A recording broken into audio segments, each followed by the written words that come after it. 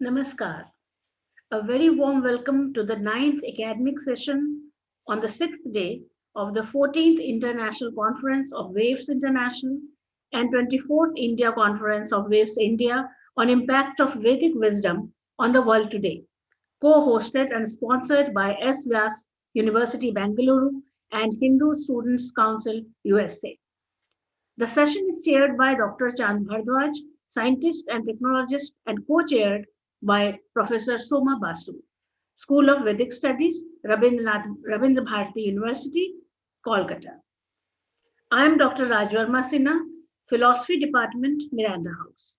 It is my true honor and privilege to be the moderator of the session, and I will be with you for the next 2 hours. The theme of the session is Vedic Sciences and Arts.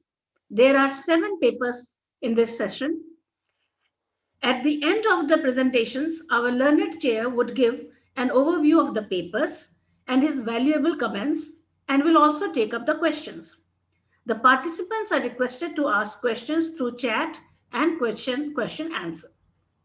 Now I would welcome the first esteemed speaker of the session, Sri Anand Gayakwadji, retired executive director. The topic of his paper is Application of Vedic Sciences in Sustainable Agriculture, Environmental Engineering, Countering Pandemics like COVID-19. Welcome, sir. Sri Anand Gayakwadji.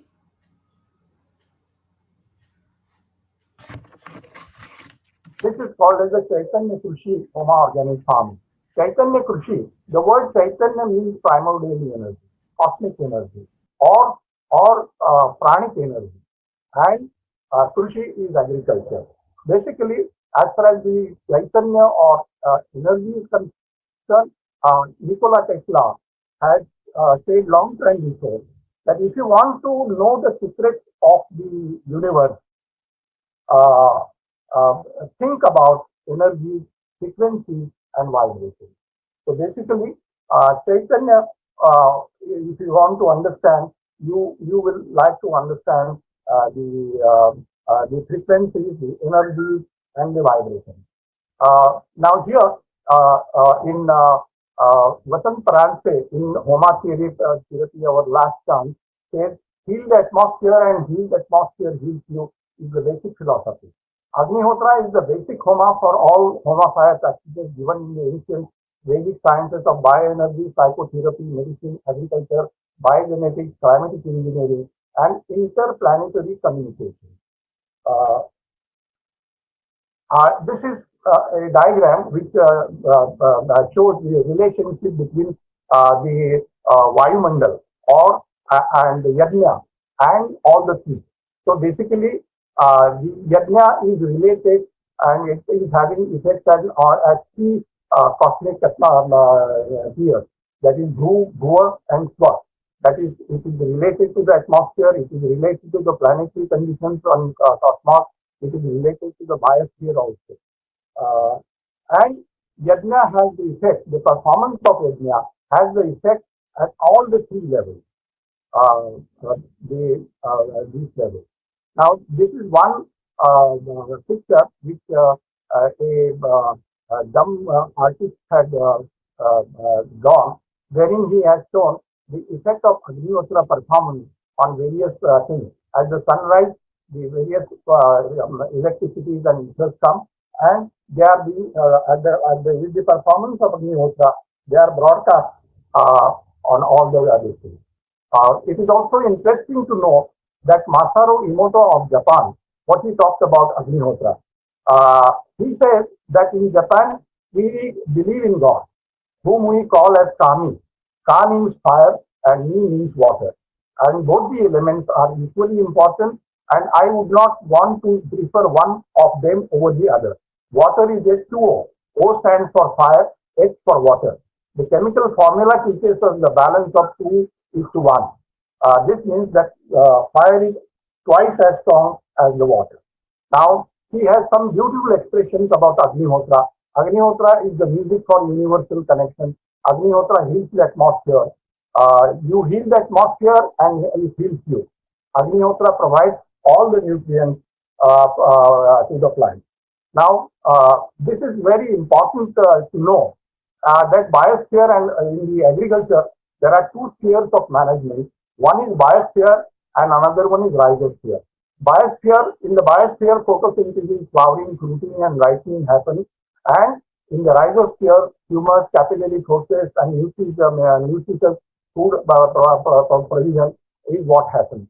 Now, plants take their insects from more than 70% from the biosphere. So basically, or the atmosphere, we call it. Now, Hugh Lovell, a multidisciplinary scientist and also a farmer himself, he indicates that about 95% of the input for the plant growth are taken from the atmosphere. Padma Shri Subhash Palekar, who is, propagating his zero budget farming, he puts it 98.5%. I regard it as something that over 70% at least the inputs come from biosphere. And performance of Agnihotra, homes, homas, yajnas, purify the atmosphere and create a protective shield for the life bioenergy sources to work for healthy plant life. And this is how the yajnas, Agnihotras, they help these healthy plants grow.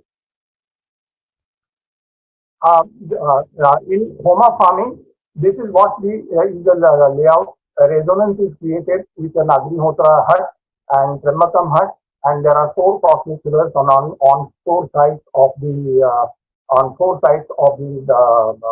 Agnihotra in the north, east, south, and west. Now here, Homa organic farming, I will quickly run through this because these are only the resonance points to be created. Performance of Agnihotra is required to be done. Then creation of resonance point is a most important factor as far as Homa organic farming is concerned. Then there is application of Agnihotra and Homa ash or Agnihotra ash to the plant, which is also there. Then bovine is divine.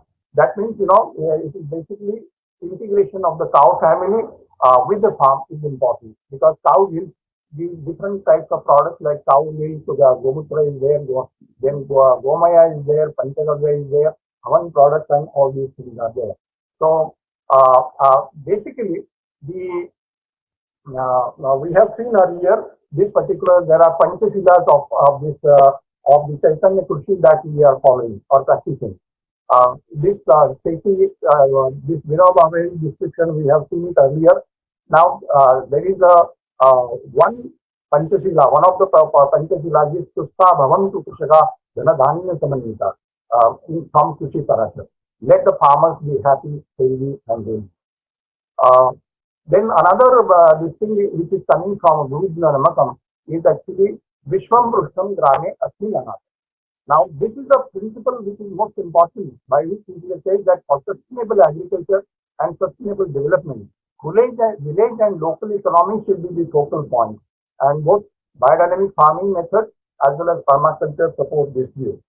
We have experienced this during this Corona period that there was a large exodus of laborers from metropolitan cities to their places, as well as there was a difficulty in getting the things, day-to-day requirements for the people, both in the metro cities as well as outside. And now this is where this principle, this is the wisdom of the Vedic sciences, which says Vishwam Prashtam Dame Asminanat. That means for sustainable development, you have to have the village or the local economy as your focal point. Then there is one this thing is that there has to be a holistic approach and wholesome approach for production of food. First, you have to look after your soil. So there is a principle of healthy soil, healthy food, and healthy life. Rudolf Steiner, the father of biodynamic farming, says that so long as one feeds on food from unhealthy soil, the spirit will lack the stamina to free itself from the prison of the body. And the other principle is Krushi Yajnana Kalpatam. That's all. Krushi Yajnana Kalpatam, which is actually the yajna performance of Yajna Agnihotra as a part of agronomic practices is what is meant by Krushi Yajna Kalpatam. In effect, it is the Prano Yajna Kalpatam and Yajno Yajna Kalpatam. Now, this is the full integration, benefits of the full integration of cow family, dried cow dung and cow ghee for the Agnihotra and Yajna. Then biogas slurry, which is with the enrichment, you can make it for soil application. Panchakavya, which can be used for soil application as well as for foliar seed.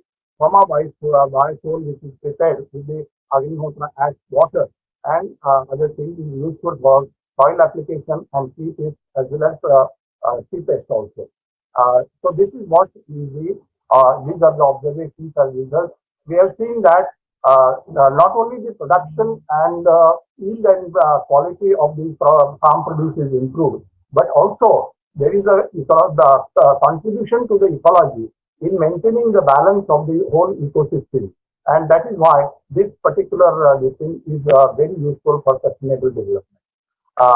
One of the important features to be noted about this Homa organic farming is that honeybees love the Homa atmosphere.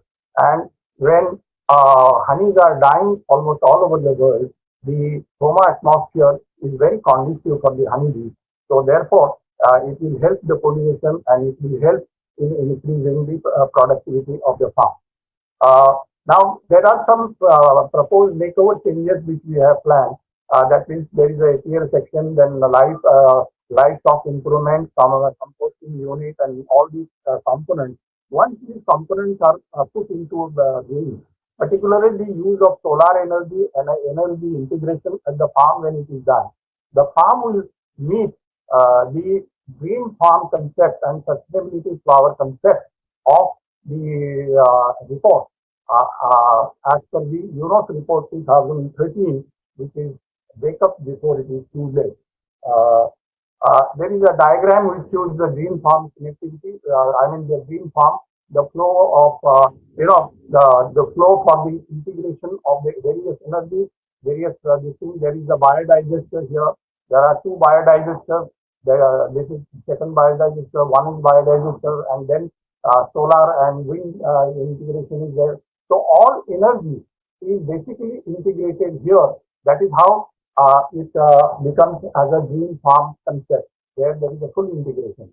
Now, as far as our farm is concerned, to an extent, the partial compliance with the green farm is made, because from the cow family, we get biogas slurry, on the enrichment of biogas slurry for men. Panchakavya is also there, liquid organics are prepared, and compost making is also there. That is an integration of cow family with the farm. And these are the energies that are giving you. Then integration of cosmic energy process through Agnihotra and Havan. Dry cow dung, cakes and cow ghee are used, and other ingredients like unpolished whole rice, medicinal herbs, samidas, and Yajna Vrikshas are used, and the cosmic energy integration is there. Biogas is used as a cooking fuel also at the farm. Use of solar energy will be solar energy operated pump and irrigation. This is what is proposed now, and further integration possible of the solar and wind energy for cooling chamber, pack house requirement, and small processing units. And there will be also eco-friendly and energy efficient house modification. Now, then there is another concept of sustainability flower as per the report. Now, this as per the report, there are various aspects of sustainability. It is not just the basic four concepts which are required are economy, economical principle, then ecology principle, then spiritual and cultural principles. And all these principles have to be interwoven seamlessly for the purpose of the sustainability. And this concept of sustainability flower is used for development, management, as well as the assessment of the activity. Now, here in the sustainable flower concept, improvement in air quality is one of the criteria. So, by purification of atmosphere with the performance of Agnihotra, Havan, and Yajna is achieved. Then efficient and reasonable usage of water. Purification of water is done by application of Agnihotra ash purifies the water, And the utilization is through drip irrigation or micro sprinklers in order to minimize the usage. Then enhance and sustain the fertility of the soil. Here we have been able to increase the carbon content, organic carbon content of our soil from 0.05 to 4, almost 4%. And further scope of improvement is provided in fertility by application of Agnihotra Act, enriched biogas slurry and Panchagavya. Biodiversity and organic seeds of higher quality. The biodiversity of proposed these yajnas and other vrikshas will be planted, but we already have existing biodiversity. The animal ensure very much cow family full integration has been achieved. That's how the farm complies with the sustainability power concept, and it is so to say an ideal model farm for the purpose of sustainable agriculture. Now, I come to the second part of my presentation, is environmental engineering. And in the environmental engineering, I'll be basically talking about Parjanya Yaga. Parjanya Yaga. Now, Parjanya Yaga is a yajna which is prepared for the purpose of for the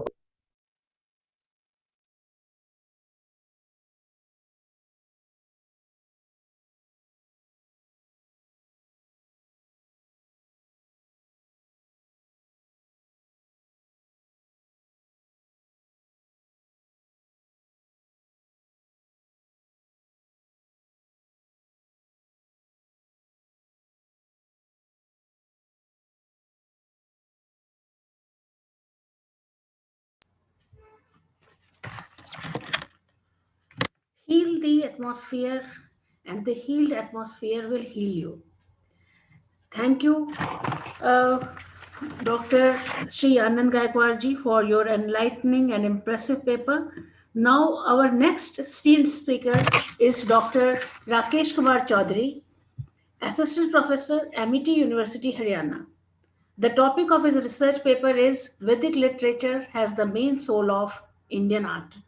I welcome Dr. Rakesh Kumar Chaudhary ji. Dr. Rakesh Kumar Chaudhary ji.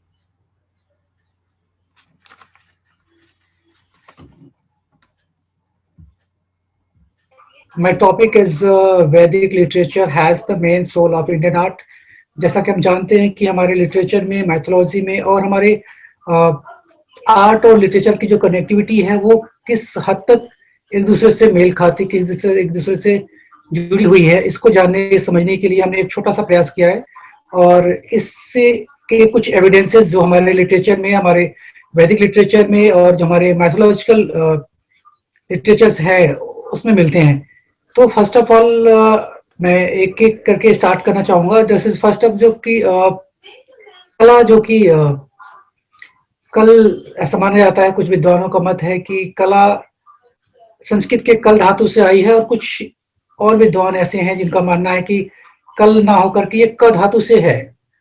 और अगर हम बात करें राय कृष्ण दास की और अनंत कुमार स्वामी जी की, तो उनके अकॉर्डिंग ऐसा माना जाता है कि जो अग्निदेव का जो चित्रण है वो ऋग्वेद में फर्स्ट टाइम ऐसा मिलता है कि ऋग्वेद में अग्निदेव के चित्रण को जो लेदर के चमड़े के ऊपर किया गया था, वो पहला पेंटिंग माना जाता है जो हमारी वैदिक लिटरेचर में जिसका साक्ष्य मिलता है।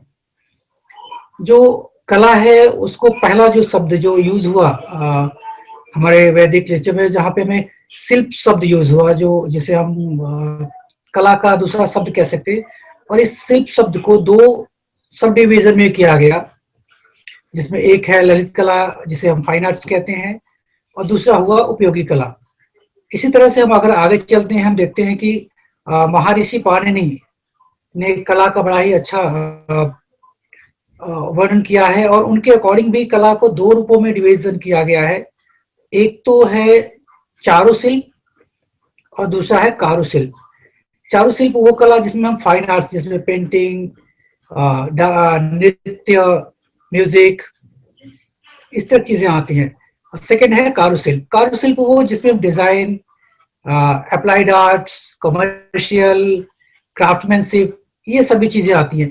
तो ये हम कह सकते हैं कि जो हमारी ये जो अभी डिजाइन की पद्धति है वो हमारे वैदिक लिटरेचर के साथ ही चली आ रही है, जिसका डेवलपमेंट फॉर्म है, एक डेवलप फॉर्म है।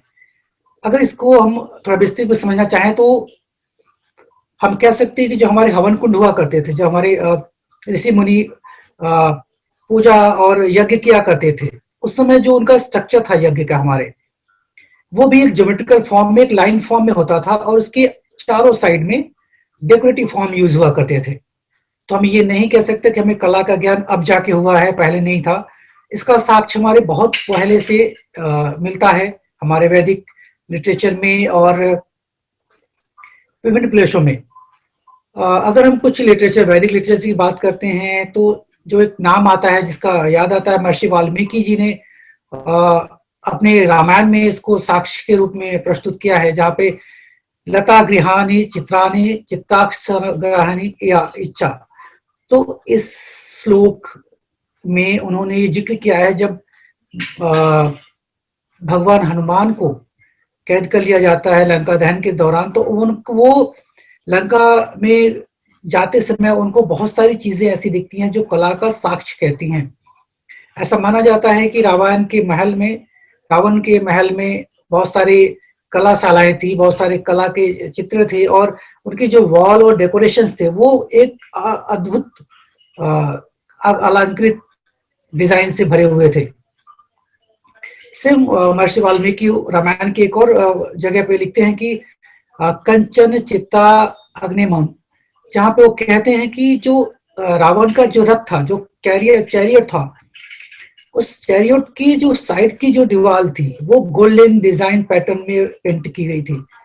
तो ऐसा नहीं है कि हमारा आर्ट आज डेवलप हो गया या कुछ साल पहले डेवलप हो गया। इसके साक्ष्य को अगर हम देखें, हमारे वैदिक लिटरेचर में देखें, हमारे माइथोलॉजी में देखें, सेम इसी तरह से अगर हम आज बात करते हैं महाभारत की, तो महाभारत में दो बड़े कला के बड़ा ही सुंदर वर्णन मिलता है। एक तो मिलता है सत्यवान। ऐसा माना जाता है कि सत्यवान को चाइल्डहुड से ही हॉर्स से बहुत लगाव था और उस हॉर्स को लगाव की वजह से वो क्ले से हॉर्स को क्रिएट कर किया उन्होंने, और अपने वॉल, जो महल का वॉल था, उस पे भी उन्होंने बहुत सारी ड्राइंग्स हॉर्स की। एक तो ये था महाभारत में जिसको वर्णन मिलता है कला के बारे में। दूसरा वर्णन मिलता है युधिष्ठिर जी के पैलेस की, जहां पे ऐसा माना जाता है कि ऐसा इल्यूजन पेंटिंग था जहां पे वाटर को एज अ टाइल्स और टाइल्स को एज अ वाटर बनाया गया था। तो ये एक जो अतिशक्ति होगी जो कला की, जो कितना डेवलप आर्ट था उस समय, जहाँ पे महाभारत के टाइम में भी इस तरह से इल्यूजन आर्ट की बात की गई और इसको वर्णन किया गया। ऐसे ही कला का डेवलपमेंट अलग अलग टाइम पे अलग अलग ऋषि मुनियों ने, अलग अलग मनीषियों ने किया। इसी में से एक आता है अष्टाध्यायी। अष्टाध्यायी में अगर वर्णन की बात करें तो वहां पे महर्षि पाणिनि ने कला को बड़े ही सुंदर तरीकों से प्रस्तुत किया था और उन्होंने भी दो वर्ड यूज किया, एक तो चारु वर्ड और दूसरा कारु वर्ड।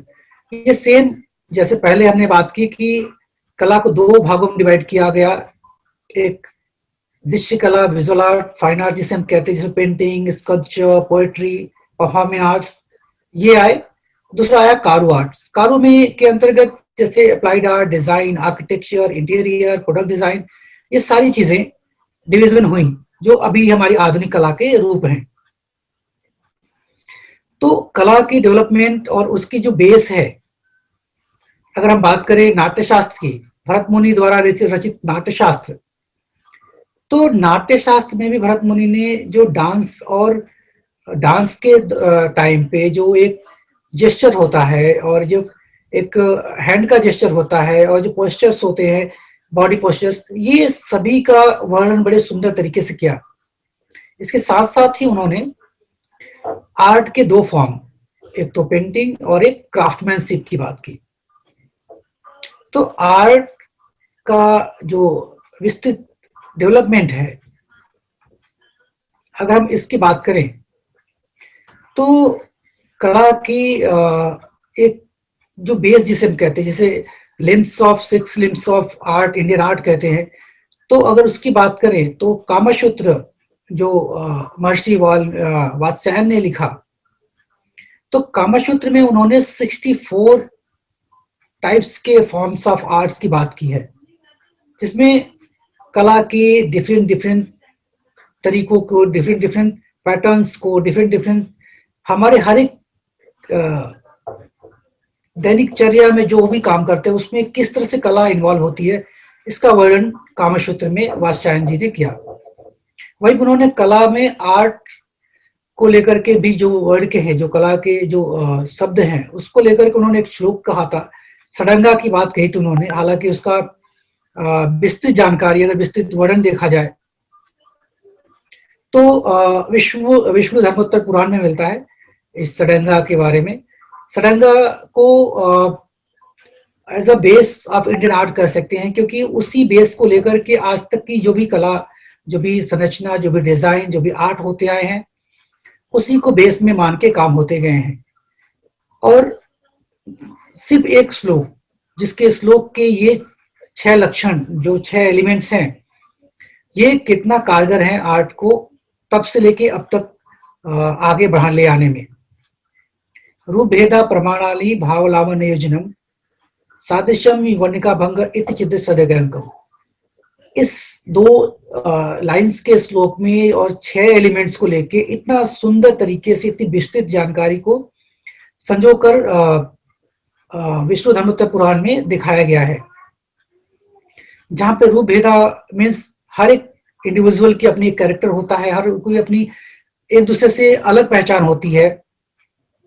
दूसरा प्रमाणानी, हर किसी का एक प्रोपोर्शन होता है, बच्चे का अलग होता है, बड़े का अलग होता है, और सीनियर, एजेड, और इनफैक्ट कि हर एक इंडिविजुअल्स जो हैं, हर किसी का एक प्रोपोर्शन होता है उसके टाइम के अकॉर्डिंग, साइज के अकॉर्डिंग।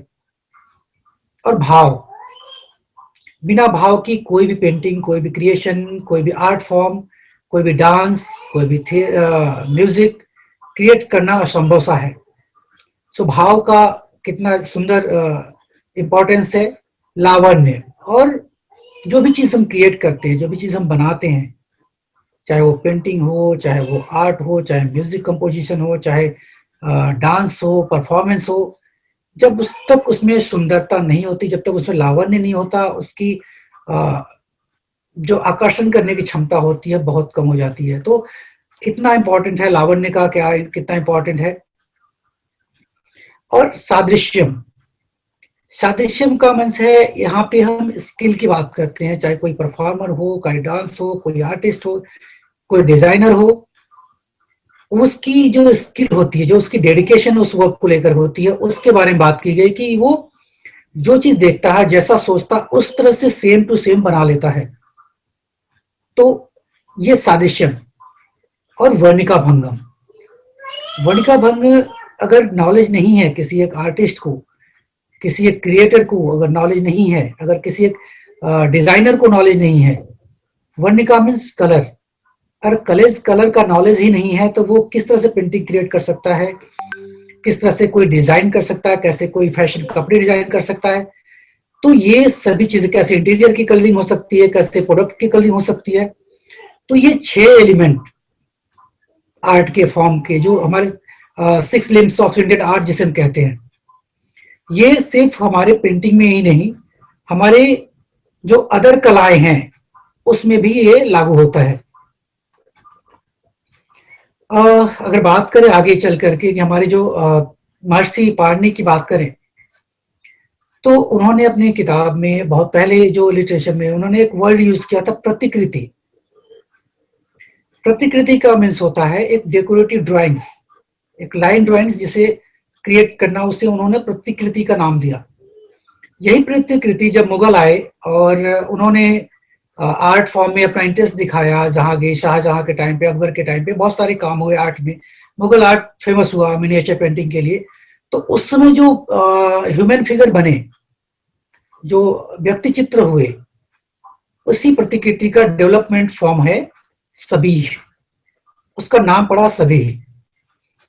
और मुगल के बाद जब इंग्लिश लिटरेचर में हम देखते हैं तो एक वर्ड आता है पोर्ट्रेट, जहां पे हम मोनालिसा की पेंटिंग की बात करते हैं, वहां पे हम वही वर्ड जो प्रतिकृति थी वो प्रतिकृति थी सभी या सभी से फिर पोर्ट्रेट में आ गई. It's a conversion from the और वैदिक टाइम से किस तरह से वो डेवलप होते हुए और आज आधुनिक कला कहाँ से कहाँ पे आ गई है. इसका एक अभी ये आधुनिक कला का एक बड़ा ही सुंदर उदाहरण है. एक आर्टिस्ट थे हमारे सैयद हैदर रजा, जो हमारे वेदास में जो हमारे तंत्र यंत्र और चक्रास्त्र का जिक्र है, जो इनका डेवलपमेंट दिखाया गया, जो उसका जिक्र होता है, जिनकी इंपॉर्टेंस के बारे में हम बात करते हैं, वो चक्रास्त्र और तंत्र यंत्र को लेकर के सैयद हैदर रजा जी ने एक सीरीज ऑफ पेंटिंग क्रिएट की है, जो उनकी लाइफ टाइम सबसे उनकी आइडेंटिटी, उनकी एक पहचान बनी वो उस टाइम. तो कितना इम्पैक्टफुल है ये वेदास के जो कैरेक्टर से जो एलिमेंट्स हैं, जो उसके डीप फिलोसफी और थियोरी है, किस तरह से एक लिटरेचर हमारे वैदिक टाइम से अब तक जुड़ते जुड़ते और इस आधुनिक टाइम तक भी हमारे साथ हमें संभाले हुए खड़ी हुई है. तो ऐसा कहना कि हम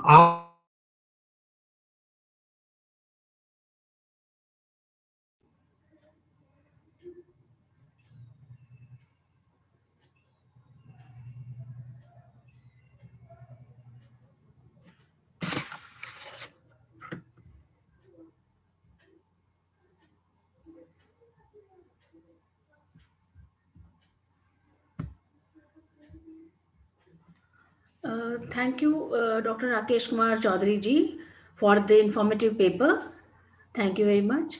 Our next esteemed presenter is Professor Dr. Ram Gopal ji, President WAVES, Jodhpur, Rajasthan chapter, and former director DRDO, New Delhi. The topic of his research paper is World Water Challenges and Remedies by Integrating Modern Technologies with Vedic Wisdom. I would now request Professor Dr. Ram Gopal ji to kindly present his paper. Dr. Ram Gopal ji.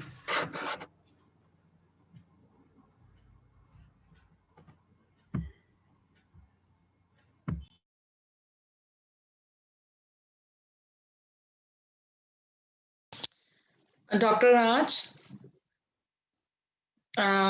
we can have a few discussions over the papers we just presented. Okay.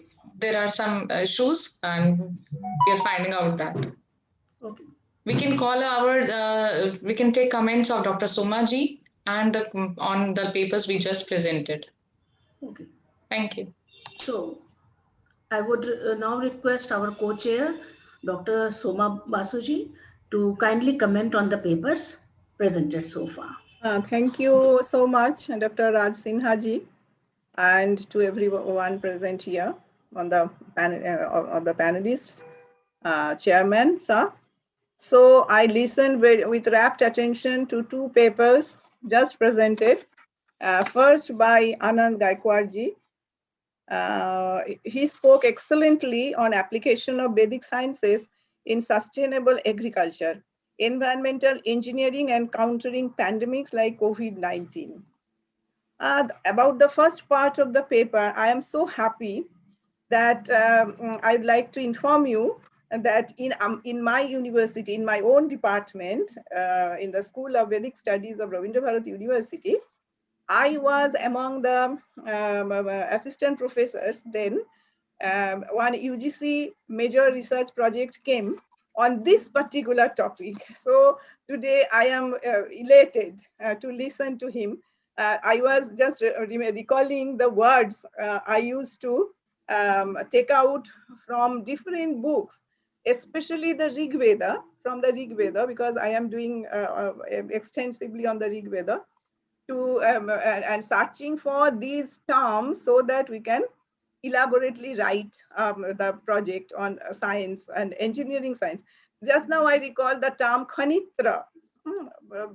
Means in engineering, this term Khanitra very much appeared in the Rig Veda for so many times. That means spades or something like that, instrument. So people like common people think about the Rig Veda as a scripture, as a holy book. But if we go very intensely into the text, we find that so many materialistic things are discussed there.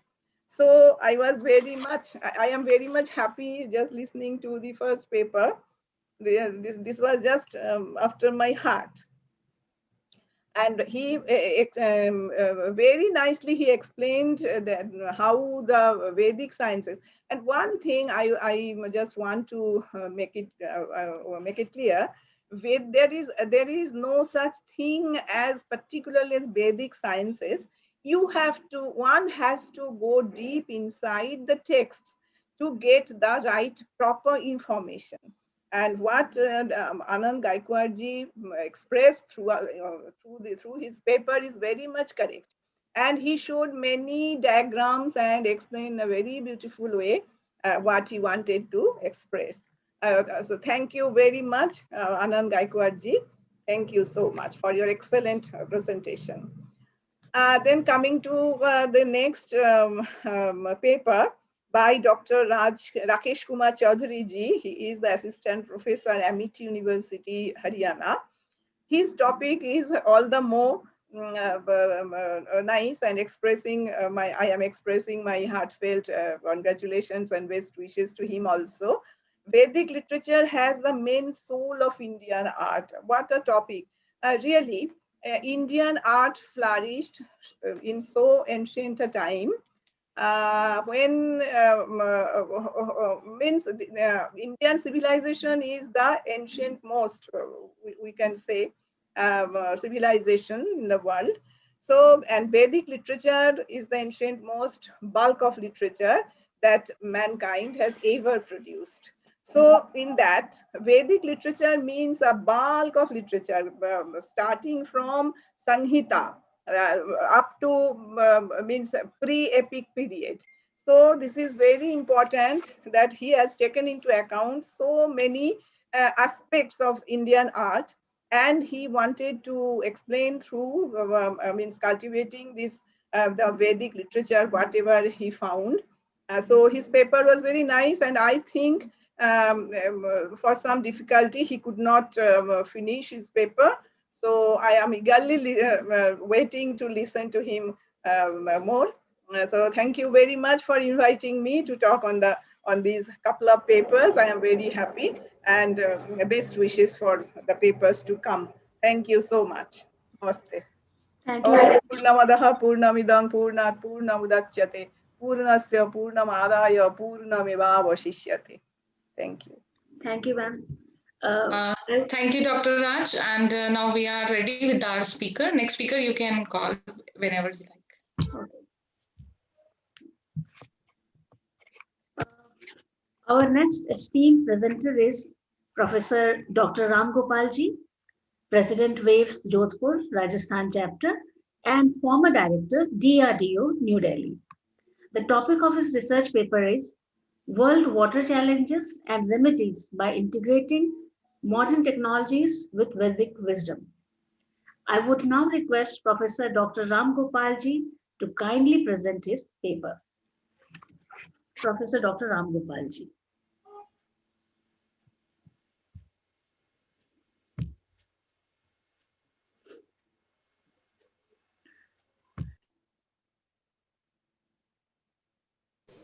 Okay. Good morning, respected chairperson. Good morning, sir. The subject of my paper is World Water Challenges and Remedies by Integrating Modern Technologies with Vedic Wisdom. Water distributed in the hydrosphere is shown over here. In the ocean is 97.1%, and what we have on our Earth subsurface is 0.61% only. On this 0.61%, the flora, the fauna, and the brunt of the pollution holds here. So the availability of water in the international scenario is shown in this transparency. In 1995 to 2030, the per year per capita water availability is here, and the condition, the problems on the water scenario by 2025 in most Asian countries, 20% urban families in developing countries buy water, global warming, and look at the threatening future supply, 1.1 billion lakh access to safe water, 2.5 billion to sanitation, and 800 million undernourished. So friends, 80 countries face serious water shortage, one third face moderate to high. In West Asia, over 90% face severe threat. By 2020, that is this year, increase in water use by 40%. So water availability, as I shown in the globe is shown over here, and the population access you see also is shown over here, including 1 billion children lack in sanitation. Diseases due to poor sanitation kill 5,000 people every day and a child every 20 seconds.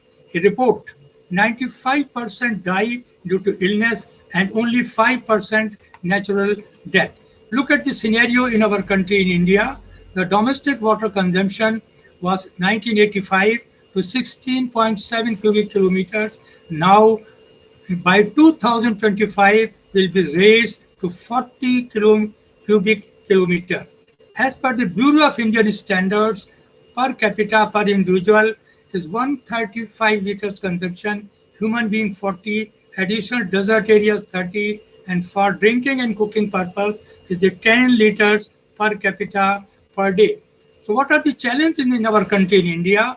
Availability of water person, over-exploitation of groundwater, deterioration of water quality, augmentation of water resources, maintenance of water resources, and water-related disaster management.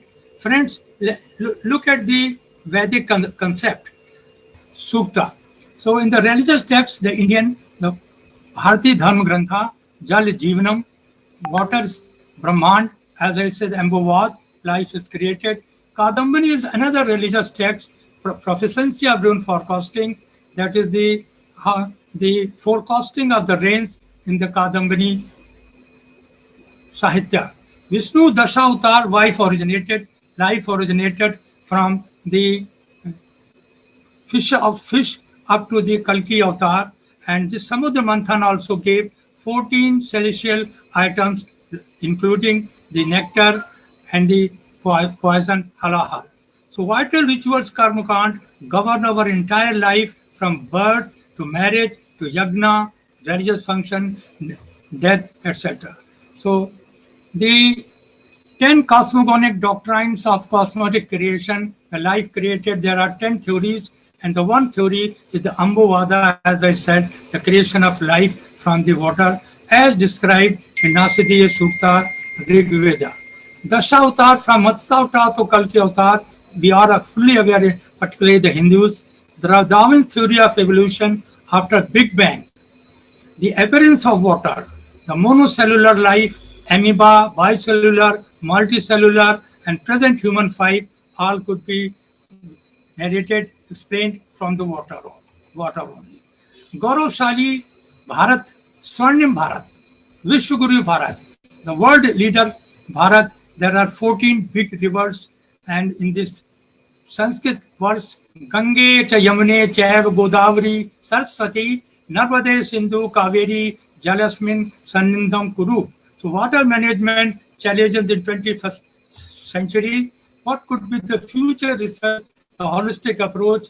The water problems, although have posed many global challenges at the start of 21st century, but it is solvable bridging gap between ancient Indian science and modern technologies. That is what the theme of my paper is. Role of Vedic science, Vedic scholars, and the environmentalists.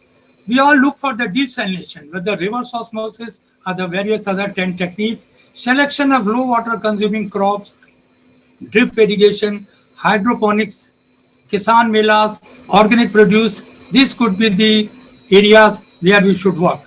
WHO Decade Program on Traditional and Complementary Medicine, a book released by WHO from 2014 to 2023, gives the good account of the work to be undertaken. Namami Gange, Government of India project. Namami Narmada project. So collaboration is required between engineers, health workers, and environmentalists. This integrated approach will be able to solve the problem. Friends, Saraswati River, very sacred river, who is the embodiment of all goddesses, Goddess Saraswati, salutation to her, who has a tranquil form, who wears the moon, and who is the embodiment of yogas, is explained in this above shlokas. This is the channel, the Saraswati from Chandigarh shown here up to Rajasthan and the Kachhati Gujarat area. I further give you the details, and these details are available in the text and in the Google site. So there are certain new researches also, the geospatial technologies for water management in desert application by Regional Remote Sensing Application Center by ISRO. So water management, here I am mostly concerned with the satellite technology. There could be 6 stages for gain time knowledge of water quality and quantity. I explain these 6 stages. Stage 1, water source. Stage 2, water flow. Stage 3, water consumption. Stage 4, water conservation. Stage 5, water quality. And stage 6, weather monitoring. So there are other work done on the meteorological oceanographic satellite data, Archaeosynton, Vedas, visualization of Earth observation data and Archaeo system by ISRO. Using these applications, we can forecast about the cloud burst and rainfall and many other details, which, as I said, can be seen in the literature. Salient feature of the Vedas here also, base like road, rail, river, water body, national boundaries, all beside all of the data, we can find all of the application data visualization in 2D and 3D graphical analysis on web. So water availability in desert scenario, current developments, Himalayan water through Rajasthan Canal, Narmada water from Gujarat, and discovering lost Vedic Saraswati River by paleo channels mapping by ISRO, giving immense hope to fulfill the services and civil sector requirements. Paleo channels are the remnants of the old streams of the Vedic river Saraswati. The entire course of Saraswati paleo channels have been delineated from the Himalayan foothills to the run of Kutch, passing through the Thar Desert in northwest India. Water wars in desert scenario. Water is wars we can find between many countries.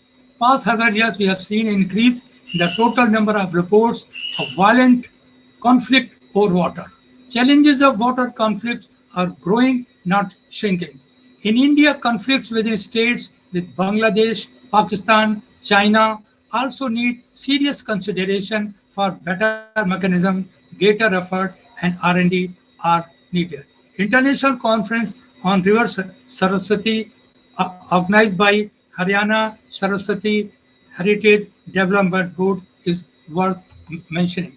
These are the 2 books which have been translated and released by me here in Jodhpur Janaran Vyas University, Ambovat, The Creation of Life from Water, Kadambini, the Vedic Science of Rain Forecasting. First, so future research, according to UN estimates, by 2025, the demand for fresh water will rise nearly to 60% more. The water scarcity hence cannot be solved by drilling water wells, installing desalination plants, and constructing water storage reservoirs. What is required is an integrated approach, including NGOs, water sectors, water supply, sanitation, demand, agriculture, energy development, and environmental management must be acted upon in order to alleviate the water shortage. So friends, as I said, water problem although have posed many global challenges at the start of 21st century, but solvable by bridging gap between ancient Indian science and modern technology. Technology advisor groups could be constituted, strengthened, for speedy achievement of targets. This is what I summarize role of Vedic scholar, scientist, and researchers. As a DRDO defense scientist, to serve the soldier in Thar Desert is our motto. And to save the nomads from vagaries of nature is our endeavor. DRDO, being a former director in service of services, armed forces, committed to provide safe drinking water by integrating current developments with Vedic wisdom. Let all beings be happy. Thank you very much. Samudra Manthan as symbolic of water as the source of all riches. I would really like to thank Professor Dr. Ram Gopalji for his very educative and informative paper. Our next esteemed presenter is Dr. S. Ramaratnamji, Vice Chancellor, Jagadguru Kripalu University, Odisha. The topic of his paper is Universal Spirit, Values and Morals Taught by the Vedas. I would like now to invite Dr. S. Ramaratnamji to kindly present his paper. Over to Dr. S. Ramaratnamji.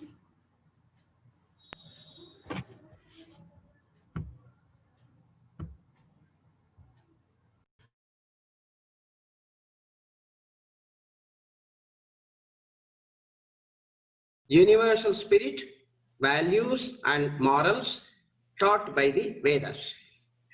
Vedic religion and Vedic Sanskrit spread throughout India even during prehistoric times. It was accepted by people of different regions, but it was never forced on them, unlike in other parts of the world. Here, the tribes mingled together and developed a composite culture, taking the best of all traditions. For example, the Vedic god Rudra was identified with the Lord Shiva, and his linga form was also accepted throughout India, even in the Vedic tradition for that matter. What made the Vedas acceptable to all the people of India in spite of geographical, sociological, and linguistic barriers? It is because of their universal appeal and universal spirit. When Indian culture spread to other countries, the Vedic culture was again welcomed with both the hands. What was the reason? It was the universal spirit, values, morals, science of human development, science of human psychology and human understanding, and the concept of universal brotherhood that are present in the Vedas. Now, we will begin with one of the wonderful messages given by the Vedic tradition. It runs like this: Ano bhadraha kratavo yantu vishvataha. Let noble thoughts come to us from all directions. Swami Vivekananda once said, the highest truth is this: God is present in all beings. They are his multiple forms. He alone serves God who serves all other beings. The highest Vedantic spirit is embedded in the Vedas. The Vedanta means perfect knowledge or enlightenment. Such perfect knowledge is acquired through the inward study of the mind through meditation. This is reflected in the Vedic statement, Ano bhadraha kratavo yantu vishvataha. Skip the next slide. Human approach is reflected in the Vedic tradition. For example, we have the statement in the Rig Veda 6:75:14, Puman pumamsam paripatu vishvataha. May the man protect the other on every side. Personal agency is the humanistic term for the exercise of free will. Personal agency refers to the choices we make in life, the paths we go down, and their consequences. The humanistic approach emphasizes the personal worth of the individual, the centrality of human values, and the creative, active nature of human beings. The approach is optimistic and focuses on the noble human capacity to overcome hardship, pain, and despair. people must be oriented towards self-actualization. Self-actualization concerns psychological growth, fulfillment, and satisfaction in life. We must respect basic human motive. This means that each person in different ways seeks to grow psychologically and continuously enhance themselves. This is reflected in the Vedic passage that we quoted. Now, Vedas recommend sweet speech. One should speak sweetly. One should never hurt anybody for that matter. This idea is reflected in the statement, Gridhat Swadiyo Madhunascha Vochata. This is from the Rig Veda 8:24-20. Speak agreeable words sweeter than ghee and honey. That's the literal meaning. Agreeableness is one of the important personality factors or traits which has for decades been the subject of psychological research. A person who is highly agreeable will exhibit pro-social forms of behavior. They are more sociable. They aim to please other people and are willing to help those in need. As a result, agreeable people tend to work well as part of a team. During arguments or times of conflict, they will speak to resolve rather than prolong the confrontation. A tendency towards pro-social behavior can lead an agreeable person to be perceived as warm, sociable, and likable amongst his or her peers. They are friendly towards other people, tolerant of others, and show more patience than those who are less agreeable. A person who is agreeable may be more trusting or trustworthy of others and their intentions. While some people thrive during conflicts, people who are agreeable try to avoid or resolve such situations. They will often act as the mediator or peacemaker of a group, attempting to appease two arguing or conflicting parties. So all these ideas are reflected in the Vedic statement that we quoted. We will go to the next statement. Samva manamsi samvratan samu chittan yakaran. It is from the Yajurveda. Let be the similar minds, actions, and hearts of the people unite. Theory of mind is a theory insofar as the output of thoughts and feelings of the mind are considered. It's only a thing being directly observed, so the existence of a mind is inferred. The perception that others have a mind is termed a theory of mind because each human being can only intuit the existence of their own mind through introspection, and no one has direct access to the mind of another person. So its existence and how it works can only be inferred from observations of others. It is typically assumed that the others have minds analogous to one's own, and this assumption is based on the reciprocal social interaction as observed in joint attention, the functional use of language, and the understanding of others' emotions and actions. The feeling of empathy is emphasized in this particular statement.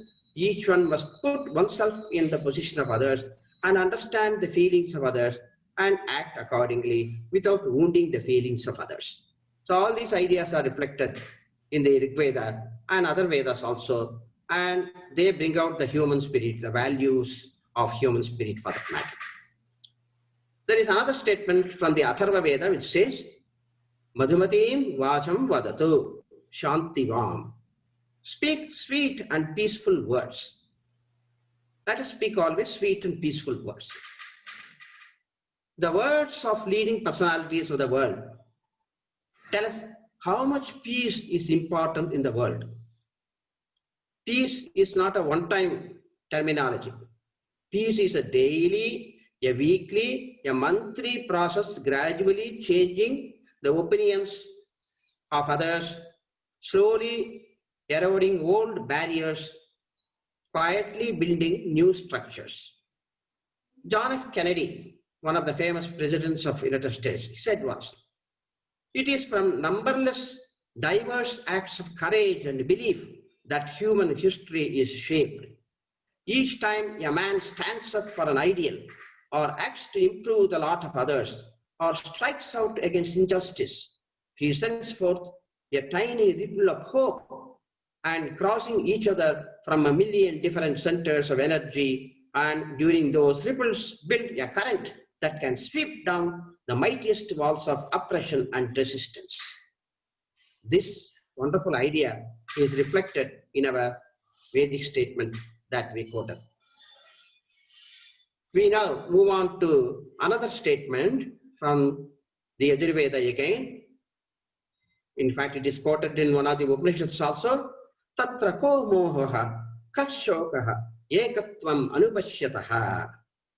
There is no attachment or calamities for one who sees unity. So that is the watchword for the present day world. Observe unity. Diversity will lead us nowhere. Approach things with the unity in mind. Perform only such actions that will please God, that can bring about uniformity of action, and avoid multiplicity. Then only will your life as a human being becomes meaningful. Of all living beings, human birth is rarest. Do not waste such precious and rare human birth. You will lose your humanness completely if you indulge in falsehood, injustice, and unrighteousness. Therefore, have good thoughts, good speech, and good vision.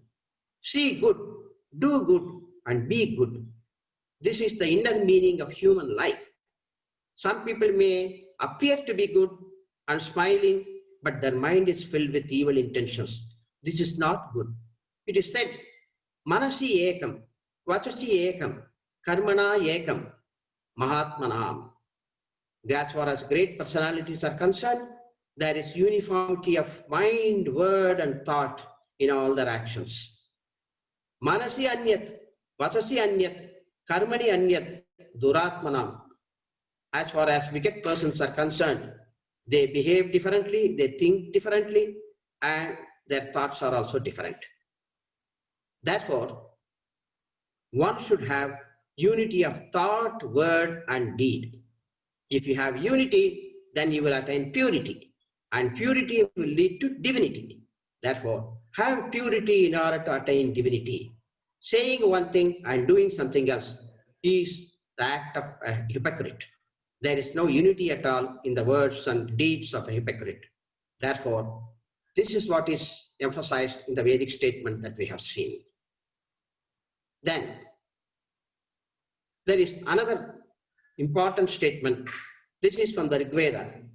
It says, Rashtram dharayatam dhruvam. Uphold the nation stable. This is a very important statement from the point of view of patriotism. Patriotism comes from the word patron, or to provide support for, often through riots in the olden days, in the revolutionary days when it began. But no riots are needed, no revolutions are needed as far as patriotism is concerned.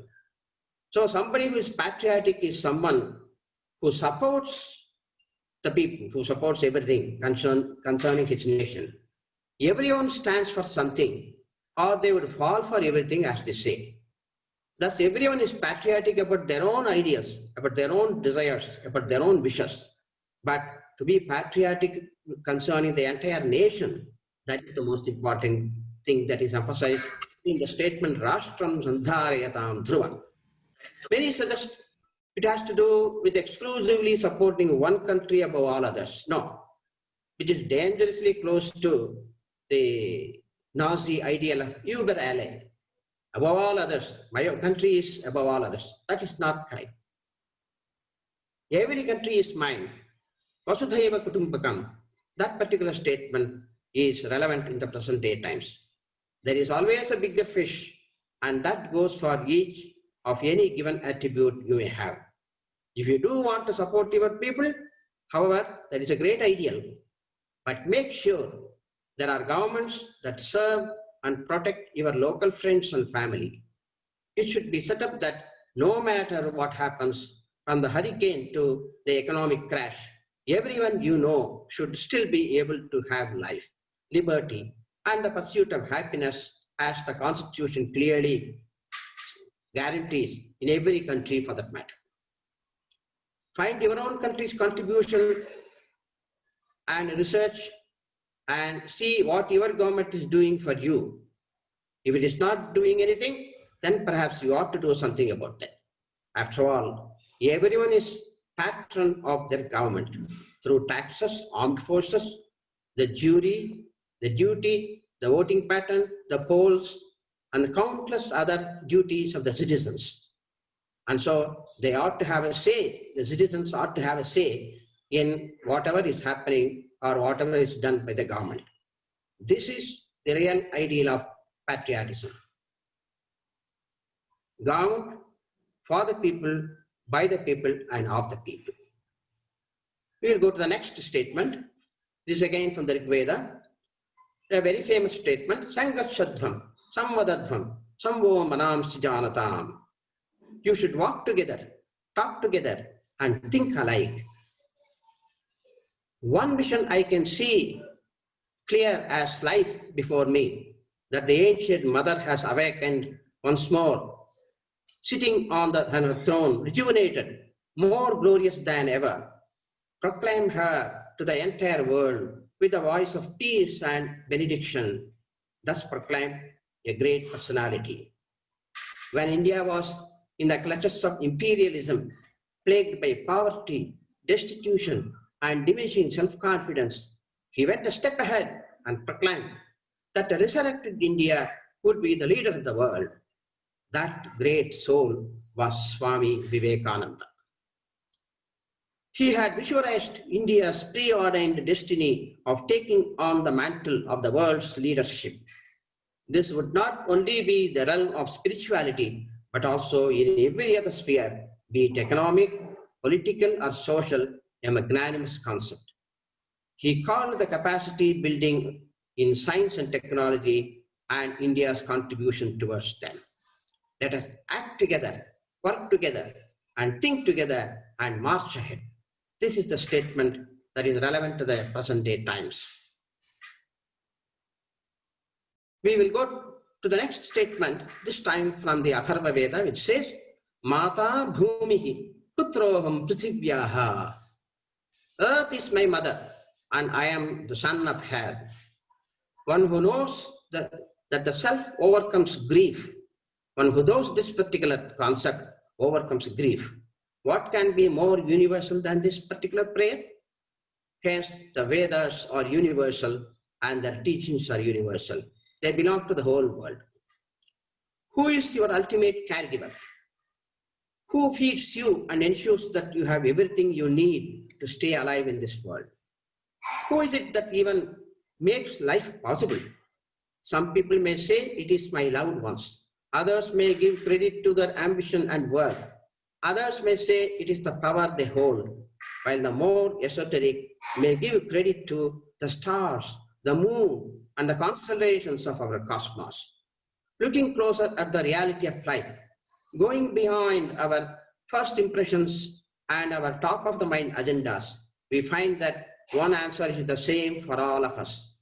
While being part of humanity and being a living, breathing human being on the planet Earth, it is she, the Mother Earth, that is our ultimate caregiver. Mother Earth, yes. However detached you are from nature, you can't deny that you need the air that the earth is creating to stay alive. Mother Earth is working day and night to make the oxygen in the sky remain at a certain level so that we may fill our lungs for yet another day of being alive. Neither can we deny that all the nourishes our bodies stems from nature. If we zoom in, it would be wrong to say that it is the earth that is our original leader, our mother. Glory to Mother Earth. That is what our Vedas insist upon. The universe, in the universes, is a true reality of our existence. There is an ocean of life in our seas. There is universe in your eye. There are many layers of illusions engobbling our visions of ourselves and the concept of life. But the one illusion that we cannot and should never deny is that Mother Earth is the essence of our life as human beings and on planet Earth. Let us wake up to the respect that we need to embrace for our home, our caregiver, our basis of life. So let the rain wash away your tears. Let the wind blow your problems away. Let the sun melt your heart and open yourselves to feel the embrace that Mother Earth holds. She is not only holding your feet while you walk to work or the car you are driving or being driven in. She not only puts all the flavors on your plate, but she is also providing your nourishment. She is not only filling your lungs with air so that you may breathe yet another breath. She is also there for you to soothe you, to heal you, and make you aware of the beauty, care, and respect a life that you are provided with. We all share the same planet, so Mother Earth is common to everybody for that matter.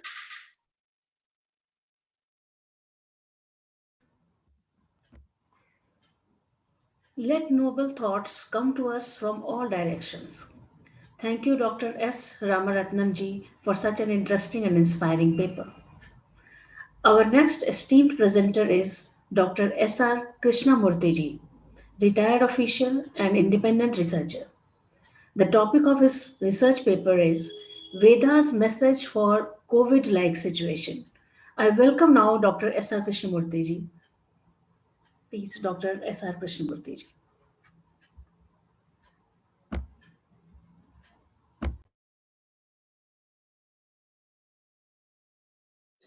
COVID-19.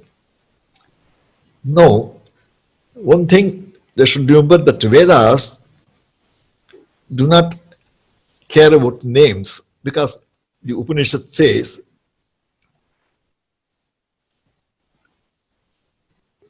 Vikaro Namadheyam Amrutam, Anrutam.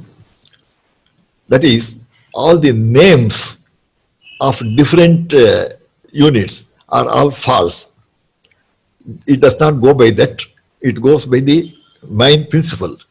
So, the various infections, you must remember that COVID-19 is not a disease, it's an infection. A disease is a bodily dysfunction, but an infection is an outward situation which influences the function of the bodies. Therefore, this COVID-19 infection is a generic infection. So, the Vedas knew about the infections and it had warned. Now, the Vedic mantra that I chanted before, I'll give that mantra. You see, ultimately, what the meaning is and what it explains, that will give you a glimpse of you see, what Vedas had, the Vedic method. There is the great difference between the Vedic method of teaching and the Western method. You see, the West has been known to treat only the symptoms. It considers the symptoms and tries to overcome the symptoms. But that's not Vedic method. The Vedas say that the entire cosmos is bound by cause and effect, the law of cause and effect. Therefore, our method is to treat the causes, to eliminate the causes. If it cannot be eliminated, then how to avoid, by what method we can avoid the causes, or how to reduce the effect of the causes, how to relieve relieve the causes. So this way, now Ayurveda is considered a holistic approach. The entire world was saying that medical science was superior and we knew nothing.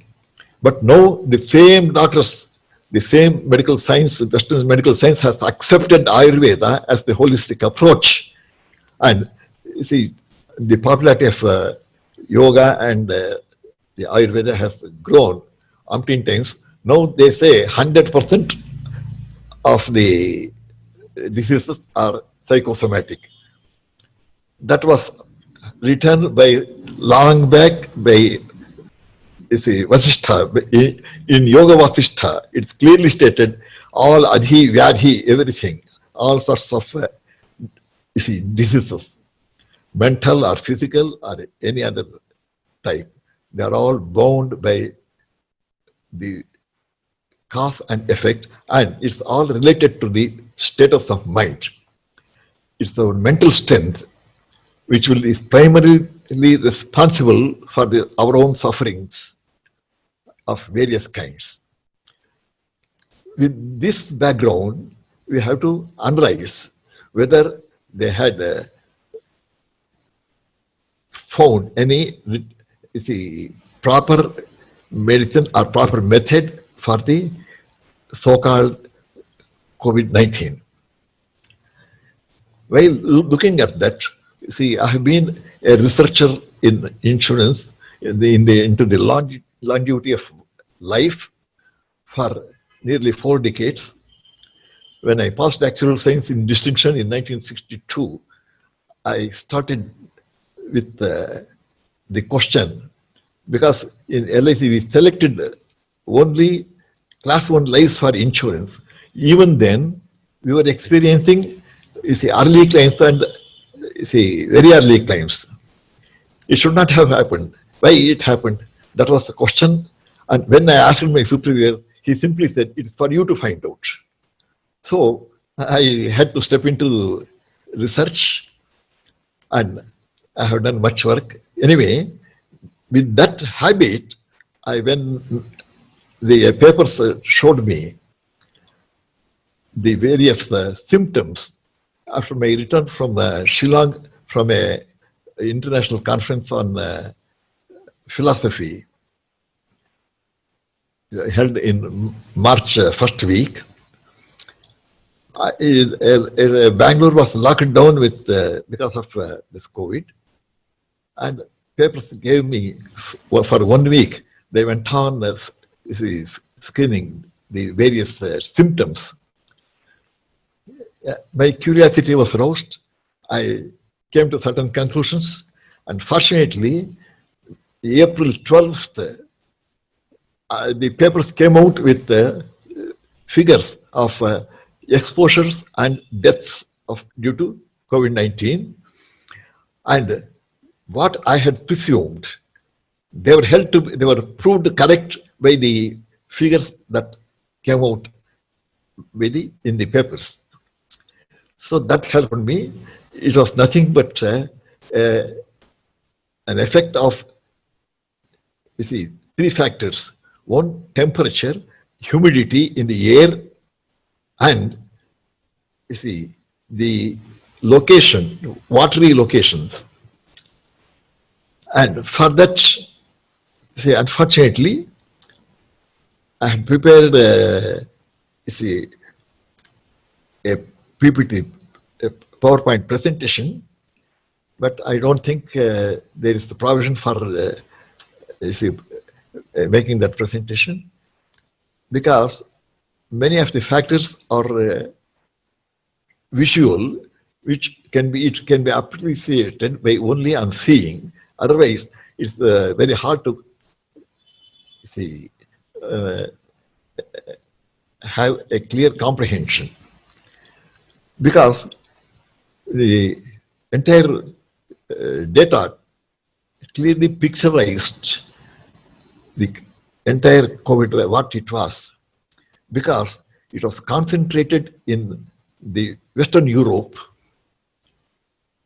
The maximum deaths were in the Western Europe during March, and all were in, see, shallow water watery areas, because shallow water geographically, they say it gets heated up and evaporated into air, and you see, gets into the atmosphere, so that when the people breathe, it gets into their lungs and it will damage. Even in cold, you see, the fog, if you see Western literature, particularly from European countries, which are mostly marine countries, you see that there was a natural fear of fog. So COVID-19 is nothing new. It's only fog, they have given a new name, that's all. So the fog, you see, causes the same the results of death. Therefore, they were avoiding. Anyway, this is the picture what we can get from the study of the present circumstances.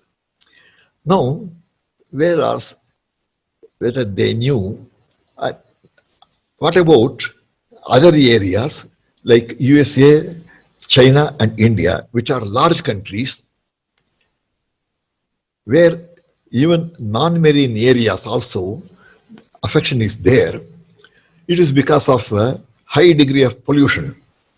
You see, the pity is, and all these countries, all the rivers today are polluted. They have become, you see, drains of sewage, all waste, industrial waste, then human waste, medical waste, chemical waste, all sorts of waste are dumped into the rivers, and rivers cannot flow easily, and because of this slowness, they cannot carry all the, they cannot drain all the wastage into the seas, and therefore it will emit all sorts of odors and gases which are harmful to the mankind. And now I will, when the question comes whether the our Vedic scholars had clear idea about environment, the question was raised. Yes, for that I will come out with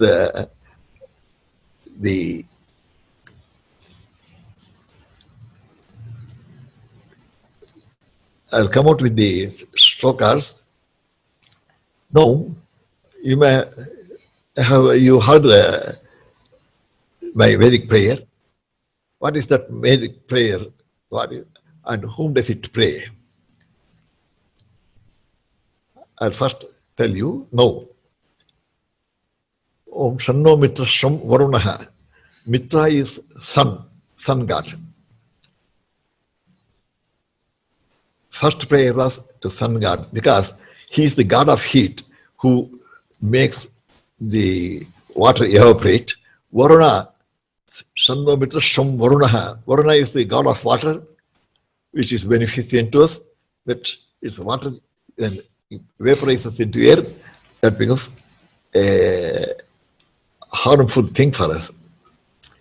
And Aryama is the god of investing us with life, beneficent to us. And Indra is the god of our body. Bruhaspati is the god of our understanding and our mind. Vishnu is the god of this eternal cycle of universe, that is our life,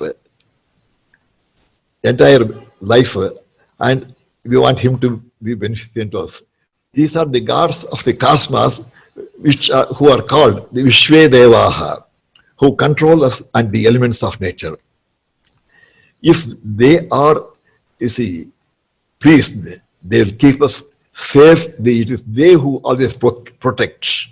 And if we are having a firm, clean life, you see, not affected by wild things, they will protect. Dharmo rakshita rakshitaha. They definitely, you see,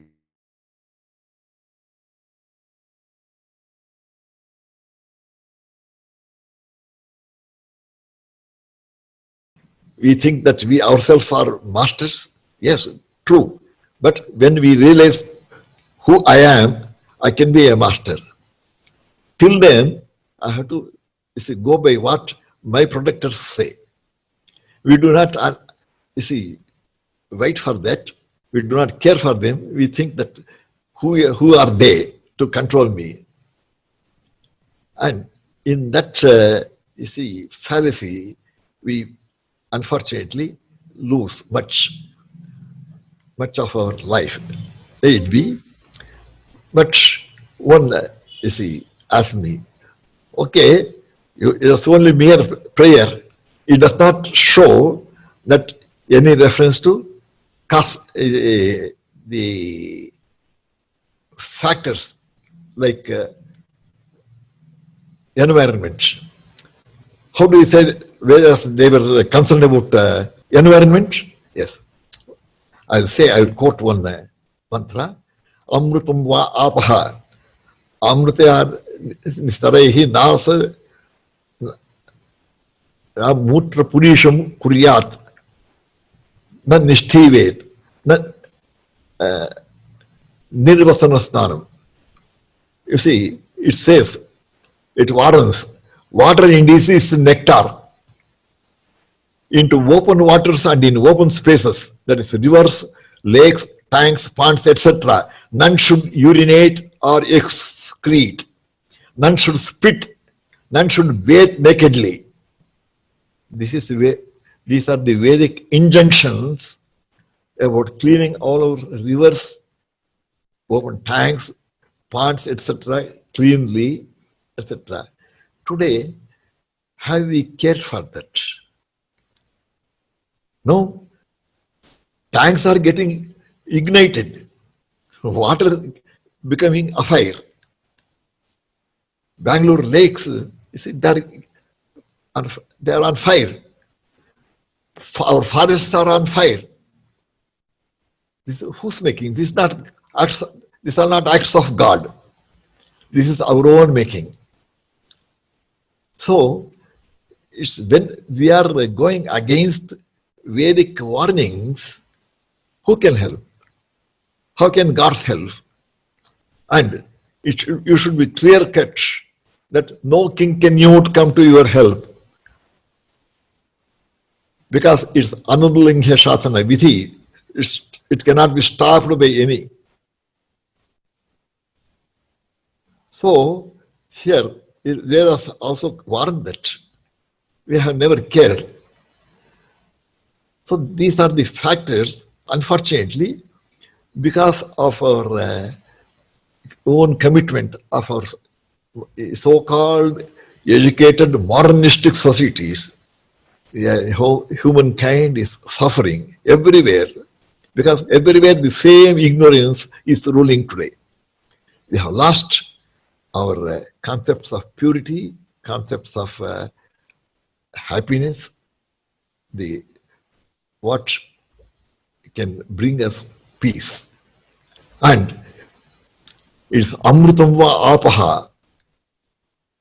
See, Amruta. Amruta means everybody thinks it is some nectar. No. Water itself is the Amruta.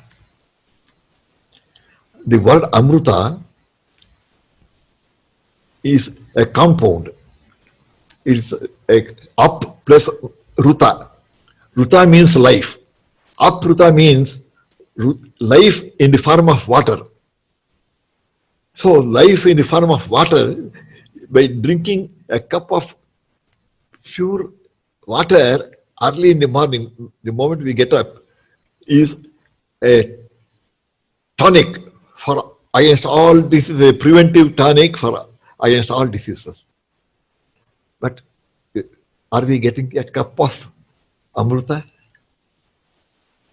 But have we really, have any of us realized that it's Amruta? Have we experienced it? I think the answer will be, the question will be not answered. I don't expect, etc. But if my words make at least some people think about this and make them move towards any solution, I'll be happy.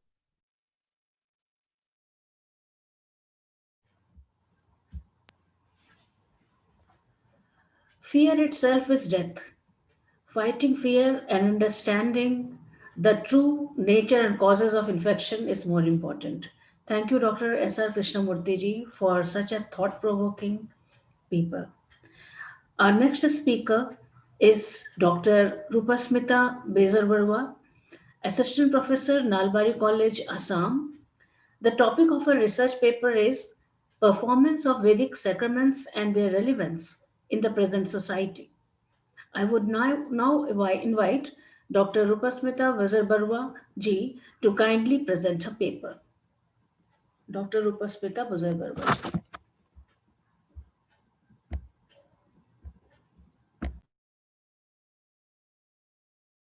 Today I am going to present a paper on performance of Vedic sacraments and their relevance to the present society. In Indian tradition, the word sacrament is largely used. It is a common term. In the Vedas, performance of the various samskaras is observed. The term samskara is derived from the root kri. It means to do. The term samskara is used in different senses. In the Rig Veda, the word sanskara is used in the sense of purified or purification. Manu holds the performance of Vedic rites, purity, the performer's life, both in this birth and next. The Manusmriti mentions 13 sanskaras from conception to death. But as proper sanskaras, 16 sanskaras are mentioned in various Smriti works or Smriti literature. These 16 sanskaras are Garbhadhana, Pungsabana, Simantonnayana, Jatakarman, Namakarana, Niskramana, Annaprashana, Churakarana, Karnavedha, Vidyarambha, Upanayana, Vedarambha, Keshanta, Samavartana, Vivaha and Antyesti. These sanskaras are performed at the various important occasions in the life of a man. From the study of the Vedas, it is seen that the sacraments performed in the Vedic period had some scientific reasons also. In each sacrament, purification is granted with utmost care. In the sacrament like Garbhadhana, necessity of nutrition for the pregnant lady and for the newborn is emphasized. Likewise, other sacraments which were observed in Vedic society were also beneficial for the maintenance of good health. The Vedas are universally recognized as the primary sources of Hindu religion. The Rig Veda is the oldest literary document of Indo-Aryans. It is full of mantras uttered by the seers to praise different deities, though there is no complete picture of religious activities. Moreover, there are a few specific hymns that are particularly concerned with popular rites and ceremonies. In the beginning, procreation was a natural function. But in course of time, it was given a religious halo, and this sanskara, as hinted in the Vedic hymns, presupposes the cultural life of the Aryan. The Vivaha is the most popular one among all the ceremonies. The marriage hymn of the Rig Veda proves the popularity of marriage.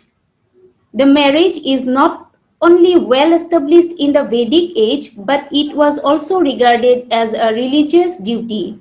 In the Taittiriya Brahmana, it is stated that a man who is unmarried is unholy. Marriage opened a new period of holy life, which was to be laid at the altar of truth and duty.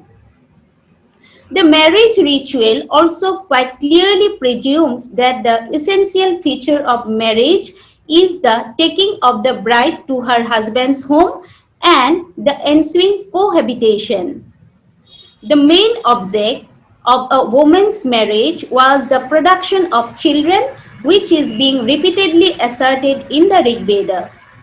It is presumed that monogamy was the rule of the society. The Veda gives the ideal of a monogamy marriage. in which the partners are united into an abiding fealty.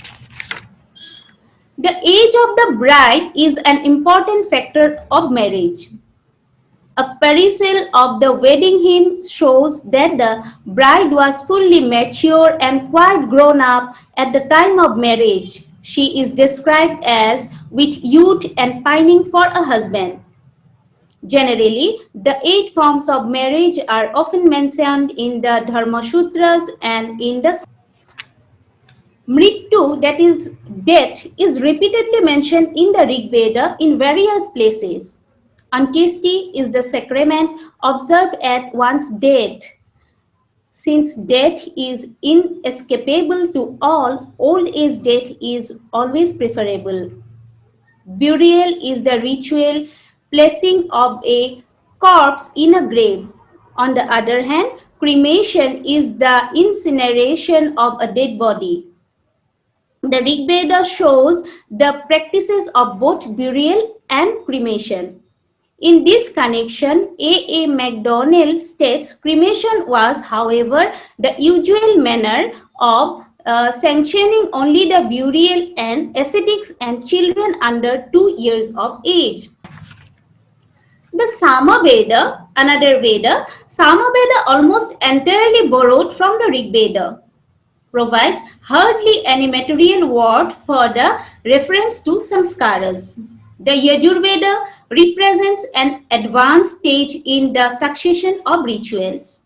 But the Yajurveda is concerned with the Srota sacrifices only.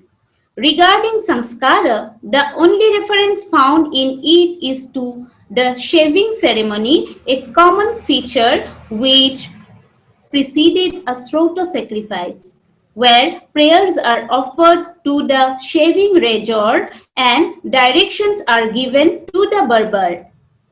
In comparison to the other Samhitas, the Atharva Veda is rich in information about popular religion, rites, and ceremonies.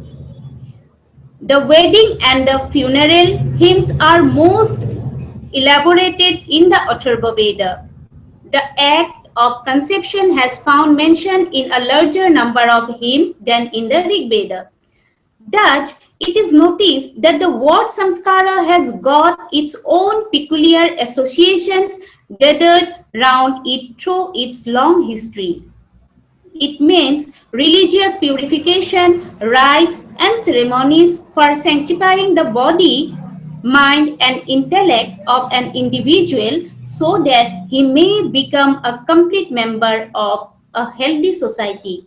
As samskaras had the purification effect, and this aspect has sometimes resulted such a condition that it has been instructed for a person to avoid evil, inauspicious, and ugly or unholy sights, and to be far away from any contact with objects and persons regarded as impure. All these aspects should be followed by the people of present society also. That will be beneficial for our coming days or for our next generation. Thanking you all. Thank you so much.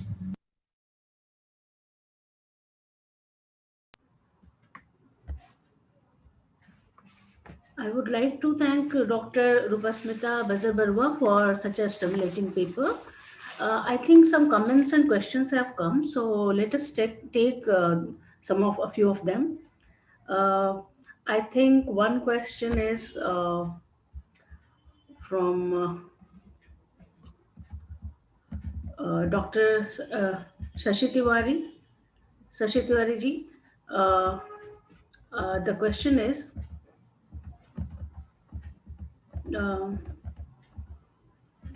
Dr. Krishnamurthy's paper statement that various diseases are related with states of mind is true up to some level only, I think. COVID-19, like any disease in the past, that is a question. So the question is open to the panelists and others.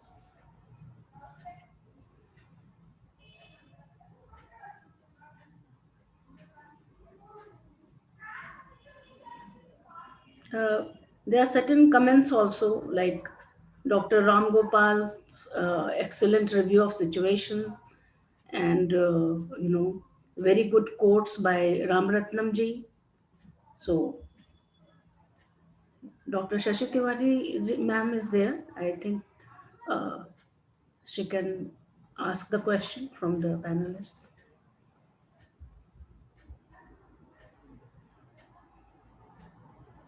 Dr. Krishnamurthy ji, if he is available, only then my question will be there. Yeah. If he's on the panel, I think then he might be able to. Yeah, someone saying Spanish flu was mentioned just like, but it is a different name. Yeah. May I add something, a few words? Yes, yes.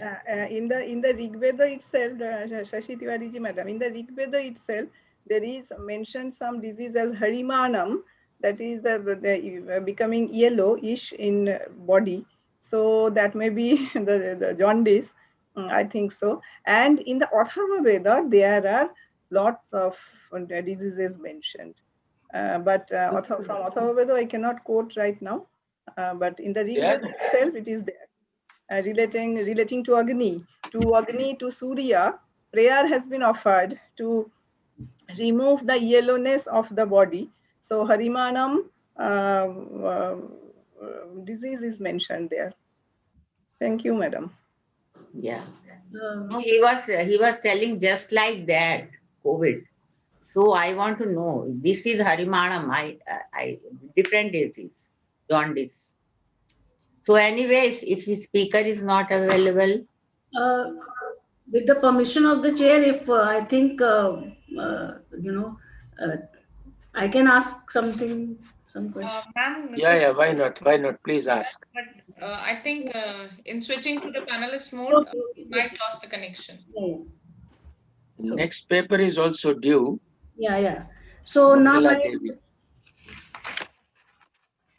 No, she is absent. Probably he is absent, Dr. Chand Bharadwaj. No, I am there. I'm here. Yeah, now you have to speak. No, my camera is closed by the operators. I think start. Okay. You can start. You can always start your camera, sir. That's you can right. always start yourself. Okay, let's try. So should I call the next speaker, or Dr. Chairman sir will? I think we can go ahead with the next speaker and then take up the questions. Okay, sir. So our next esteemed speaker is Dr. Sumangala Devi Dasi ji, Sri Chaitanya Saraswat Institute. She is not here. She is not here with us today. So we can continue with the chair comments. Okay. So, Okay. Then I give my comments. Now, what I could understand from Mr. Anand Gaikwad, who has given that first paper, he been talking about sustainable agriculture. At the same time, he talked about environmental engineering, and especially he wanted to talk on COVID as well. But unfortunately, the time was less there, so he could not talk. But the kind of paper he has presented is very innovative, because here what I would like to add here is that how in Soma, in this Yajna, how things happen, because there is a bhav in the mantra. So you recite that mantra, and this mantra, then with the samagri, you put it in the fire, so it goes into atyant abhav. The bhav of the mantra goes into atyant abhav, and from there it again gets into pradhansa bhav se atyant abhav mein gaya, and then it again comes up with the nyuna bhav, and then gets into parag bhav to affect the atmosphere. So here, something very important, that all that thing what you are wishing in the mantra, the bhav, that goes to the whole cosmos. And I would like to say the attention is the outer expression of the soul, which is carrying the mantra with it. And that attention carries the mantra through the fire and then further propagates it into the atmosphere. So we say that wherever the attention goes, the divine energy flows. So it's a scientific explanation because the soul is connected to its source in real time, and it takes up all that, and then it goes further into the fire and then goes up. Now it is the attention which is carrying the meaning of the mantra, and that is what affects. So that is what I would like to sum up, Mr. Gaikwad, that how nicely he has explained this phenomena as it is already mentioned in the Vedas about the yajna. Now, Mr. Rakesh Chaudhary has beautifully explained about Vedic literature, about kalas. So, Sola Kala Sampann was Lord Krishna. And I would like to say that the soul, which we say is connected to its source in real time through nada. And this soul, which is connected to its source in real time, it has got all the kalas in it. It has got, because all the kalas, they descend. So how they descend in a human body when an artist is performing an art? Because the seat of the soul is behind the eyes, where these two eyes, two optical nerves in the head, they meet together. It is at the depth of the head. And then the picture is formed at the back of the head. Now, scientifically, because I got to give some scientific explanation to the whole phenomena, that this is how the arts come. Because all the Vedas, all the arts, they descend on you.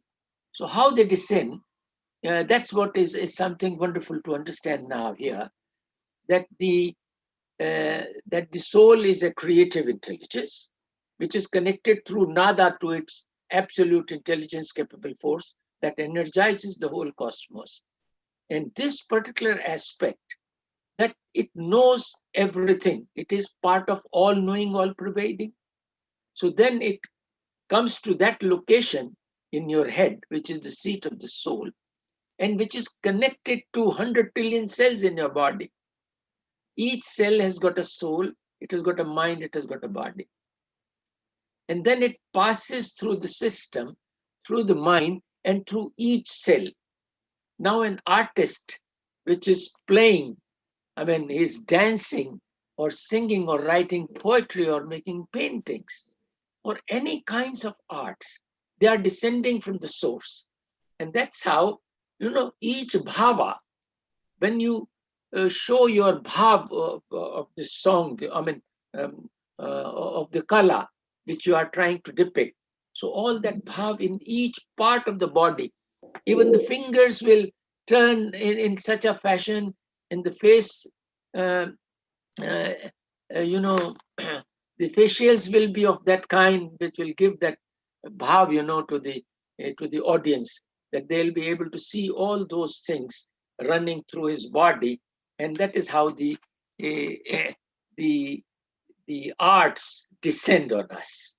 So this is the way the art comes down to the mind and through the brain to the body, because the art which flows from there comes to the soul, and then soul hands it over to the mind, and then the mind triggers the brain. Electrical movements go all over the body, and all those arts start flowing out of that. So that's how we are representing the absolute, and that absolute really is showing here in each one of us, because we are all connected. But the hindrance is only the mind, because mind is education based. Because whatever you teach the mind, it knows only that. That's how this Vedic knowledge has to go to all the children of the whole world. So we have to work on international curriculum to bring in Vedic knowledge for the whole world. So now I could go to the next speaker. Ram Gopal is a very close friend of mine. Hello. Yes, sir. I am S.R. Krishnamurthy. Yes, sir. Can I answer one question raised by Dr. Shashi Tiwari? Yeah, a little bit. Let me cover it up and then you can speak. Okay. Right. In a minute, you know. So now I would like to say that Ram Gopalji worked on water, you know, and then how this water is really working and how he's working on it. So he talked a major point of wisdom, because knowledge is all that information and wisdom is how to use that knowledge. And that's what he has really done. And in his paper, he has beautifully explained about Namani Gange, and then how Jal is Jivan, and how all that has to be done, and how the Vedic knowledge has to be given again to the students and to everybody. Now, the next part is Dr. S. Ramaratnam, and he been talking about the COVID, you know, and how he been talking about spirit, morals, and everything. And he explained that how the philosophy, you know, develops the psychology. That's what he meant, you know. And that psychology then results into behavior. So it's a noble thought, and it comes from, as he said, the noble thoughts come from everywhere, and we should be recipient of that.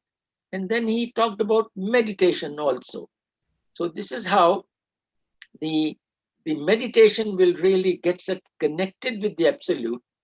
And this particular Vedic philosophy, if it is delivered, then it will develop the psychology of the people, you know, and then based on that psychology, the behaviors will come. And he explained beautifully well about the theory of the mind, and that's how it worked. And similar observations he has done, everyday life, how all this knowledge has to be used, you know. So how these divine attributes we got to live on, and they should flow from us. And then he talked about the unity, having no attachments. It's a Vedic knowledge, and beautifully explained that way. And you know, patriotism, he brought it. Then he said about Vasudhaiva Kutumbakam, and that's how he said that let us walk together, talk together, and think together. It is only possible if there is that particular philosophy which brings us together as Vasudhaiva Kutumbakam. That's how he beautifully explained in his paper.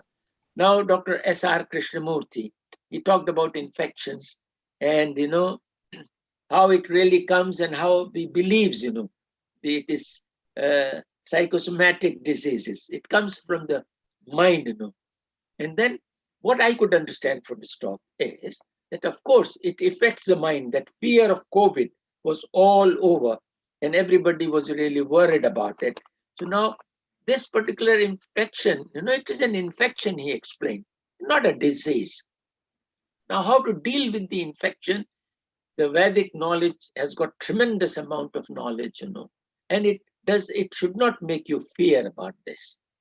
And this is how you deal with your infection, with all those ingredients, the yogic exercises, you know, and then those materials, you know, all those kadhas and other things, you know, the concoctions, and that's how you can really do that part. And then Madam explained, Roop Smitaji, Ms. Burwa, she explained things, you know, in a beautiful manner, and starting that how these rituals practically, starting from Garbhadhan, how the you know, pregnancy has to take place, and then all those particular aspects in life, right from Vivaha and up to the Anteshti, all those programs. Because in Garbha, when you you have that inception of a child within, when you get pregnant, how this pregnancy has to be taken, there is a sanskara on it, how you really do that. Because husband and wife should know that they are going to produce a child, and the sanskaras of that child depends upon their thinking, you know. Because I would like to say that it is practically a genetic engineering to produce a beautiful child, having all those attributes to understand philosophies of life and all that. So this is how I would like to really appreciate that part, that all these things are there and they are all meaningful in life. And that's how things go up. Now, please, you can come up and explain your point, my dear. Thank you, sir. Please. Thank you. You see, the Vedas say that the whole world, Jagat and Brahma, they are Karya-Karana Sambaddho. Brahma is Karana and Jagat is the Karya, that is the original and the derivative, the source and the derivative. Yeah. This is the relationship. And when the Vedas give various methods of research, and according to that, I have realized we have medical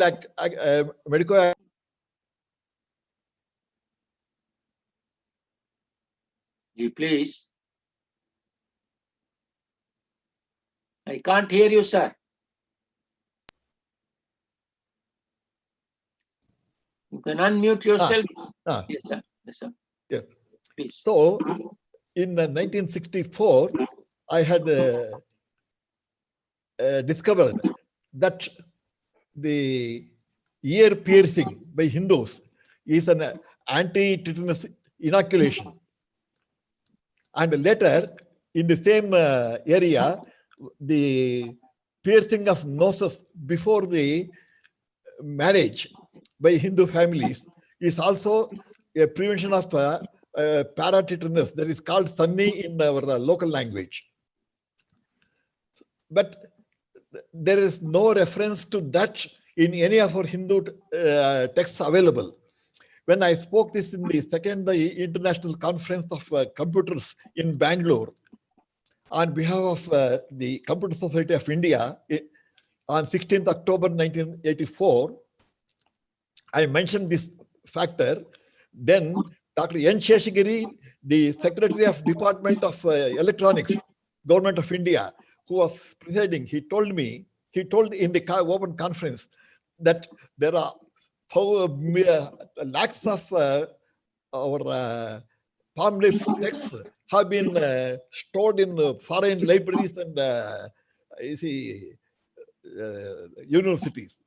They are refusing even to give a photocopy. They are not ready to give back any, but we are asking for the photocopies, but they refuse. They are not giving. The government of India is trying our best. That's what he told on 16th October 84, but the government of India is not successful, unfortunately. Dr. N. Sheshagiri also has retired. So the question that of Dr. Shashi Tiwari, whether there is a name, I have raised that question in my paper also. The Vedas do not consider by names because it says Vikaro Namadhem Vacharambhanam Anrutam. So it does not go by names, but it goes by the lakshanas. And that way, all the diseases are only the causes of our mind. And if we have a yogic mind, as you put it rightly, by following the Vedic mantra, that is, let everybody realize what is Bhadra for him. If they have realized, then there won't be any disease that will affect. And Valmiki also says the same thing. Sarvam Sakrutam Hipobhujyate. Everybody realizes what he has to neglect, what he sows, what he cooks. So there is no fear, and tena vina trunam nachalatike tena vina. And there cannot be any action without his license. When that is the thing, why should we be afraid? If we have faith in him, he is there protecting us. He is within us, protecting us. If we have that conviction, then there is no question of any disease attacking us. I am 84 still, and I have not been affected by any disease as such. Though because of my own implications, there are accidents, etc. It's my own responsibility. Sir, then first of all, the point is that people should get connected to their source. Correct. That's what is possible through meditation only, I think. It is possible. You see, it's not meditation means, you see, it's not merely meditation, it's also a question of yoga, which is also physical, because Vedas clearly say Sharira madhyam khalu dharma sadhanam. It does not say you ignore your body, you ignore your health. No, it says, and there are many mantras which say first you protect your body. And we Yes, sir, pray. without the body, you cannot get, you know, this is the crown of creation, the human body. What Vedas have said, I see, Sharira madhyam khalu dharma sadhanam. Vedas itself has said, therefore protect first your health. That's why it starts with aham. Then but here I would like to interrupt and say one thing very important, that meditation is not focusing of attention, it is withdrawal of attention. No, not necessarily. But one thing, when this will take you to the mental, first the physical stratum, to the mental stratum, and then to the spiritual stratum. Therefore, all the three layers are equally important. Nothing should be, it does not say ignore that. That's why first is Om Bhuhu. Bhuhi is your own self. That you see. Thank you, sir. Thank you very much. I think we are able to, thank you, Chairman sir, also. We have been able to get in touch with Dr. Sumangala Devi Dasiji. I would right now like to invite her to give her lecture in a very short 2 to 4 minutes duration, whatever she can say. Right, that will be good. Dr. Sumangala Devi Dasiji.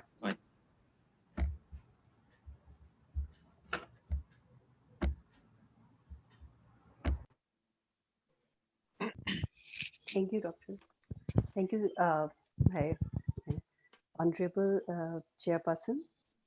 I want to know how to share my screen.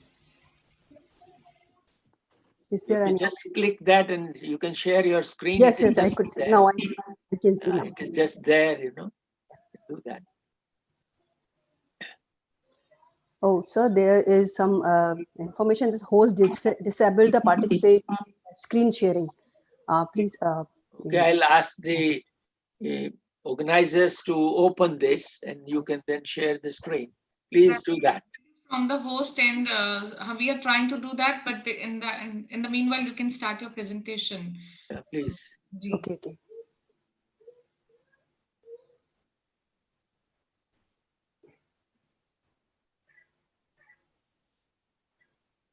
I would request the speaker to kindly sum up whatever she wants to say. And yes. Of course, I will just click on. We'll start explaining. Yeah, okay, sir. Om Agyanti Mirandhasya Gyananjana Shalakaya Chakshurmilitam Yena Tasmai Shri Gurve Namah. My topic is how physical laws are insufficient to unfold the mystery of life. Now, there is a slide. It shows that what is life? Life is simply a journey from birth to death or something else. Like some scientists, they come up with some different mathematical parameters and some scientific laws, and they try to explain life in terms of physical laws. And they think that like a machine, they also can explain life or living system on the basis of law of motion, law of conservation of mass and energy, and law of gravity, and so on. But they do not understand that the life has some different and some extraordinary features. It cannot be explained through some fundamental forces like strong forces, electromagnetic forces, and some weak forces, and some gravity forces. Life is different, actually. They cannot explain life on the basis of some fundamental forces. Now, because they want to explain that life, just like when they think that a machine, just like a machine parts, we have so many different parts of a machine, and when we take these parts together, and we can reassemble the machine in some particular, like a car. We can separate the part of machines, and also we can reassemble the parts of machine. But in the case of living system or a life, if we separate those parts like a heart, brain, stomach, legs, and all the living parts of a particular living organism, then it is impossible to reconnect them with some perfection. But some scientists think like that they can do this just like a machine. And they also think that there is some fundamental forces that can explain the machine, and we also can explain on the basis of those fundamental principles, and on the basis of those physical laws, that life also can be they can explain like just a machine. But it was impossible. Why these laws are impossible to explain life? They think like in the you can see the recent magazine in 2019, the New Scientist magazines, they have also focused the main topic, why the laws of universe explain everything except you.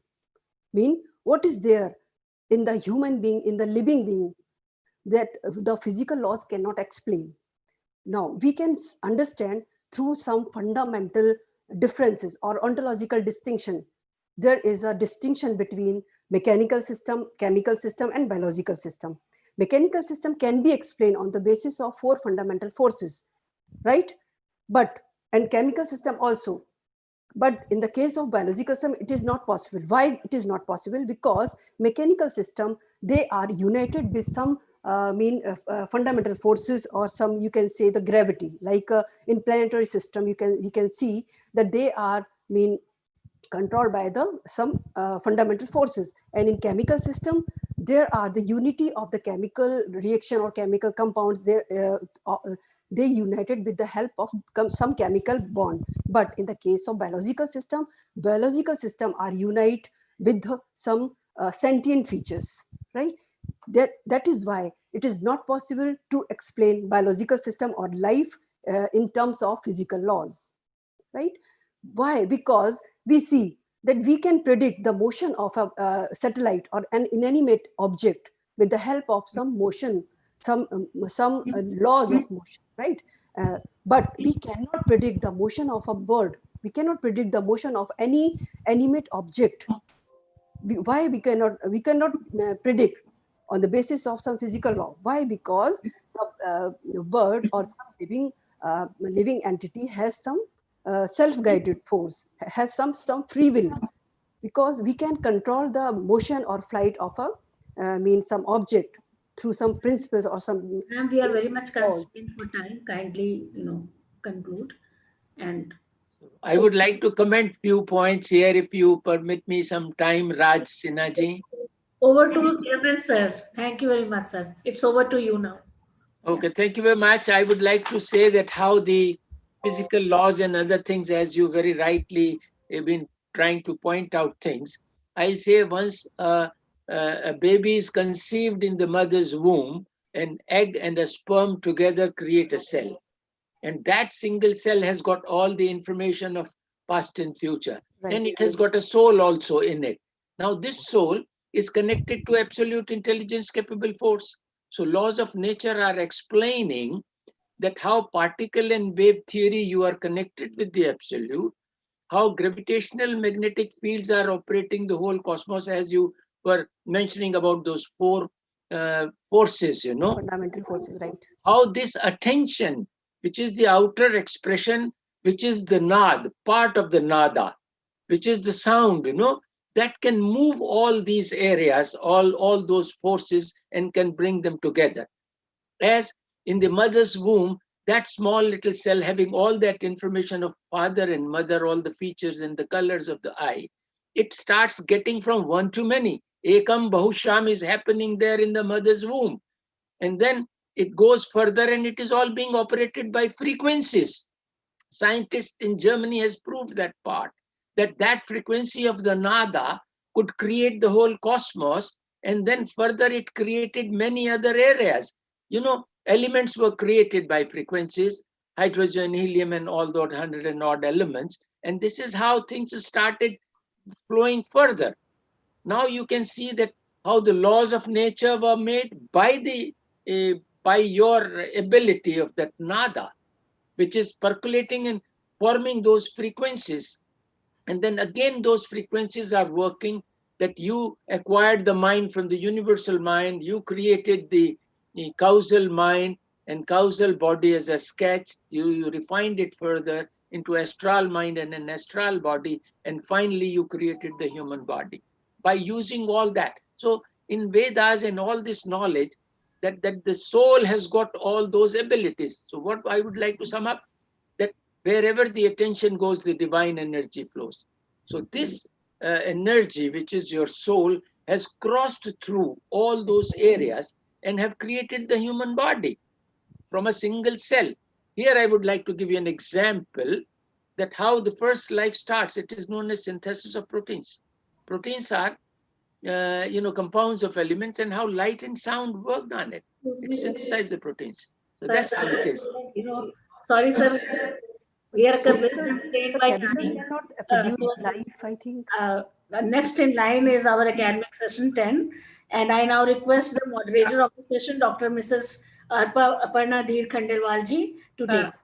I would like to say that Shashi, that Dr. Shumangala Devi may read out or may explain her paper in the discussion session also later. Okay. We are very much eager to listen to your paper, Dr. Shumangala Devi. I'm also very much eager to explain. Very interesting it would be. Thank you. Thank you.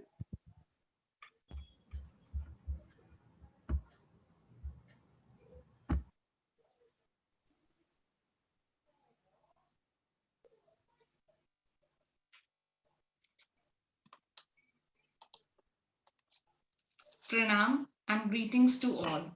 Thank you, Dr. Rajvarma Sinha ji, for moderating this session so well, and we just had a great learning session. It was full of scientific theories and aspects based on Vedic wisdom. Now it's time for academic session number 10, that is based on Vedic deities and tradition. We will have 4 presentations in this session, and then we would like to take up few relevant questions for discussion. Kindly ask your queries in QA or chat box sections. The chair of this current session is respected Professor C.L. Prabhakar ji. He is Director, Nag Veda Adhyan Kendra, Bengaluru, and he is a renowned scholar of Vedic studies. Also, he is currently serving as President Waves India's Bengaluru chapter. It is our honor to have you with us. Now, the co-chair of this session is Dr. Anju Sethji. She is Associate Professor Sanskrit, Satyavati College, Morning, University of Delhi, and also currently serving as member on board for Waves India. We welcome you, Dr. Sethji. Now, it is time to invite our first speaker, Shrimati Rama Devi ji. She is an MBA and also a Ved student at Nag Veda Kendra, Bengaluru. The topic of her presentation is Priorities and Wisdom Flow in Divinities, Ganpati and Agni.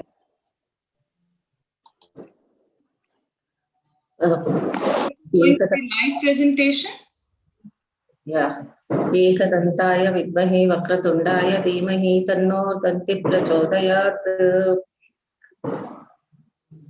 ಆದ್ಯತೆಗಳು ಮತ್ತು ಭಕ್ತಿ ಮೂಲಕ ಬುದ್ಧಿವಂತಿಕೆ ಮಾರ್ಗ ಅನ್ನೋದನ್ನ ಗಣಪತಿ ಮತ್ತೆ ಅಗ್ನಿ ತಗೊಂಡು ಹೇಳ್ತಾ ಇದ್ದೀನಿ. ವೇದ ಹಾಗೂ ಪುರಾಣ ದೇವತೆಗಳನ್ನ ನಮ್ಮ ಭಾರತೀಯ ಸನಾತನ ಸಂಪ್ರದಾಯದಲ್ಲಿ ಗಣಪತಿ ಹಾಗೂ ಅಗ್ನಿಗೆ ಪ್ರಾಮುಖ್ಯತೆಯನ್ನ ಕೊಟ್ಟಿದೀವಿ. ಪ್ರತಿಯೊಂದು ಪೂಜೆ ಸ್ಟಾರ್ಟ್ ಆಗ್ಬೇಕಾದ್ರೂ ನಾವು ಮೊದಲು ಗಣಪತಿಗೆ ಪೂಜೆ ಮಾಡಿ ಆಮೇಲಿಂದ ಬೇರೆ ದೇವರುಗಳಿಗೆ ಪೂಜೆ ಮಾಡ್ಬೋದು. ಗಣಪತಿ ಪೂಜೆ ಮಾಡದೆ ಬೇರೆ ಪೂಜೆ ಮಾಡೋದಕ್ಕೆ ನಮ್ಗೆ ಯಾವುದೇ ಪರ್ಮಿಷನ್ ಇಲ್ಲವೇ ಇಲ್ಲ. ಹಾಗಾಗಿ ಗಣಪತಿಗೆ ಆದ್ಯತೆಯನ್ನ ಕೊಡ್ತೀವಿ. ಅದೇ ತರಹ ಅಗ್ನಿಗೂ ದೀಪ ಹಚ್ಚೋದ್ರ ಮೂಲಕ ನಾವು ಮೊದಲು ಅಗ್ನಿಗೆ ಇದು ನಮಸ್ಕಾರ ಮತ್ತೆ ಭಕ್ತಿಯನ್ನ ಸೂಚಿಸ್ತೀವಿ.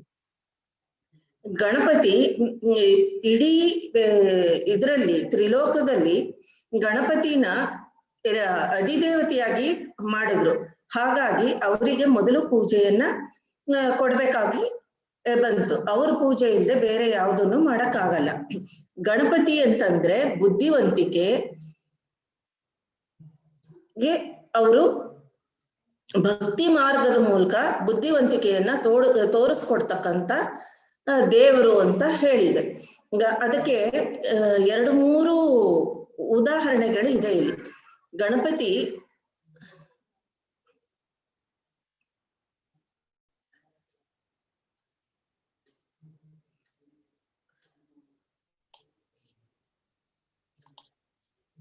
ತಪ್ಪಿತಸ್ಥರಿಗೆ ಶಿಕ್ಷೆಯನ್ನ ನೀಡಿ ನಂತರ ಮನ್ನಿಸೋದು ಅನ್ನೋದನ್ನ ಗಣಪತಿ ಈಗ ಗಣೇಶ ಚಂದ್ರನಿಗೆ ಕೊಟ್ಟ ಶಾಪದ ಮೂಲಕ ತಿಳಿಯುತ್ತೆ. ಹಾಗೆ ಗಣಪತಿಯನ್ನ ಹಾಸ್ಯ ಮಾಡಿ ವಿನಾಕಾರಣ ನಕ್ಕಾಗ ಸಿಟ್ಟು ಬಂದು ಗಣಪತಿ ಶಾಪ ಕೊಡ್ತಾರೆ. ಚಂದ್ರ ತಾನು ಮಾಡಿದ ತಪ್ಪಿಗೆ ಗಣಪತಿ ಹತ್ರ ಬಂದು ನನ್ನ ತಪ್ಪನ್ನು ಮನ್ನಿಸು ಅಂತ ಕೇಳಿದಾಗ ಅವ್ರೇನ್ ಮಾಡ್ತಾರೆ, ಶಿಕ್ಷೆಯನ್ನ ವಾಪಸ್ ತಗೋತಾರೆ. ಅದ್ರ ಪೂರ್ತಿಯಾಗಿ ತಗೊಳಲ್ಲ, ಮಾಡಿದ ತಪ್ಪನ್ನ ಜ್ಞಾಪಕ ಬರ್ತಿರ್ಲಿ ಅಂತ ಅಂದ್ಬಿಟ್ಟು 15 ದಿವಸ ವೃದ್ಧಿ ಚಂದ್ರ ಮತ್ತೆ 15 ದಿವಸ ಕ್ಷೀಣ ಚಂದ್ರ ಆಗ್ಬೇಕು ಅಂತ ಅಂದ್ಬಿಟ್ಟು ಹೇಳಿದ್ರು ಅವ್ರು. ಅದೇ ತರ ವಹಿಸ್ಕೊಂಡ ಕೆಲಸನ ಶ್ರದ್ಧೆಯಿಂದ ಮಾಡಬೇಕು, ಮಾಡಿ ಮುಗಿಸ್ಬೇಕಾದ ಕರ್ತವ್ಯ ಅಂತ ಅನ್ನೋದನ್ನ ವೇದವ್ಯಾಸರು ಮತ್ತು ಗಣಪತಿ ಕತೆ ಮೂಲಕ ಬರುತ್ತೆ. ಮಹಾಭಾರತದ ಕಥೆಗೆ ಲಿಪಿಕಾರನಾಗಿ ಗಣಪತಿ ವಹಿಸ್ಕೋತಾರೆ. ಮಾಡಿದಾಗ ಅವರಿಬ್ಬರ ಮಧ್ಯೆ ಏನು ಒಪ್ಪಂದ ಆಗತ್ತೆ ಅಂತಂದ್ರೆ, ಗಣಪತಿ ಎಡಬಿಡ್ದೇನೆಯ ಒಂದೇ ಒಂದು ಕ್ಷಣ ಕೂಡ ಪೆನ್ನನ್ನ ಕೆಳಕ್ಕಿಳದೆ ಬರೀತಾ ಹೋಗ್ಬೇಕು. ಅದೇ ತರ ವೇದವ್ಯಾಸರು ಕಥೆನ ಹೇಳ್ತಾ ಹೋಗ್ಬೇಕು, ಒಂದೇ ಒಂದು ಕ್ಷಣ ಕೂಡ ನಿಲ್ಲಿಸಬಾರ್ದು ಅನ್ನೋದೇ ಇದಾಗಿರುತ್ತೆ. ಆದ್ರೆ ಗಣಪತಿಗೆ ತನ್ನ ಬರೆಯೋ ಮಧ್ಯದಲ್ಲಿ ಪೆನ್ನದು ನಿಬ್ಬು ಮುರಿದು ಹೋಗ್ಬಿಡುತ್ತೆ. ಅವಾಗ ಗಣಪತಿ ಏನ್ ಮಾಡ್ತಾರೆ ಅಂತಂದ್ರೆ, ಕೆಲಸವನ್ನ ನಿಲ್ಲಬಾರ್ದು, ಕರ್ತವ್ಯವನ್ನ ವಹಿಸ್ಕೊಂಡ್ ಕರ್ತವ್ಯನ ಮಾಡಬೇಕು ಅನ್ನೋದಕ್ಕೋಸ್ಕರ ತಮ್ಮ ಒಂದು ದಂತಾನೇ ಮುರಿದು ಪೆನ್ನಾಗಿ ಉಪಯೋಗಿಸ್ಕೊಂಡು ಇಡೀ ಕಥೆನ ಬರೀತಾರೆ. ಇದು ಒಂದು ಉದಾಹರಣೆ. ಅದೇ ತರಹ ಮಾತಾಪಿತೃಗಳಿಗೆ ಎಷ್ಟು ಬೆಲೆ ಕೊಡ್ಬೇಕು ಅಂತ ಅನ್ನೋದಕ್ಕೂ ಕೂಡ ಅವ್ರು ಏನ್ ಮಾಡ್ತಾರೆ ಅಂತಂದ್ರೆ, ತಂದೆ ತಾಯಿ ಇಬ್ರು ಒಂದು ಹಣ್ಣನ್ನ ಇಟ್ಕೊಂಡು ಶಿವ ಪಾರ್ವತಿ ಇದನ್ನ ಯಾವ ಮಕ್ಳಿಗೆ ಕೊಡ್ಬೇಕು ಅಂತ ಯೋಚನೆ ಮಾಡಿ ಇಬ್ರಲ್ಲಿ ಒಬ್ರಿಗೆ ಕೊಟ್ರೆ ಇನ್ನೊಬ್ರಿಗೆ ಸಿಟ್ಟು ಬರುತ್ತೆ ಅಂತ ಅಂದ್ಬಿಟ್ಟು ಏನ್ ಮಾಡ್ತಾರೆ, ಇಬ್ರಿಗೂನುವೆ ಒಂದು ಪಂದ್ಯ ಕೊಡ್ತಾರೆ. ಏನು ಅಂತಂದ್ರೆ, ಯಾರು 3 ಲೋಕನ ಸುತ್ತಿ ಬೇಗ ಬರ್ತಾರೋ ಅವರಿಗೆ ಈ ಹಣ್ಣನ್ ಕೊಡ್ತೀನಿ ಅಂತ ಅಂದ್ಬಿಟ್ಟು ಗಣಪತಿ ಏನ್ ಮಾಡ್ತಾರೆ, ಸುಬ್ರಹ್ಮಣ್ಯ 3 ಲೋಕನ ಸುತ್ತಕ್ ಹೋಗ್ತಾರೆ.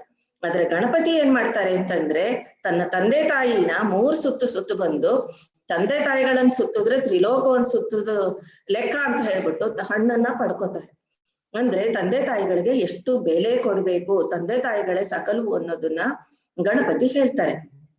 ಇದೇ ತರಹ ಯಾರಿಗಾದ್ರೂ ಮಾತು ಕೊಟ್ರೆ ಅದರಲ್ಲೂ ತಾಯಿಗೆ ಅದನ್ನ ನಡ್ಸ್ಕೊಡ್ಬೇಕು ಅನ್ನೋದಕ್ಕೆ ಇನ್ನೊಂದು ಉದಾಹರಣೆ ಏನು ಅಂದ್ರೆ, ತಾಯಿ ಹೇಳಿರ್ತಾರೆ, ನಾನು ಒಳಗಡೆ ಇರ್ತೀನಿ, ನಾನು ಸ್ನಾನ ಮಾಡ್ತಿರ್ತೀನಿ, ಯಾರು ಕೂಡ ಬರ್ಕುಡ್ದು, ಯಾರನ್ನು ಬಿಡ್ಬೇಡ ಅಂತ.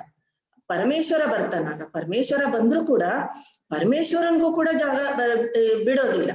ನಾನ್ ಪರಮೇಶ್ವರ, ನನಗೆ ಅದ್ ಹೇಗೆ ನೀನ್ ಅಡ್ಡಿ ಮಾಡ್ತೀಯ ಅಂತಂದ್ರೆ, ಇಲ್ಲ, ತಾಯಿ ಹೇಳಿರೋ ಮಾತನ್ನ ನಾನ್ ಪಾಲಿಸ್ಲೇಬೇಕು, ಆಮೇಲೆ ತಾಯಿ ಆಚೆಗೆ ಬಂದ್ಮೇಲೆ ನೀವು ಕೇಳ್ಕೊಳ್ಳಿ ಅಂತ ಹೇಳ್ತಾರೆ. ಅದೇ ತರಹ ಇನ್ನೊಂದು ಗಣಪತಿದು ಉದಾಹರಣೆ ಏನು ಅಂತಂದ್ರೆ, ಗಣಪತಿ ಇದು ಎಲ್ಲಾರುನುವೆ ಮಹಾವಿಷ್ಣು ಲಕ್ಷ್ಮಿ ಮದ್ವೆಗೆ ಹೋಗ್ತಾರೆ, ಆದ್ರೆ ಗಣಪತಿನ ಬಿಟ್ಟು ಹೋಗ್ತಾರೆ. ಸ್ವಾಭಿಮಾನಕ್ಕೆ ಪ್ರತಿ ಸ್ವರೂಪ ಗಣೇಶ ಅನ್ನೋದನ್ನ ಇಲ್ಲಿ ತೋರಿಸ್ತಾರೆ. ಆ ವಿವಾಹದ ಕಾಲದಲ್ಲಿ ಎಲ್ರೂನುವೆ ಗಣಪತಿನ ಮಾತ್ರ ಬಿಟ್ಬಿಟ್ಟು ಏನೋ ದೇವಲೋಕನ ನೀನ್ ನೋಡ್ಕೊ ಅಂತ ಹೇಳ್ಬಿಟ್ಟು ಎಲ್ಲಾರು ಹೊಟ್ಟೋಗ್ತಾರೆ ಗಣಪತಿ ಒಬ್ಬನ್ ಬಿಟ್ಟು. ಗಣಪತಿ ಇವ್ರುಗಳಿಗೆ ಸ್ವಾಭಿಮಾನ ಅನ್ನೋದು ಪ್ರತಿಯೊಬ್ಬರಿಗೂ ಇದೆ, ಮತ್ತೆ ಸಣ್ಣವರು ಚಿಕ್ಕೋರು ರೂಪ ಯಾವುದು ಮುಖ್ಯ ಅಲ್ಲ ಅನ್ನೋದಕ್ಕೋಸ್ಕರ ಇವ್ರಿಗೆ ಬುದ್ಧಿ ಕಲ್ಸೋಕ್ಕೋಸ್ಕರ ತನ್ನ ವಾಹನವಾದ ಗಜಾಸುರ ಅನ್ನೋ ಇಲಿನ ಕಳಿಸ್ಬಿಟ್ಟು ಹೋಗು ಮಧ್ಯ ರಸ್ತೆನಲ್ಲಿ ಅಡ್ಡಿ ಮಾಡುವಂತ. ಆ ಇಲಿ ಏನ್ ಮಾಡುತ್ತೆ, ರಸ್ತೆನ ಹಾಳು ಮಾಡ್ಬಿಟ್ಟು ಇವ್ರುಗಳಿಗೆ ಹೋಗದೆ ಇದ್ದಾಗ ಮಾಡುತ್ತೆ. ಇವ್ರುಗಳು ಎಷ್ಟು ಪ್ರಯತ್ನ ಪಟ್ಟರು ಕೂಡ ಈ ಮದುವೆ ದಿಬ್ಬಣ ಹೋಗಕ್ ಸಾಧ್ಯನೇ ಆಗಲ್ಲ. ಅವಾಗ ಏನಾಗತ್ತೆ ಅಂತಂದ್ರೆ, ಒಬ್ಬ ರೈತ ಬರ್ತಾನೆ, ಬಂದವನು ಗಣಪತಿನ ಪ್ರಾರ್ಥನೆ ಮಾಡ್ಕೊಂಡು ಇಮಿಡಿಯೇಟ್ ಆಗಿ ಗಾಡಿನ ಆಚೆ ತರ್ತಾನೆ, ದಿಬ್ಬಣ ಹೊರಡುತ್ತೆ. ಅವಾಗ ನಮಗ್ ಸಾಧ್ಯವಾಗದೆ ಇದ್ದದ್ದು ನಿನಗೆ ಹೇಗ್ ಸಾಧ್ಯವಾಯ್ತು ಅಂತ ಕೇಳಿದಾಗ ಅವನಂತಾನೆ, ಗಣಪತಿ ಪ್ರಾರ್ಥನೆ ಮಾಡ್ಕೊಂಡೆ ಎಲ್ಲವೂ ನಡೆದೋಯ್ತು ಅಂತ. ಅವಾಗ ಇವ್ರಿಗೆಲ್ಲ ನಾಚಿಕೆ ಆಗತ್ತೆ, ಇವ್ರಿಗೆಲ್ಲ ಸಂಕೋಚ ಆಗತ್ತೆ. ಗಣಪತಿ ರೂಪಕ್ಕೋಸ್ಕರ ನಾವು ಬೆಲೆ ಕೊಟ್ಟು ಈ ತರಹ ಮಾಡಿದ್ವಲ್ಲ ಅಂತ ಪುನಃ ವಾಪಸ್ ಬಂದು ಗಣಪತಿನ ಪ್ರಾರ್ಥನೆ ಮಾಡ್ಕೊಂಡು ಗಣಪತಿ ಪೂಜೆ ಮಾಡಿ ಹೊರಡ್ತಾರೆ. ಈ ತರಹ ಗಣಪತಿ ಇದು. ಅಗ್ನಿ ವಿಚಾರಕ್ಕೆ ಬಂದ್ರೆ, ಅಗ್ನಿ ಇಲ್ಲದೆ ಹೋದ್ರೆ ಬೆಳಕೇ ಆಗಲ್ಲ. ಬೆಳಕಿಲ್ಲ ಅಂತಂದ್ರೆ ಏನೂ ಕಾಣೋದಿಲ್ಲ. ಯಾವುದೇ ಸೃಷ್ಟಿ ಕಾರ್ಯ ಆಗ್ಲಿ ನಡೆಯೋದಿಲ್ಲ. ಆಮೇಲೆ ಇದು ಗಿಡಗಳು ಬೆಳೆಯೋದಾಗ್ಲಿ, ಆಹಾರಗಳು ಬೆಳೆಯೋದಾಗ್ಲಿ ಯಾವುದೂ ಸಾಧ್ಯ ಇಲ್ಲ. ನಮ್ಮ ಶರೀರದಲ್ಲಿ ಆಹಾರ ಪಚನವಾಗ್ಬೇಕಾದ್ರೆ ಅಗ್ನಿ ಮುಖ್ಯ. ಅದೇ ತರ ಆಹಾರ ತಯಾರು ಮಾಡೋದಕ್ಕೂ ಕೂಡ ಅಗ್ನಿ ಮುಖ್ಯ. ಹಾಗೆ ಭಗವಂತನಿಗೆ ನಮ್ಮ ಪ್ರಾರ್ಥನೆ ಸಲ್ಲಬೇಕು ಅಂತಂದ್ರೆ ಹೋಮ ಹವನಗಳ ಮೂಲಕ ಸಾಧ್ಯ. ಅದಕ್ಕೂ ಕೂಡ ಅಗ್ನಿಯ ಅವಶ್ಯಕತೆ ಇದೆ. ಹಾಗಾಗಿ ನಮ್ಮ ಪ್ರತ್ಯಕ್ಷ ಸೂರ್ಯ ಇದನ್ನಲ್ಲ, ಅವನು ಸಕಲವನ್ನು ಕೊಡ್ತಾನೆ. ಹಗಲಿನಲ್ಲಿ ಸೂರ್ಯ, ರಾತ್ರಿಯಲ್ಲಿ ಅಗ್ನಿ. ಇವರಿಬ್ರುನು ಭಕ್ತಿಯಿಂದ ನಾವು ಆರಾಧಿಸಿ ಅವರನ್ನ ಸರಿಯಾದ ರೀತಿಯಲ್ಲಿ ಅವರ ಶಕ್ತಿಯನ್ನ ನಾವು ಉಪಯೋಗಿಸ್ಕೊಂಡ್ರೆ ಆರೋಗ್ಯವಾಗಿ ಇರ್ತೀವಿ. ಮತ್ತು ನಮಗೆ ಈ ಶಕ್ತಿ, ಜ್ಞಾನ ಶಕ್ತಿ, ಶಾರೀರಿಕ ಶಕ್ತಿ ಪ್ರತಿಯೊಂದನ್ನು ಕೊಡೋದಕ್ಕೆ ಇವರಿಬ್ಬರಿಂದಲೇ ಸಾಧ್ಯ. ಹಾಗಾಗಿ ಇವರಿಬ್ಬರನ್ನು ಪ್ರತಿ ದಿವಸ ನಾವು ಪ್ರಾರ್ಥನೆ ಮಾಡಬೇಕು. Ma'am, sorry to interrupt in between. Can we have the English summary of your paper? Yeah, sure. Please.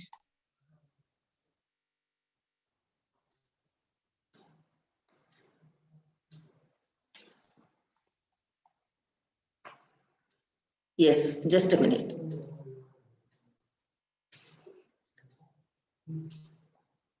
We give equal importance to Ganapati and Agni in our traditions involving the Vedas and Purana deities. Before the yajna takes place, we invite Agni and pray to him as pragmatist. On the occasion of Nitya Devatarchana and the Vrata worship, we recite the mantra Gananam Tva Ganapatigam Havamahe, or the simple mantra like Shuklambaradaram, etc. And then perform Havana and other forms of worship. Thus, the importance and the devotion given to Ganapati in the Vedas and Puranas highlight the importance. There are many legends which show the importance of Ganapati in the Vedic events. Ganapati means the Lord of all Gana Samoha. Every good work is started with Ganapati worship. Any worship or ceremony without Ganapati worship is incomplete. Ganapati is the first deity to be worshipped first and foremost in all rituals and events. The role of Agni is very important in the religious activities of the Hindus. Agni protects everyone. After worshipping Vinayaka in the Shodasha Karma, Homa is performed to worship the fire god, reaching all other devatas, god and goddesses through Agni. Agni Deva is also the supreme being as Mahaganapati.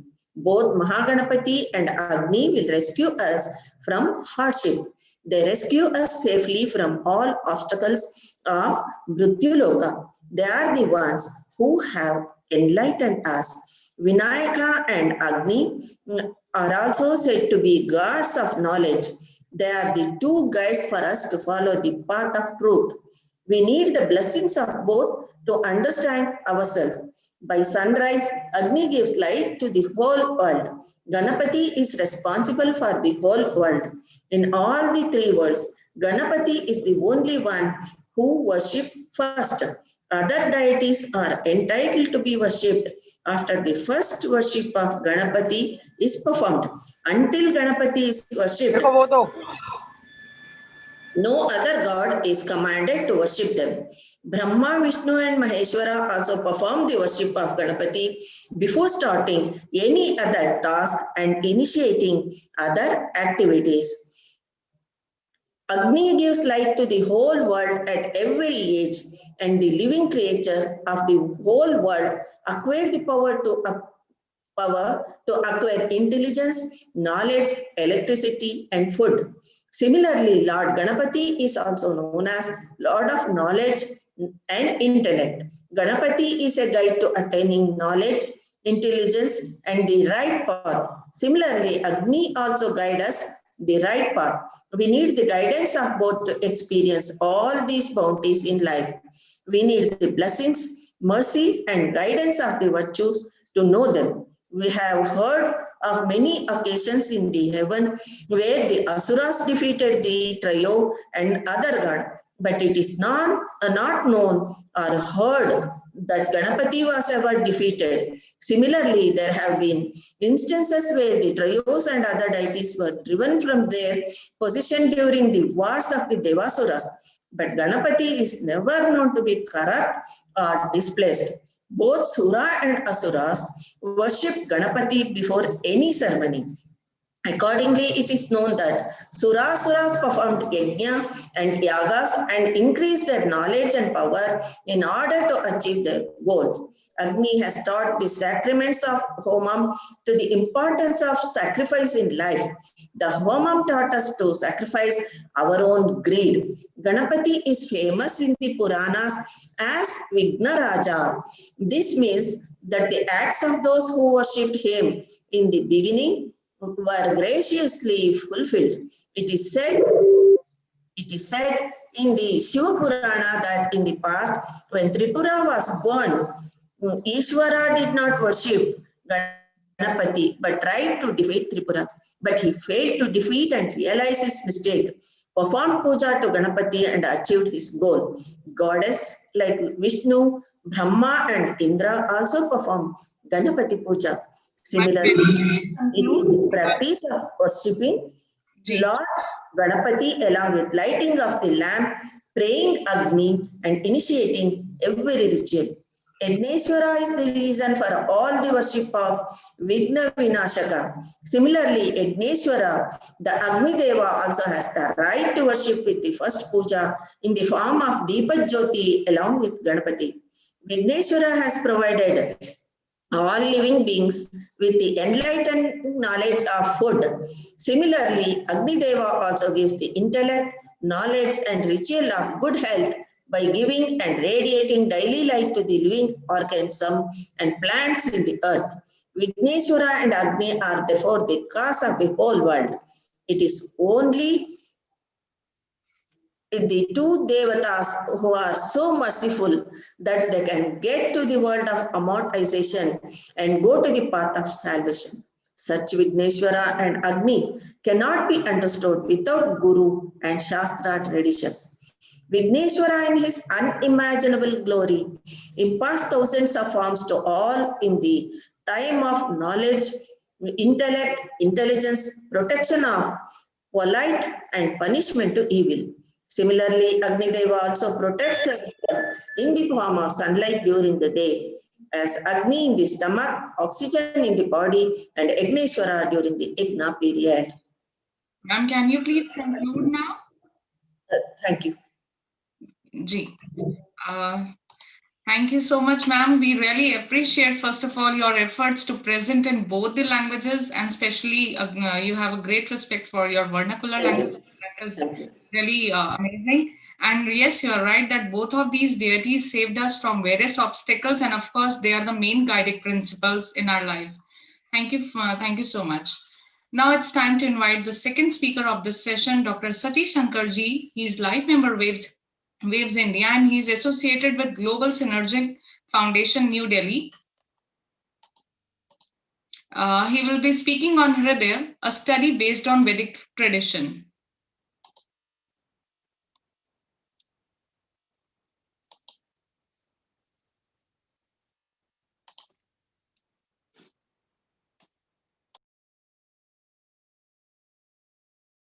It was some 8 years back when I was pondering into the Vedic cosmology.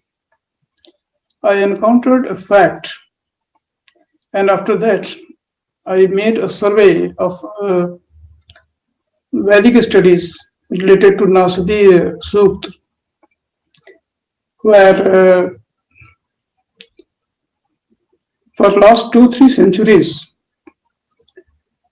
most of the translators or interpreters or researchers have given their interpretations, but skipped very cleverly one thing, and that was Hridaya. My paper is related to that. And later we will see that after I got this point, I pondered into it. Hridaya. I found a new and different paradigm for the Vedic studies.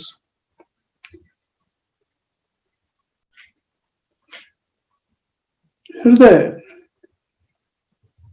lies at the core of all the Vedic studies and devotions and prayers and scientific studies. If we just make a survey of Hrid and its derivatives in Rig Veda itself, we find more than 3,000 references for that, places for it, where or its derivative has been used or has occurred. Let us start the few main places where Hridaya has been used in Rig Veda itself. RV 143.1 says, what we say to the Rudra, what is most pleasant to his Hridaya. Rudra and his Hridaya. Yes. The second one, RV 5.11.5, the Hridaya is the organ which one can see what is denied by the physical eye. Let us come next. RV 10.64.2, Hridaya is the place where the Kratava are produced and made effective. Similarly, RV 5.85.2, volume places is genetic force. Genetic force, Vaj, and lucid and laid the faculty like Kratu in the Hridaya. So Hridaya is coming as central.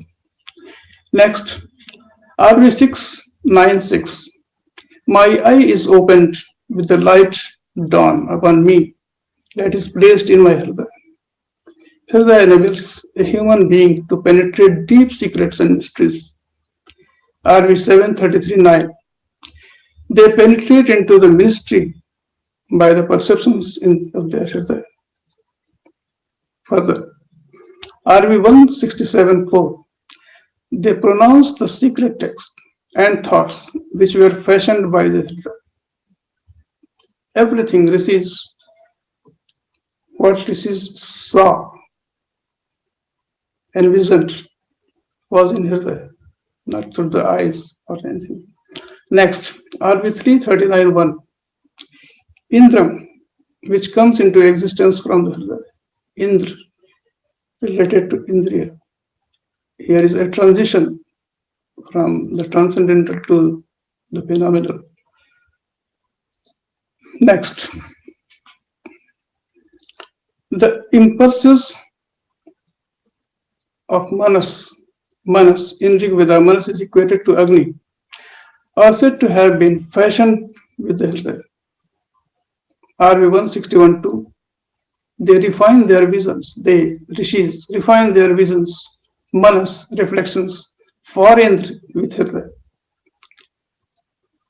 Similarly, RV 8.105, RV means Rig Veda, show the cooperation between the Hridaya and Manas. Here, what I started saying, we have to ponder into it and just to see the Manas and Hridaya interaction. That is why, and that is how we can explore the relation between Sat and Asat.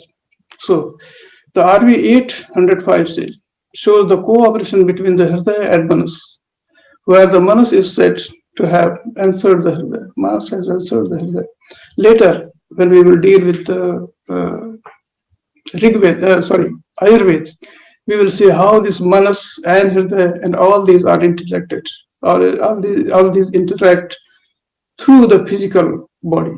So, next, 458.6 tells the process which the visions undergo in the Hridaya.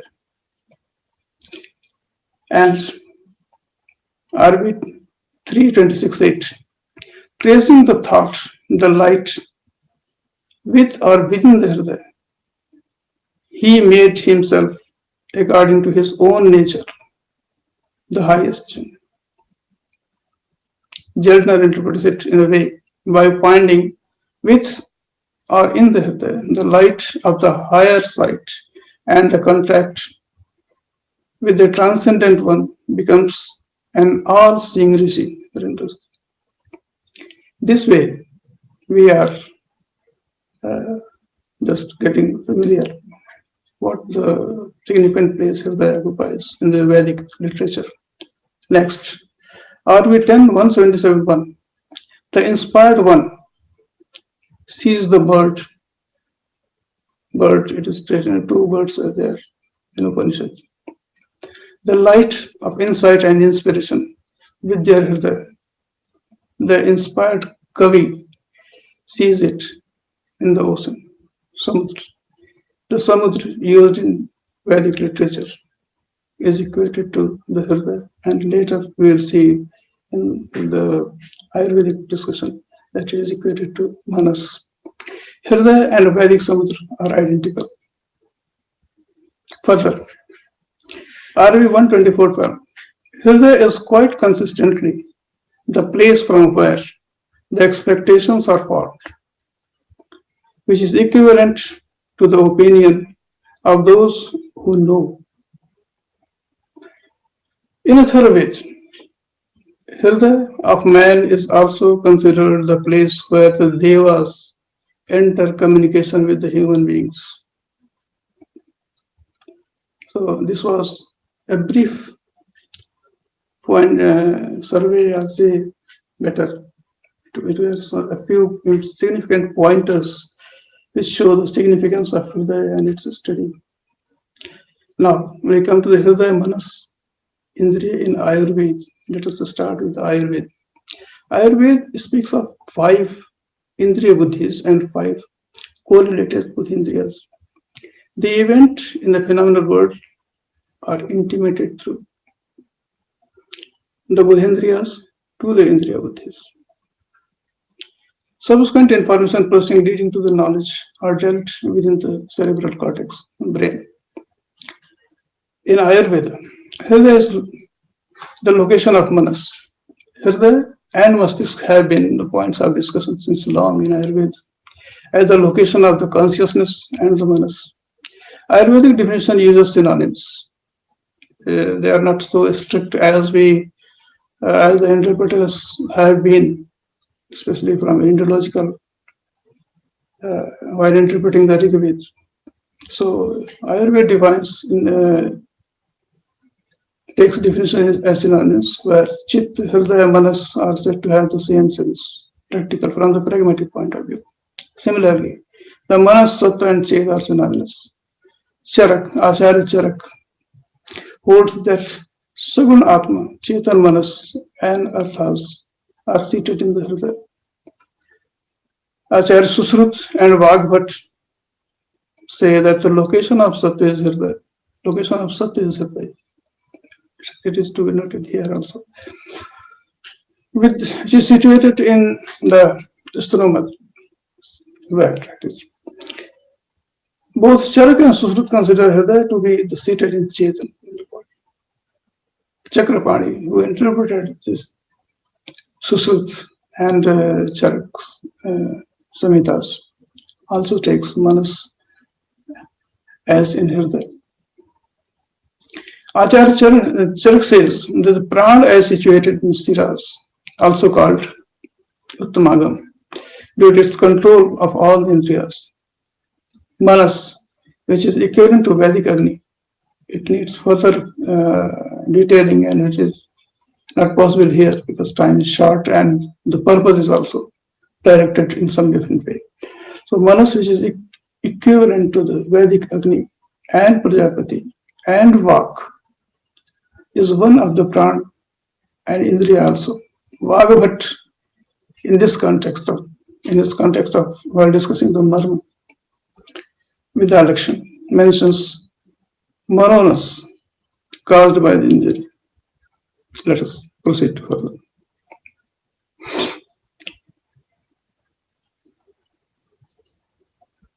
Quite distinct from the traditional thinking in Ayurveda, the Bhed Samhita regards Manas and Chit, Manas and Chit, as two different entities, and says Manas and its Sarvendriya, the controller of all indriya, like Chit resides in Hridaya. We are dealing with Hridaya in Ayurveda here. While describing the Shruth, Charak mentions Tridosh.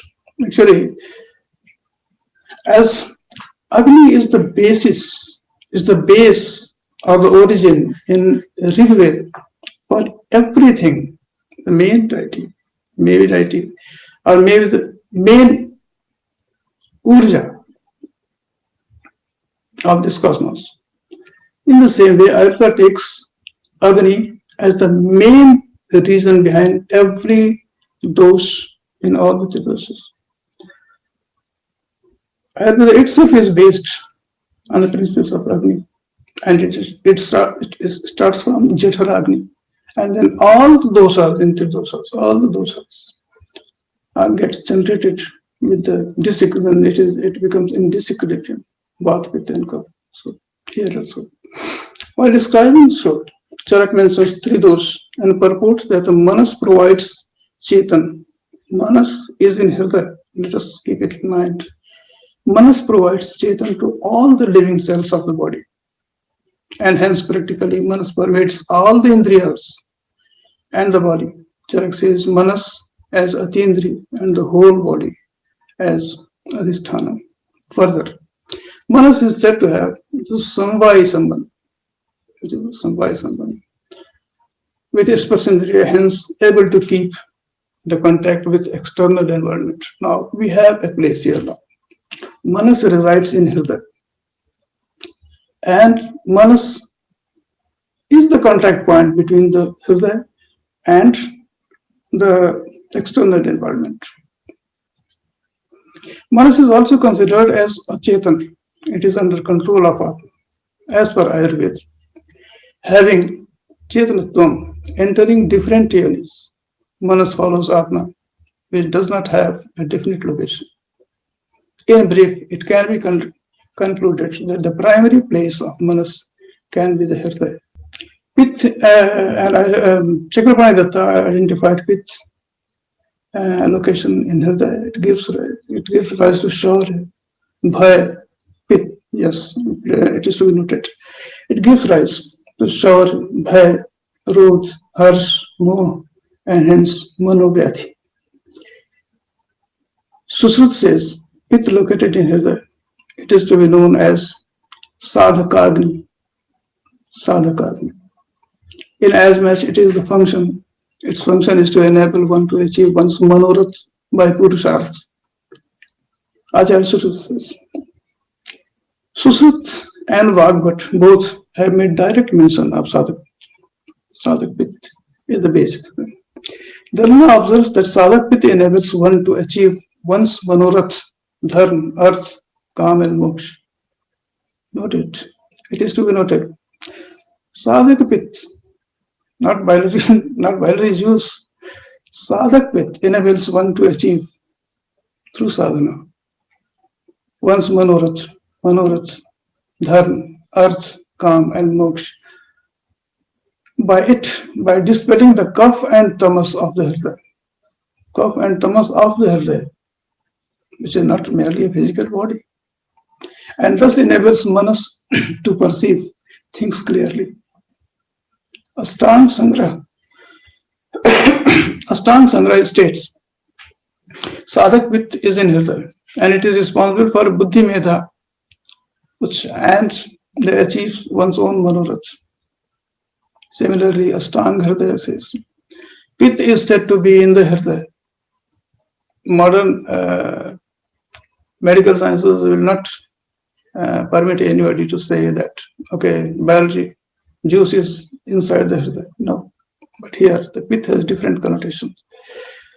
Ashtanga Hridaya says, Pith is said to be in Hridaya and attributed to it to Buddhi, Medha, Abhiman, and the capacity of Purusharth.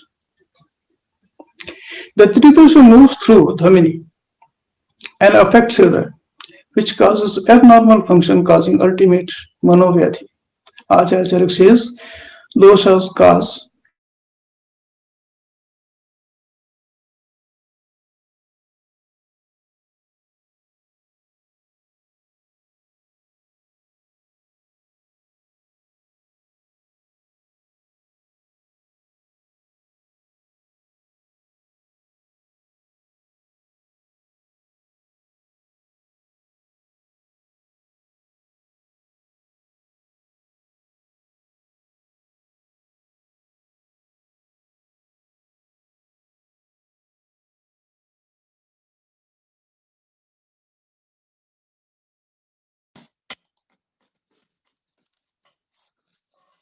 Sorry, there is again a technical issue at the host point level, at the host end. So we can continue with some discussions again. And it was actually a wonderful and informative presentation on Hriday by Dr. Satish Shankarji.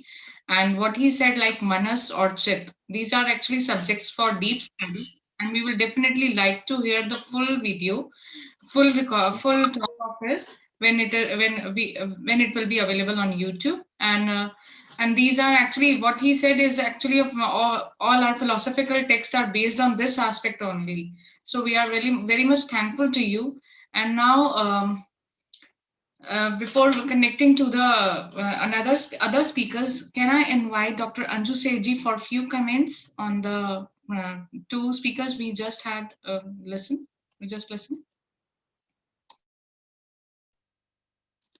Namaskar. My namaskar to everyone of Waves family and Waves International family and all Prabuddha Janas.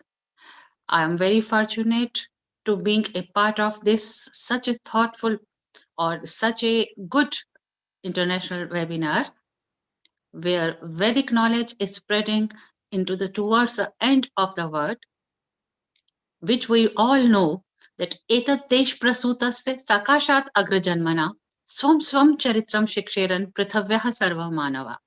India is that country which spread its knowledge to each and every part of the world. But now is the time that the whole world is looking towards us for our knowledge, our wisdom, our courage, and Atmanam Vidhi wala concern. The concern is that, and concept is that we should know ourselves, we should know our heritage, we should know our Gyan. As Dr. Ramaji said, or Dr. Satish Shankarji said, we have enough knowledge, we have enough Gyan, enough knowledge, enough what a beautiful concept in our Vedas, but we have to spread it, we have to combine it with modern traditions.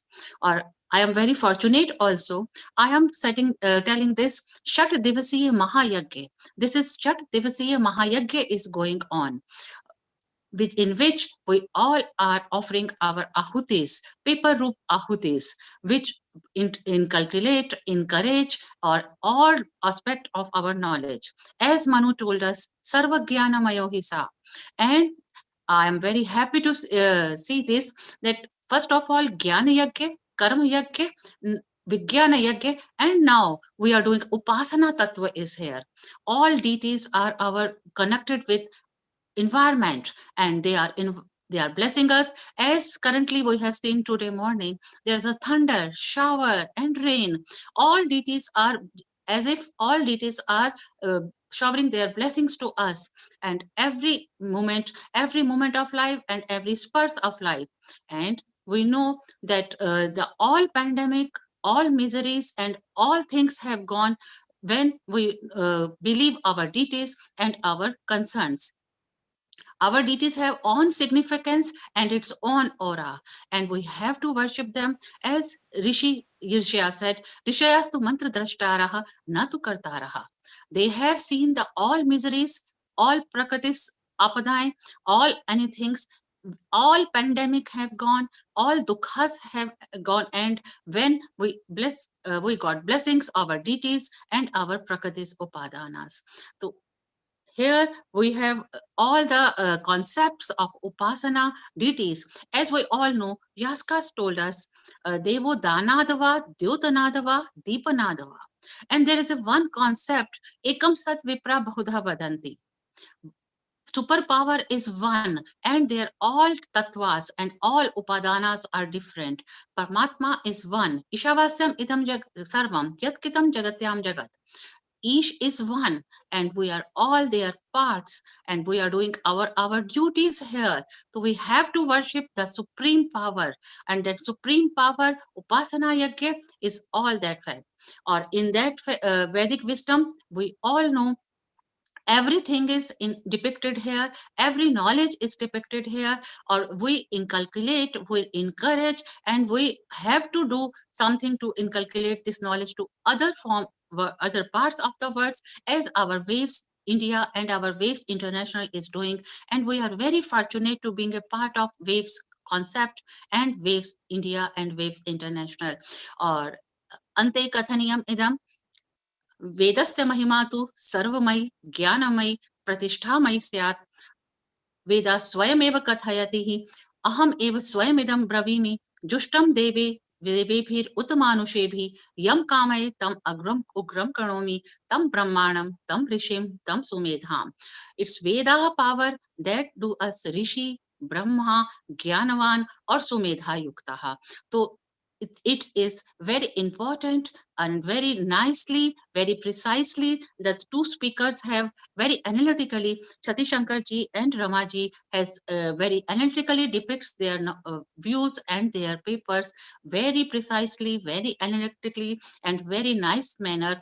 And Sati Shankar ji has given all Sushruta Charak's references and all Vedas references and Rigvedic references to support his paper. This is very nicely and very good and very nicely paper. And Ramaji has presented in both languages, which are also very madhura, ati sundaram, ati madhuram, ati sushthu rupena pratipaditam bhavatyah. Dhanyavad, बहुत बहुत धन्यवाद, बहुत बहुत धन्यवाद. और सबसे अधिक congratulate मैं करना चाहूंगी डॉक्टर शशि तिवारी मैम को और पूरी ऑर्गेनाइजिंग टीम को कि जिन्होंने इतना अच्छा बनाकर और इतना well manage and well organise webinar हमें देकर पूरे विश्व को चकाचौंध किया है. धन्यवाद. Thank you, Dr. Anju Sethji. We are really honored to have such a wonderful comments from you on the presentations you just heard and on this organization or management of this organization. Thank you very much. Now I would like to invite the third speaker of this session, Shri Purushottam Sistla ji. He is retired IT consultant and Veda student at Nad Veda Kendra, Bangalore, and he is presenting on reflections of life energies in 65 Saur mantras of Rig Veda.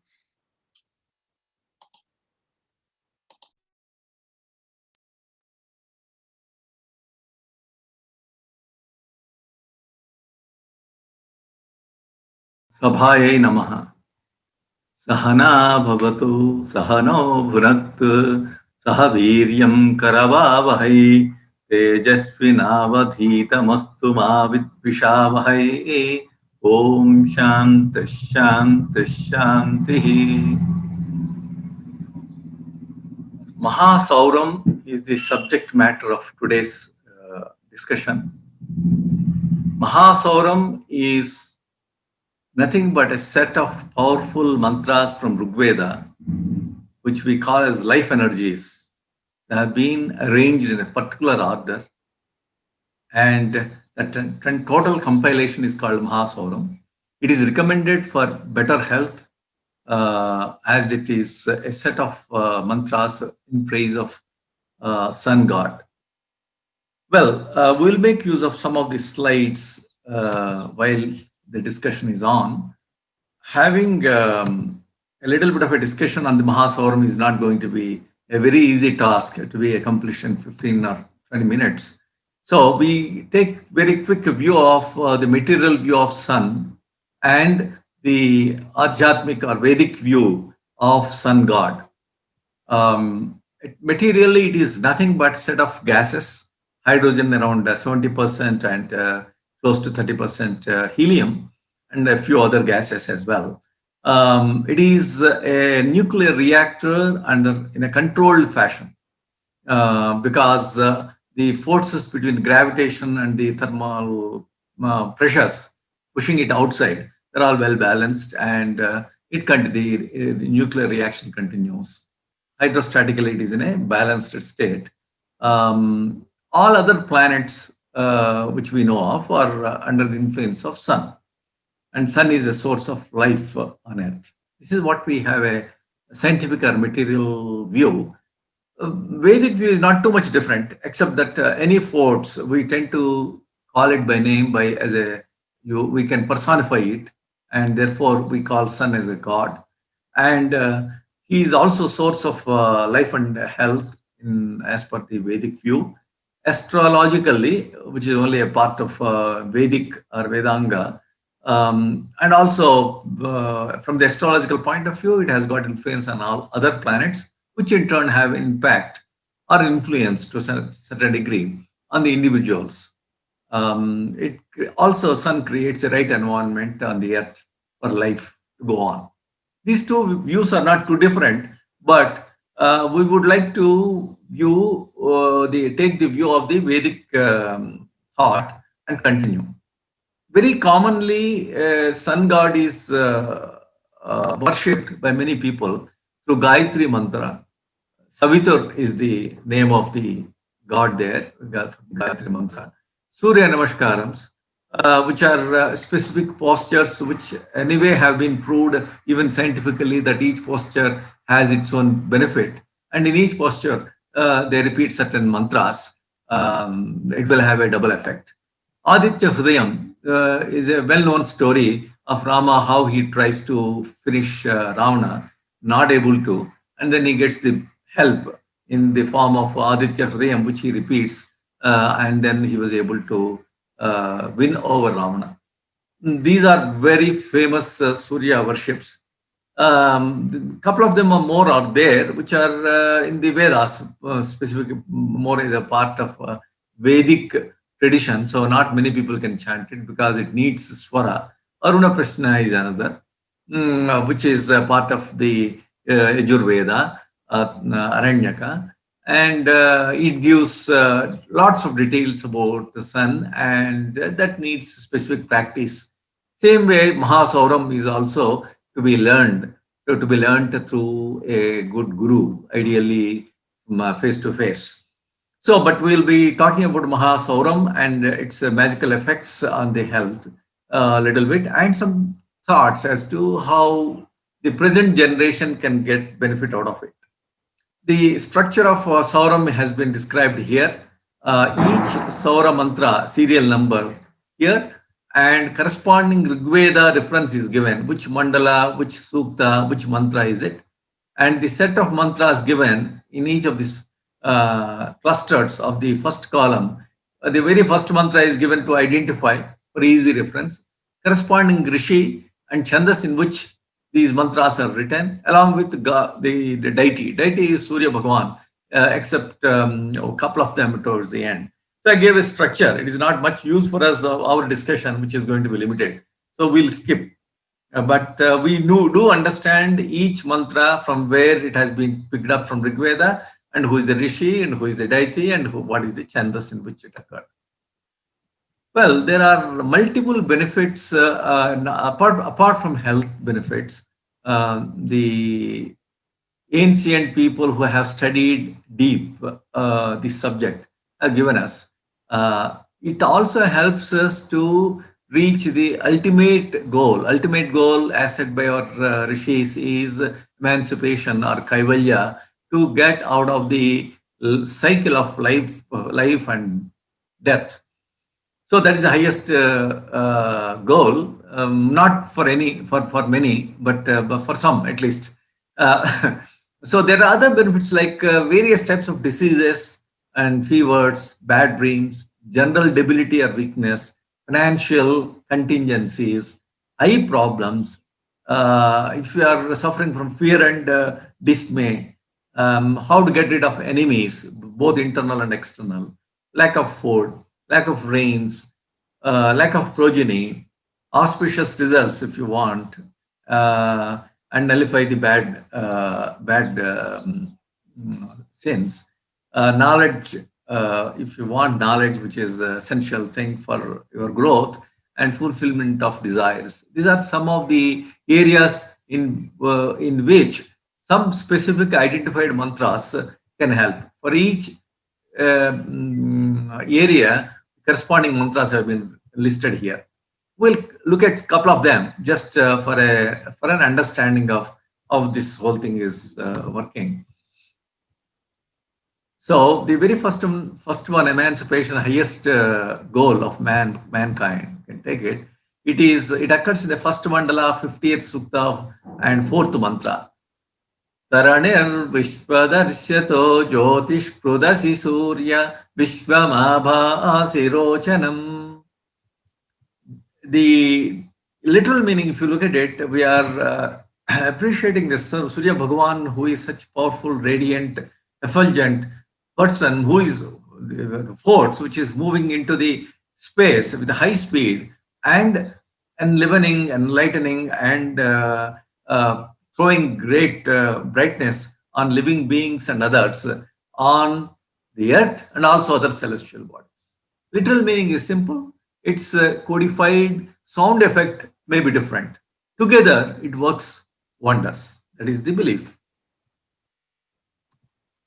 Similarly, for any type of disease, any illness or ailment, you can take the set of these 11, 12, 13 mantras, sequential number in the Soram, and chant them. It is supposed to be the best medicine for any type of thing. If you sincerely chant with the right pronunciation and also observe right principles, you need to have that belief, and it should work for any ailment. First mandala, 50th Sukta, 11th mantra or 11th rik. Ujjannajjamitramaha arohan uttaram divam rudrogam mama surya harimanam chanasaya. We are praying Surya Bhagavan with his resplendent and favorable radiance. Okay, you are rising now and ascending into the heavens straight, and we pray. We pray thee destroy all our maladies, internal and external.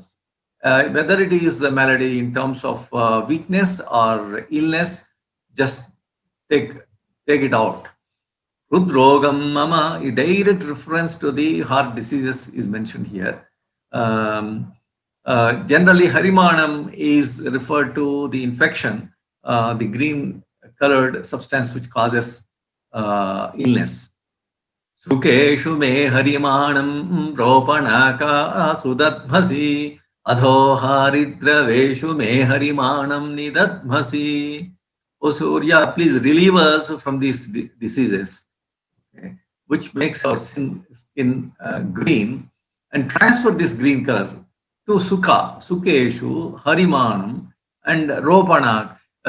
This green colored stuff transferred to the green colored parrots, green colored Ropanaka, which is also a fast moving bird, and also to the landscape, which is all green. Here it is symbolically saying that take it away from us, because any ill health has to be either suffered, endured, and we should complete the karma phala, or you should have some method of transferring it to somewhere else. In this universe, what is poison for one can be food for others.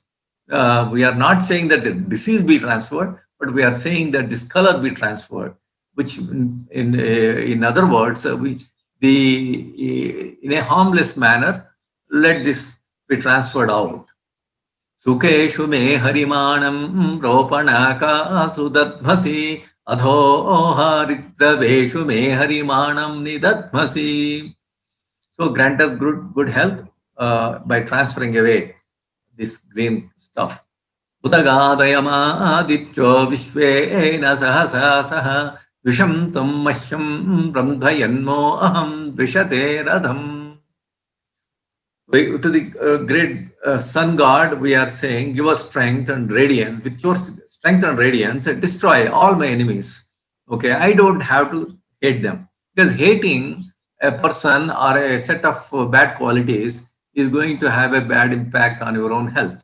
And Surya Bhagavan himself is taking care of all your enemies and bestow good health on you.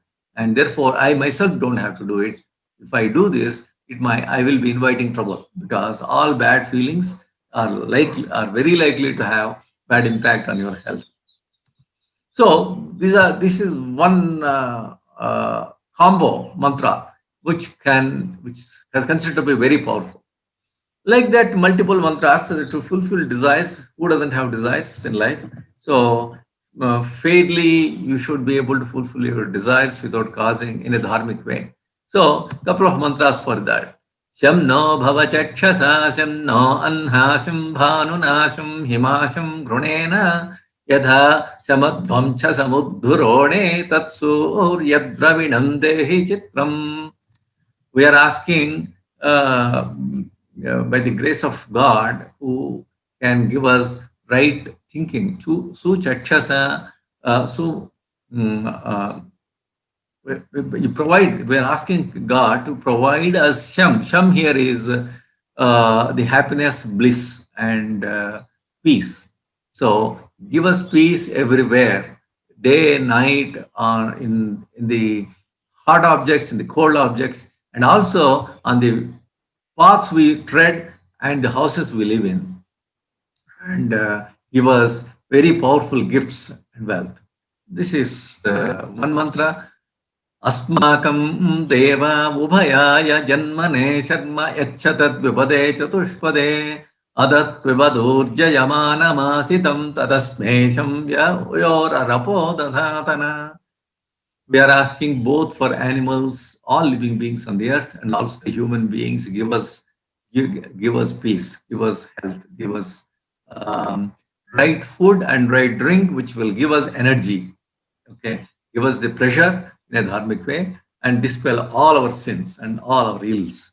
This is the prayer to Surya Bhagavan, and these two are good mantras for fulfilling one's desires in the right manner. You will see several such benefits. You can see some mantras are useful for different type of issues. For example, 44 occurs for, it also is a good mantra for diseases, good for general debility, and it will solve eye problems. It also has ability to provide children and for giving auspicious results and for giving you knowledge. So we cannot cover all the mantras, but some of them just for as examples. So it's Sun worship is the main source of energy in our lives, and our Vedic seers since the very beginning guided us through various mantras. We are really very thankful to you, Shri Purushottam Ji, for enlightening us with this hidden wisdom of Vedas. And it was really a wonderful talk by you. So now the last talk of this session by Shri Sitaram Ji and Dr. Raj Vedam Ji. I'm inviting them for their talk, and they are Director Indian History Awareness and Research from Houston, Texas, USA. They are presenting on European origin of Vedic deities. And also I would like to say that please, all the attendees and panelists, if you have any questions, please, you can write your questions in the chat box or the QA, because after this talk, we will try to take the few discussions over this panel.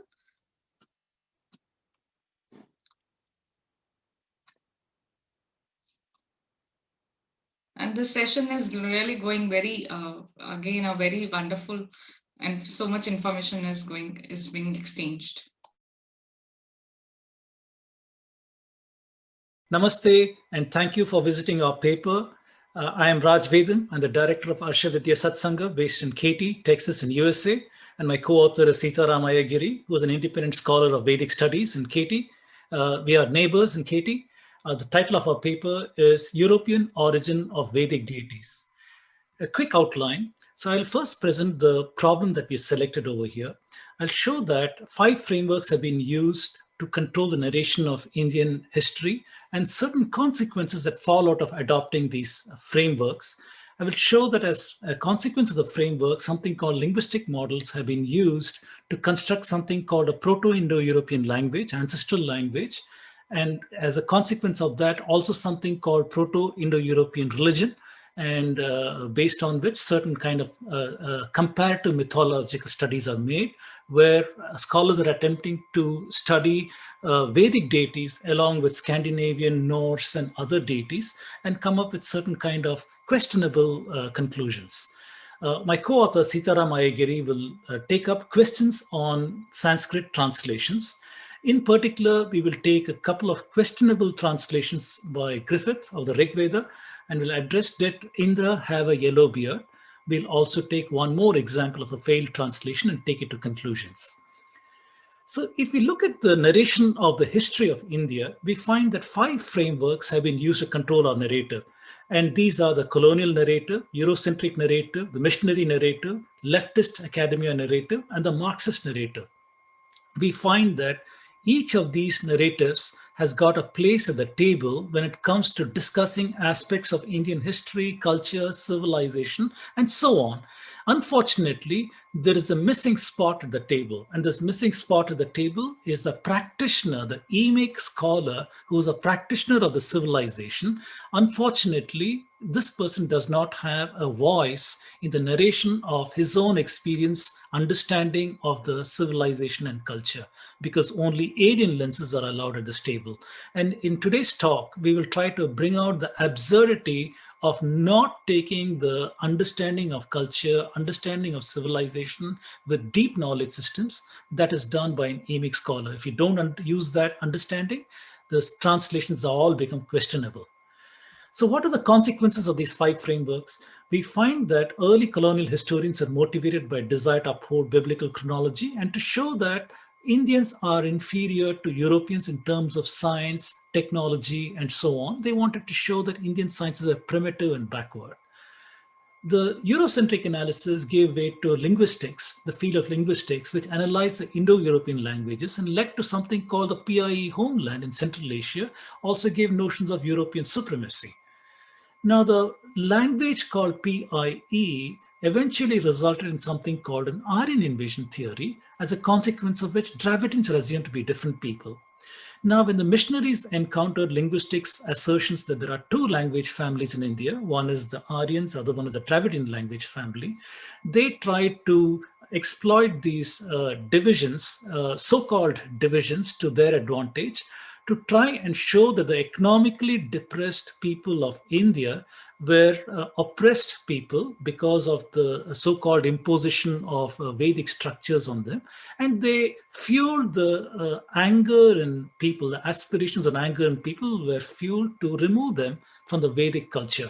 Once they could remove them from Vedic culture, they were easily translated to Christianity. Ever since India got independence, 1947, the socialist leftist academia has privileged the use of alien sociological lenses to study Indian history and culture, resulting in all social dynamics of India is seen as oppressor, oppressed, divisive narratives. This contributes once again to all of these divisions we talked about earlier. Also, for the last 50 years, the Marxists have been controlling the education sector in India, and their desire is to subvert and to destroy the Indic identity, in this case, Hinduism, so that they can replace it with this Marxist utopian classless society. So these are the consequences of the frameworks that we have adopted over here. If we look once again, how did all this start? Early on, 16th, 20th centuries, from 1500s and present and so on, the colonial hegemony, primarily through the Portuguese, Dutch, French, and the British, came hand in hand with Christian imperialism, with missionaries like Caldwell, Pope, Ziegenbalg, and many, many other missionaries, came hand in hand with Eurocentrism, which is linguistic analysis, use of discredited anthropological methods, use of constructs such as caste and such things, people like Herbert Risley, Max Muller, and others. So these people in circular arguments resulted in something called this Aryan invasion migration theory that has got these people from Central Asia coming into India in 1500 BCE and bringing in the Sanskrit language according to these frameworks. If we think that these are frameworks of the past and they're no longer relevant, we need to once again take a look, because that is not true. Those frameworks are the bedrock of today's academic studies of anything to do with Indian history. So the Aryan migration invasion theory is used along with ethics sociology by academicians, hand in hand with methods like archaeology, which fortifies these linguistic models. People like Maria Gimbutas, Colin Renfrew, and others, and having discovered the Harappa civilization by Marshall and others, they use these things in certain narratives. And today that's further fortified by use of genetics by people like David Reich. And all of these works and circular arguments, once again, impact the Hindu identity. we see that the sixth framework is missing. We have seen all of these earlier frameworks. While the EMIC frameworks are evolving, it is under severe attack by these frameworks who do not want the sixth voice at the table.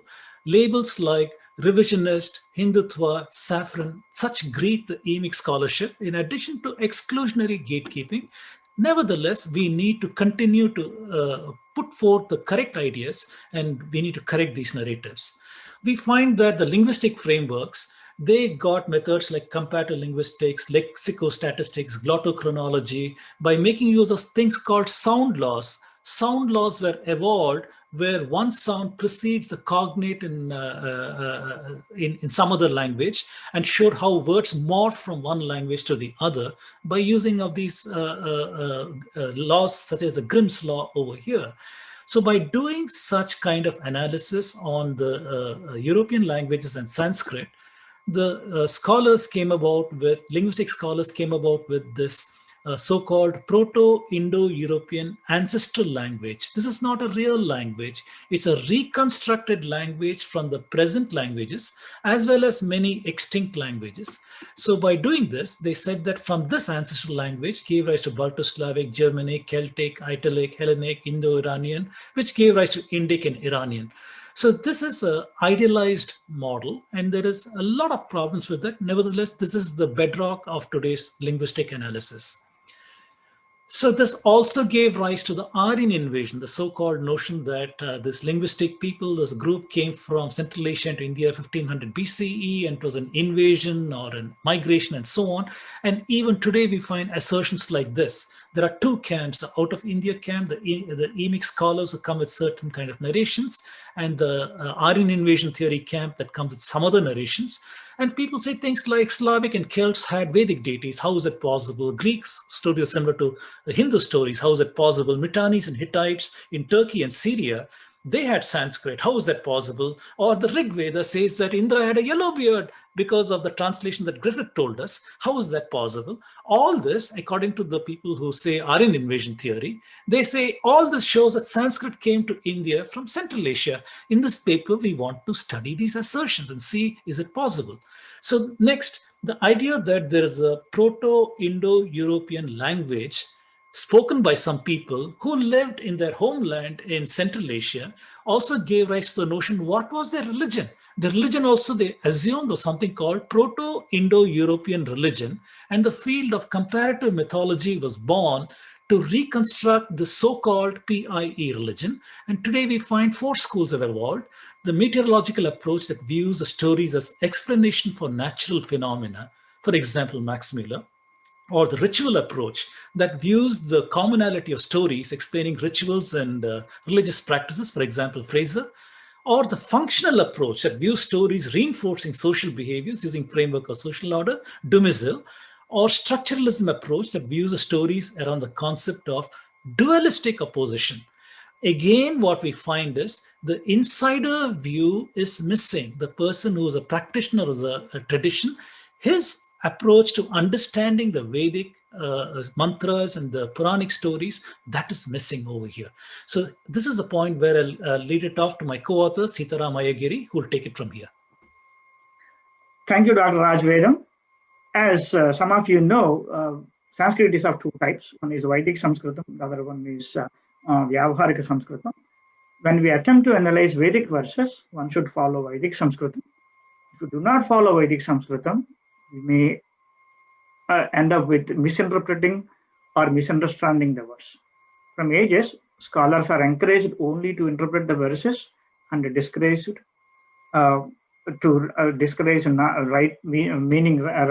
the meaning of the verses. For interpreting Vedic verses, we should follow certain frameworks. That framework should consist of identifying the subject of the verse, acquiring the subject knowledge, and applying that particular subject knowledge to the verse back. Traditional scholars mandate, or at least made it almost recommended, having knowledge on 6 basic Vedangas. Next slide, please. So these Vedangas, Veda is 4 Vedas, Rig Veda, Yajurveda, Samveda, Dharmaveda. Each Veda has got Samhita, Brahmana, Adha, Aranyaka, and Upanishad. We all know that is called Shruti. Now we have got the Vedangas, the limbs of Vedas. Siksha, Shiksha, Siksha, Chandas, Vyakarana, Nirukta, Kalpa, and Jyotisha. And Shiksha talks about the sounds and the pronunciation of the syllables. Chandas talks about the mastery of the rhymes and the meters. Vyakarana talks about the study of the word and sentence structures. Nirukta talks about the meaning of complex words and phrases. Kalpa talks about the performance of the rituals.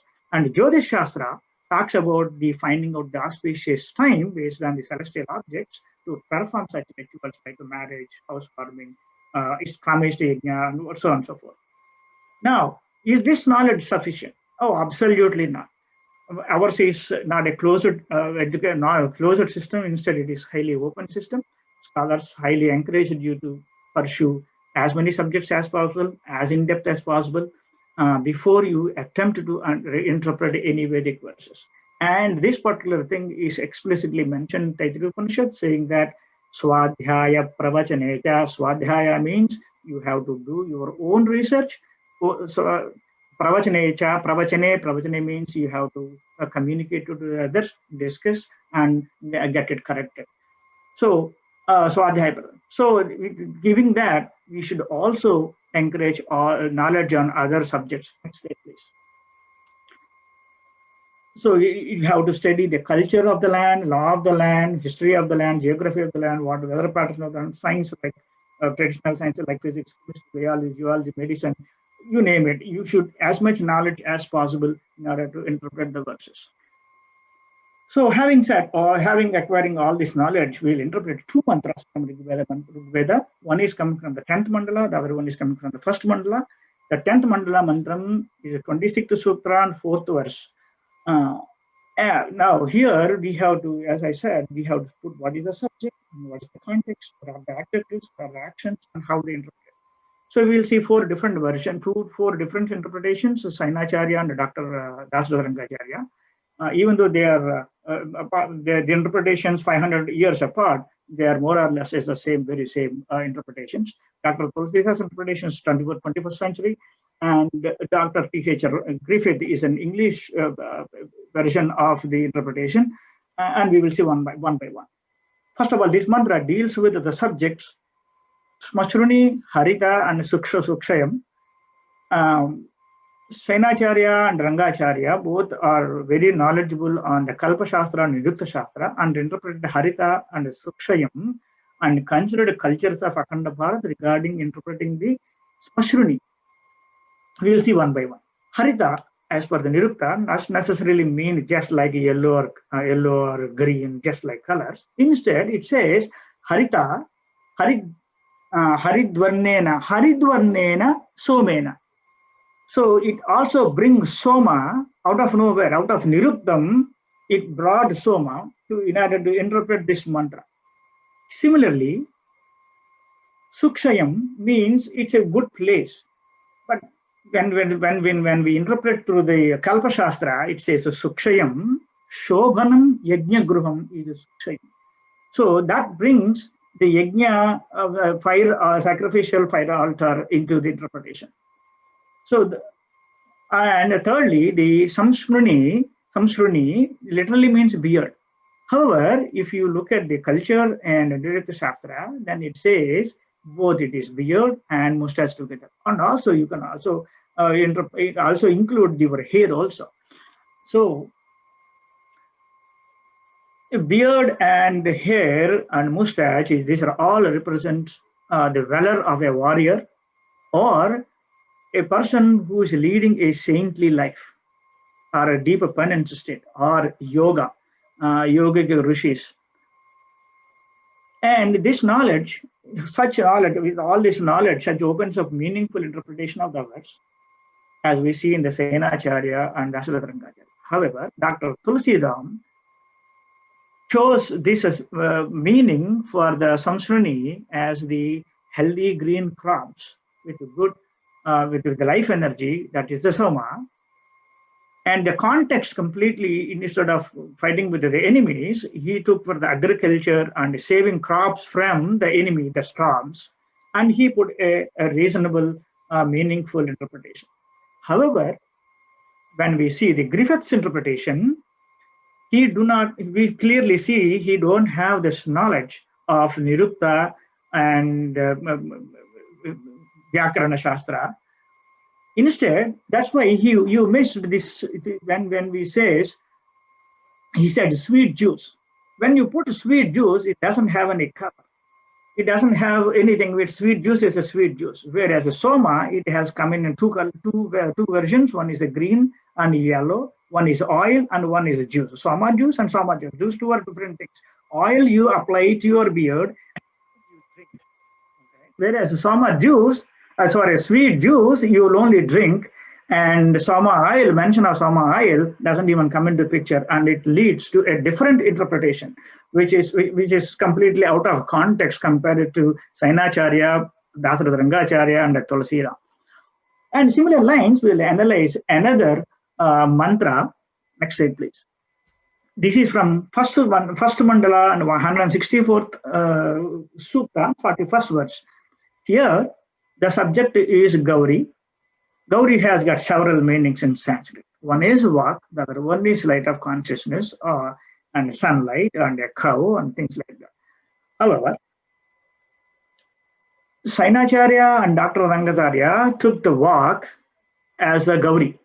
However, in this Vak also has got 4 different gradations, namely Para, Pashyanti, Madhyama, and Vaikari.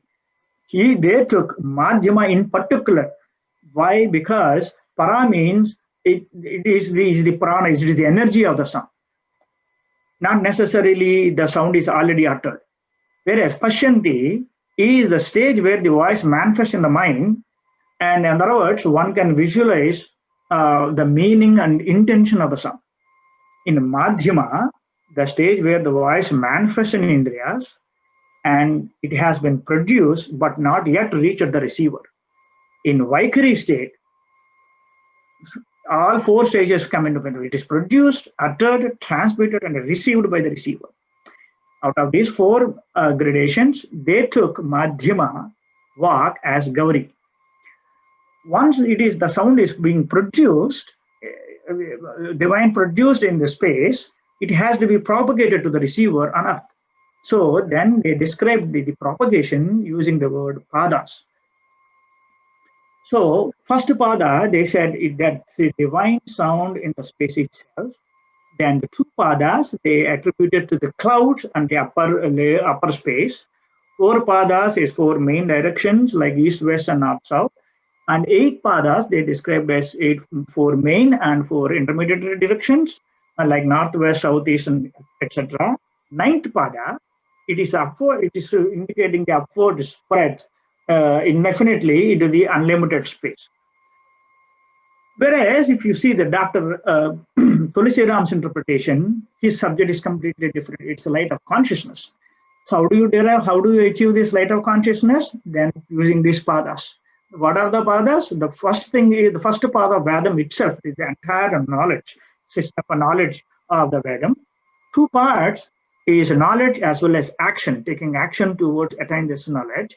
And 4 padas indicates 4 Vedas, and 8 padas indicates 4 Vedas plus 4 Vedanga, 4 Upavedas such as health science and military science, etc.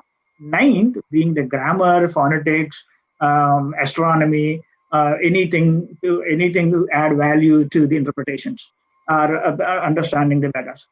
So all this is to attain the Sanatana Dharma based enlightenment.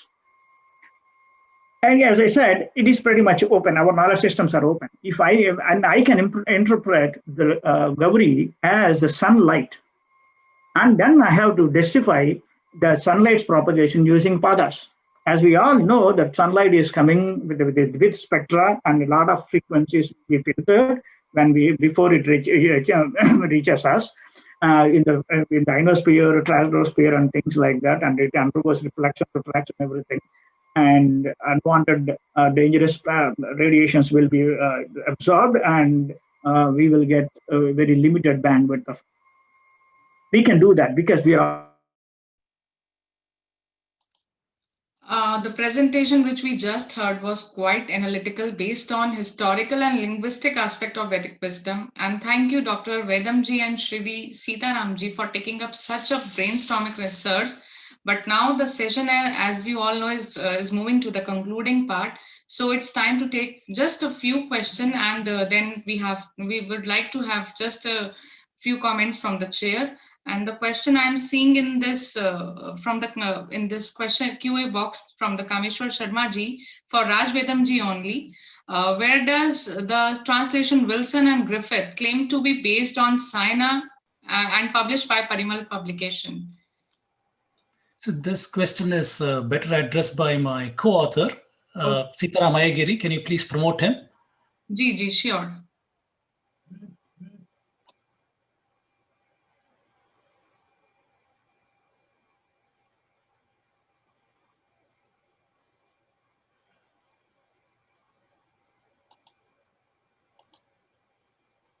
He is joining. Okay, so in the meantime, other question in the chat box was to avoid the use of comparative mythology. And yes, I completely agree. I am the first person to come there and say we should never use these negative words to describe our own culture and civilization. However, this is the way this field has been described by European scholars under the title of comparative mythology. So I'm forced to reference that field in that manner. That is why we have used that word, not because we are endorsing it. I think Sitaram ji has joined, so he can take up the question. Yeah, am I audible? Yes, please go ahead. Yeah, sorry. Okay. So can you rephrase can you repeat the question, please? Aparna ji, you're on mute. Where does the translation Wilson and Griffith claim to be based on Saina and published by Parimal Publication? Oh, I mean, they did, okay. There is no reference for Saina. There is no reference that Griffith actually used Sainacharya Bhashya. There is no reference at all. This is my research. I have read 4 different interpretations as well as Griffith's. And I am traditionally learned also these verses from my gurus. So say Griffith has done his own interpretation. That's the problem. He don't have knowledge on these Vedangas and how to, so he lacks the knowledge of how to interpret a word in a particular context. So he did not follow a framework. I think what I see from some lot of other verses of Griffith's interpretation is he just simply put whatever word he thinks it appropriate for him, and he just started filling in the English words. For example, the Salilani he took as a floods, but Salilani is that is the reference for the Salilam. Salilam is not just water. Okay, that's another problem. Apaha is not just water. You cannot put every time Apaha means water and Salilani means water. There is a process of understanding, interpretation of Apaha versus Salilani.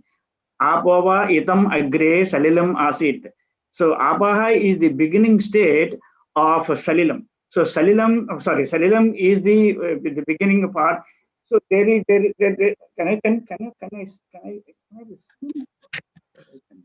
so there is one state to the other.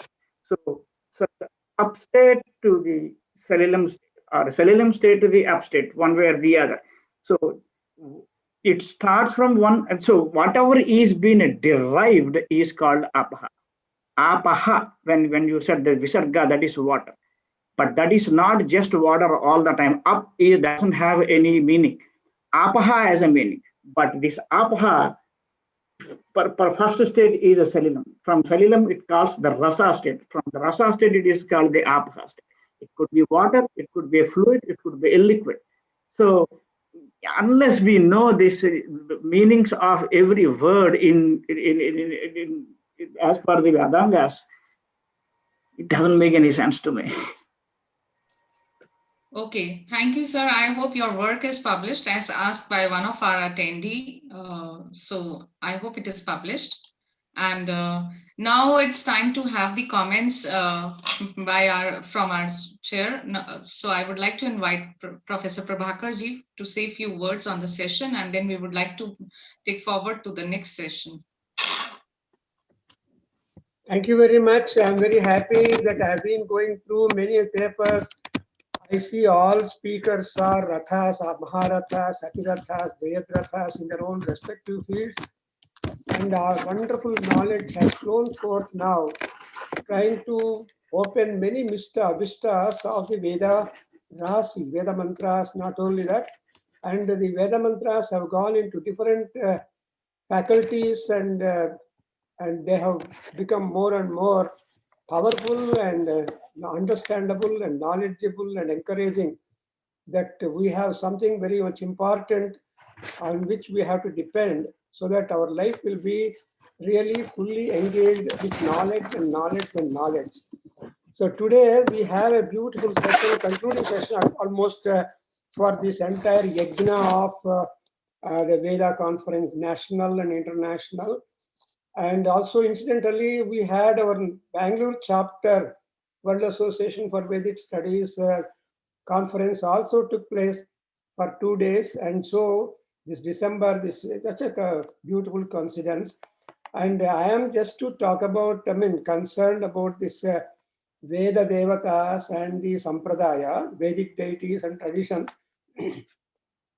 And these some Veda deities, Devata is a very simple definition in our Veda, in our own religion or in our practice. Yajurveda tells you, Yava istuyate savai devata. Whatever is being honored and respected and observed and followed, and then some kind of inspiration and practice has been derived, it is Deva. And again, Deva is just means light, illumination, brilliance, and knowledge. Therefore, and there are so many deities that have been listed, and they are all natural forces only. And therefore, innumerable deities are there. When I talk about the definition according to Yajurveda, and we call it a word of mythology. I don't know the word mythology is English. Somebody has put a question: is mythology suitable for our galaxy of the gods? But anyway, Veda Devatas are important, and they are not simply figures, but they have so much of culture, knowledge, intelligence, influence, inspiration, and tradition, and all that. Therefore, a study of all gods or any individual god will give rise for a wonderful ability, wonderful attraction to follow them. Therefore, the Veda Devatas are very important. And of course, the Veda Devatas knowledge we do not know ourselves. Only the Rishis, they were able to correspond, rise themselves up higher, and contact them in the higher plane of consciousness, or due to their tapas, due to their dharma, acharana, and all that. So the knowledge about the gods we have got from the Veda, and that all the gods which are prescribed in our Vedas, Samhitas, they are not stopping there. So our Vedic mythology is rather a flexible, at the same time dynamic one, and their stature also changed from time to time. Just now we have a beautiful explanation. Salilam, Apa, look at the dissecting differences in the words, because we cannot just give one word, one meaning to the words of the Vedas, because Veda vocabulary is simply great. It is able to show light and suggestions and message to different types of minds, that we could see in the entire journey of the sessions that we have been having all these 6 days. Therefore, the mythology, or rather the Veda Devatas, are powerful. And today we had a beautiful 4 papers, and one is about Agni and Ganapati by Srimati Ramadevi, who is by herself wonderful student, running to the study of Vedas. She is very much interested, apart from her own professional excellences and all that. But we know that Agni is in the Vedic system.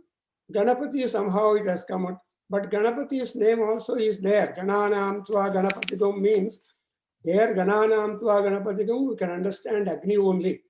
Because Ganana means Devagana, Yakshagana, Kinnaragana, Kimpurushagana. Whichever is the Gana or group, all group people will begin with Agni.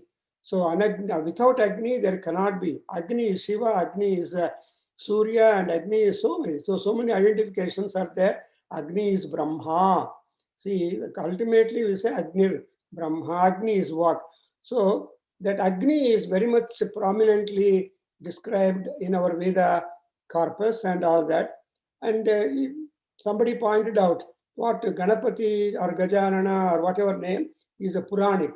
So the gods themselves have taken the role with different functions depending upon the need and context and development of literature and practices in the big, long, flowing Vedic tradition. It's a very interesting paper, and we cannot say that Agni is first or Ganapati, both are same, because there is not any event, but only the context will decide whom we should invite in our rituals at first. We like to move to the next session as time is running. So okay. I just want to say about Sati Shankar, two sentences. Thank you. And he has just tried to study Hridaya and Manas and all that very deeply, especially from the Rigveda. We have to congratulate him because he is able to pick up the references and give interpretation and show what is the Hridaya and Manas and all that. It's a wonderful paper. Congratulations to him. And we have another paper, the reflections of life energies in Saura Mantras or Saura Sukta. Actually, this is one of the important suktas connected to the Surya Bhagavan and Arogyam Ichhe Surya Bhaskaradithed Arogyam, because Arogyam is the base and foundation. And actually, he has tried to find out the corresponding mantra and corresponding ailment or problem with the physique, with the body, mind, and spirit. So that's a wonderful analytical scientific paper, and we congratulate Dr. Purushottam also. And finally, when we come to the European origin of Vedic deities, combinedly done by Sri Sitaram and Sri Rajavedam, wonderful. This is a different outlook which we have got to take up, because the interpretation has been an issue. In fact, in the Center for Advanced Studies in Sanskrit, Pune University, they had conducted 2-3 day seminar on the interpretation of the Vedic mantras or Vedic texts, actually. So that means that people have a lot of freedom, lot of intelligence, lot of background to be able to throw fresh light upon the Vedic vocabulary. Though MacDonald and other people have done Vedic, the word index, they have done Vedic, some words of the Veda have been indexed and meaning explained and all that. But very good direction of research in the Veda understanding. So this paper also is really making everybody thinking, thought-provoking, and one can verify also. And this is a really wonderful paper. Congratulations to Sri Sitaram ji and Raj Vedam. And so all the topics have been very well framed. All scholars are very well studied, are very well paid attention to the topics that they have chosen. I simply say, let Veda grow, let Vedic knowledge grow, and let all be happy. Sarve Janaha Sukhino Bhavantu. Om Shanti Shanti Shanti. Thank you very much to Aparna ji and Dr. Shishi Tiwari and Dr. Bhudev Sharma.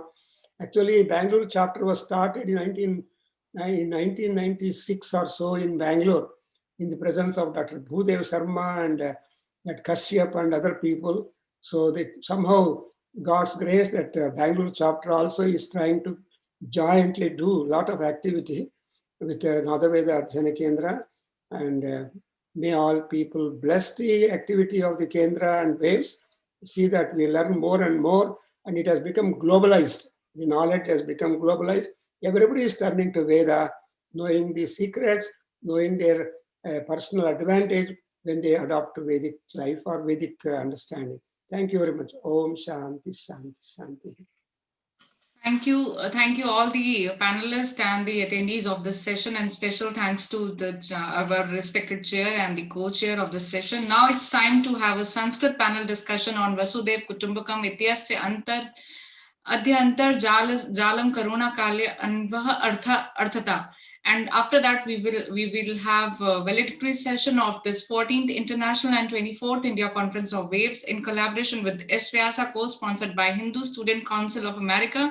So kindly remain joined with us. And now I'm handing over this mic to Shri Yogendra Bharadwaji. He is student of Sanskrit at JNU and for coordinating this Sanskrit panel discussion. Thank you all.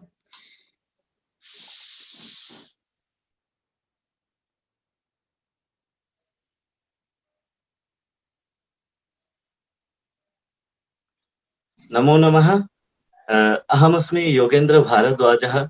सम्प्रति अहं जवाहरलाल नेहरू विश्वविद्यालयस्य संस्कृत प्राच्यविद्या अध्ययन संस्थानतः शोधरतोऽस्मि। अस्यां waves अन्ताराष्ट्रीय संगोष्ठ्यां भवतीनां च हार्दिकं स्वागतं व्याहरामि। Waves अर्थात wider association of वैदिक studies पक्षतः समेषां विद्वज्जनानां विदुषीणां च समासां विदुषीणां स्वागतं करोमि। वेव्स द्वारा आयोजित चतुर्दश अंतरराष्ट्रीय संगोष्ठी राष्ट्रीय संगोष्ठी अस्ति।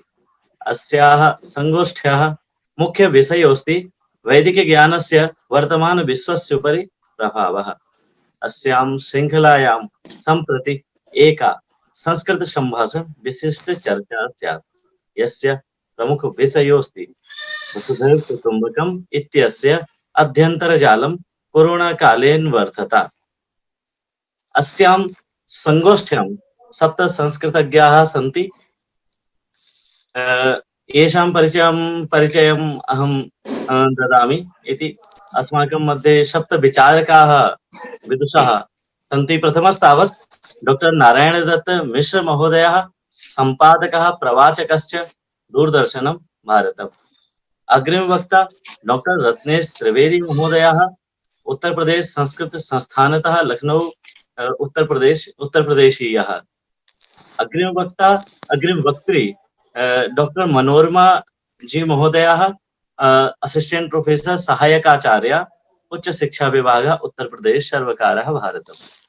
अग्रिम वक्ता डॉक्टर ईश नारायण द्विवेदी महाभागः, असिस्टेंट प्रोफेसर सहायकाचार्य, उच्च शिक्षा विभाग, उत्तर प्रदेश सर्वकारः। अग्रिम वक्त्री सुश्री शिप्रा महोदया, पीएचडी शोधक छात्रा, विद्यावारिधि, संस्कृत प्राच्य विद्या अध्ययन संस्थान, जवाहरलाल नेहरू विश्वविद्यालयतः, नवदेहली, भारतम्। अग्रिम वक्त्री अस्ति सुश्री प्रज्ञा महोदया, प्रवाचकः, दूरदर्शनं वार्तावली, शोधक छात्रा अपि अस्ति, दिल्ली विश्वविद्यालयतः शोधकार्यं करोति।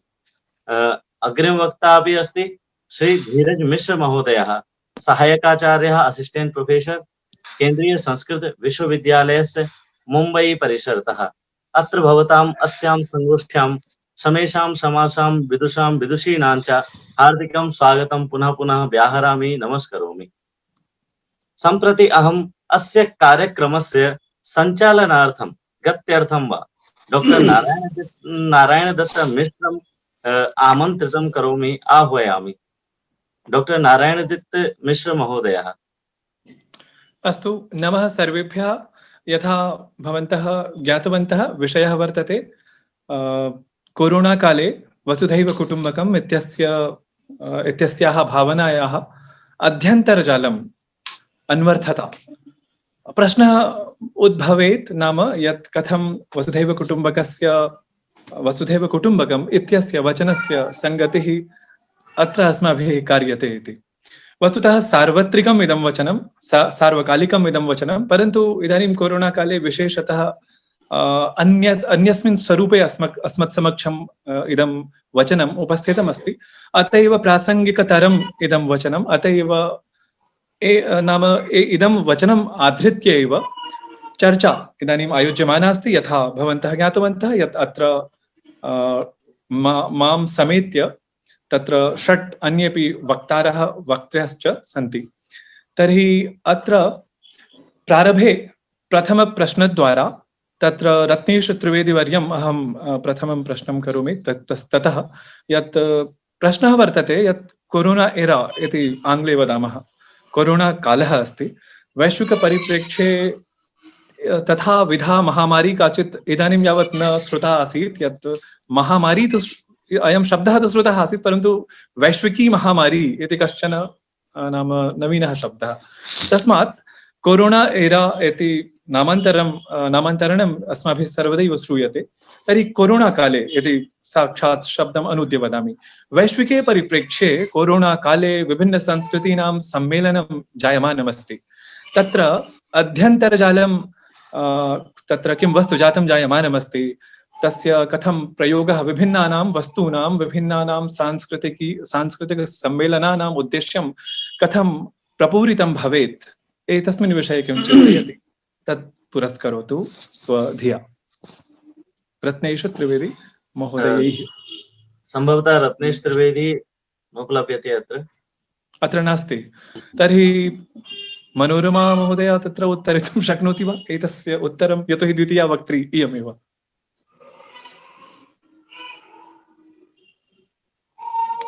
तत्र भवत्याः स्वरः न श्रूयते। आम् अस्तु, धन्यवादः। नमः सर्वेभ्यः। प्रश्नोऽयं यत् कोरोना काले कथं वयं स्वकीयां संस्कृतिः प्रसारं प्रचारं कर्तुं शक्नुमः, अथवा संस्कृतस्य वृद्धिः कथम् अभवत् कोरोना समये। अयमेव प्रश्नः महोदय नारायण दत्तजी। जी, विभिन्न संस्कृतीनां सम्मेलनं जायमानमस्ति। तत्र अन्तर्जालमाध्यमेन कथमिव विशेषप्रचारः भवेत् जायमानः अस्ति प्रचारः, परन्तु इतोपि कथं कार्यं विभिन्नम् सम्यक् अस्ति। एवमस्ति यद् अस्माकं सोशल मीडिया अस्ति, इदानीम् अस्माकं कोरोना समये यथा कोरोना प्रसङ्गः एव अस्ति, अस्माकं देशः 10 वर्षे अग्रे आगतः। यथा वयं पूर्वं सोशल मीडिया मध्ये यथा फेसबुक, ट्विटर, इंस्टाग्राम, यूट्यूब इत्यादि ये केपि स्थानकं सन्ति, तत्र वयं स्वल्प गति अस्माकं देशस्य आसीत्, किन्तु इदानीं कोरोना कारणेन 10 वर्षे अग्रे आगता वयं। यतोहि कनिष्ठः बालकः अपि कक्षा इत्यादिकं करोति, तत्र सर्वेषाम् अकौण्ट् अस्ति। अतः यत्र वयं 10 वर्षानन्तरम् अभविष्यं तत्र वयम् इदानीम् आगतः। एकः तु बहु लाभः अस्माकं देशस्य एतद् अभवत्। पुनः सर्वेषां सांस्कृतिकसम्मेलनं तत्र भवति, तेन ज्ञायते यत् अस्माकं संस्कृतिः कियत् सुदृढा, कियत् अस्माकं संस्कृतिः पुरातना अस्ति। यतोहि तत्र न केवलं हिन्दी, आङ्ग्लं, तमिल, तेलुगु वा, अपि तु तत्र संस्कृतस्य अपि तत्र संवर्धनम् अस्ति। अत्र सम्मेलनस्य कृते यदि अहम् उदाहरणदृष्ट्या पश्यामि वदामि च, यदा लॉकडाउन अभवत् तदा वयं संस्कृत सम्भाषणं प्रारब्धवन्तः। तत्र संस्कृत सम्भाषणे न केवलं भारतदेशे अपि तु विश्वस्य अपि जनाः अत्र आसन्। तर्हि एकं सम्भाषणं वर्गं समाप्तं, पुनः ते पृच्छन्ति अग्रे किम्, यतोहि ते संस्कृतज्ञाः न, ते विभिन्न सांस्कृतिक तेषां पृष्ठभूमि भिन्नः आसीत्, किन्तु ते एतावत् रुचिपूर्ण संस्कृतं पठितवन्तः। यतोहि अत्र सोशल मीडिया माध्यमेन वयं परस्परं वार्तालापं कुर्मः, पीपीटी द्वारा पाठयामः च, पुनः तेषां रुचि वर्धिता। ते पृच्छन्ति अग्रे किं, तर्हि अग्रे इंटरमीडिएट वर्ग चालितम्, अग्रे किं, पुनः शास्त्र कक्षा अपि प्रारब्धा, अग्रे किम्। इदानीं केवलं सोशल मीडिया द्वारा एव संस्कृत भारती पक्षतः बहवः संभाषण वर्गाः प्रचलिताः, तदनन्तरं बहवः संस्कृत शिक्षकाः उत्पन्नाः। इदानीं ते केवलं संस्कृत संभाषणं कृत्वा एव संस्कृतं पाठयन्ति। अतः महान् उपलब्धिः अस्ति। अतः तत्र संपूर्ण संस्कृति एकस्मिन्नेव चैनल मध्ये, एकस्मिन्नेव स्थानके वयं द्रष्टुं शक्नुमः और अनेन एव प्रसारः भवति। अस्तु, धन्यवादः। अस्तु। द्वितीयः प्रश्नः ईशनारायण महोदयेन पृच्छ्यते। यः प्रश्नः वर्तते गभीरः, नाम यतोहि अत्रैव सारः वर्तते प्रश्नस्य, नाम विषयस्य शीर्षकस्य, यत् वसुधैव कुटुम्बकम् इत्यस्याः भावनायाः कः अभिप्रायः, तत्रापि अध्यन्तर्जालं नाम अन्तर्जालीये युगे तत्र वसुधैव कुटुम्बकं वस्तुतः तु सापेक्षः शब्दः वर्तते, नाम सामाजिकस्तरे वसुधैव कुटुम्बकम् इत्यस्याः भावनायाः तत्र स्वरूपम् अस्मत् समक्षम् आयाति, मानसिकेपि आयाति, सांस्कृतिकेपि परिदृश्ये आयाति, परन्तु अत्र अध्यन्तर्जालम् अयं शब्दविशेषः उपात्तः वर्तते। तर्हि भवदीयः नाम भवदीयं वैमत्यमस्ति वा सहमत्यम् अस्ति वा, अत्र कः विचारः वर्तते? नारायणवर्य भवान् वदतु इदानीम्, उत्तरतु किमस्ति। सर्वान् विदुषः प्रणम्य अहं स्वकीयं वाचं प्रारभे। नमः सर्वेभ्यः। श्रीमद्भिः यादृशः प्रश्नः पृष्टः, वस्तुतः भारतीय संस्कृतेः एतदेव मूलं तत्त्वम् अस्ति, यत् तत्त्वं विश्वस्मिन् चकास्ति। कारणं भवन्तः पृच्छन्ति वसुधैव कुटुम्बकम् इत्यस्य का उपयोगिता? तर्हि भारतीय संस्कृतस्य यत् ज्ञानम् अस्ति, संस्कृतस्य संस्कृतेः तदेव अस्ति वसुधैव कुटुम्बकम्। यतोहि अस्मदीया या संस्कृतिः, तस्यां संस्कृतौ अस्माकं ये ऋषयः आसन् तैः उक्तं किम्, अयं निजः परो वेति गणना लघुचेतसाम् उदारचरितानां तु वसुधैव कुटुम्बकम् इत्येवं भूता या भावना अस्ति, ऐसा भावना दरीदृश्यते पदे पदे। किन्तु कारणं साम्प्रतम् एषा समस्या समागता।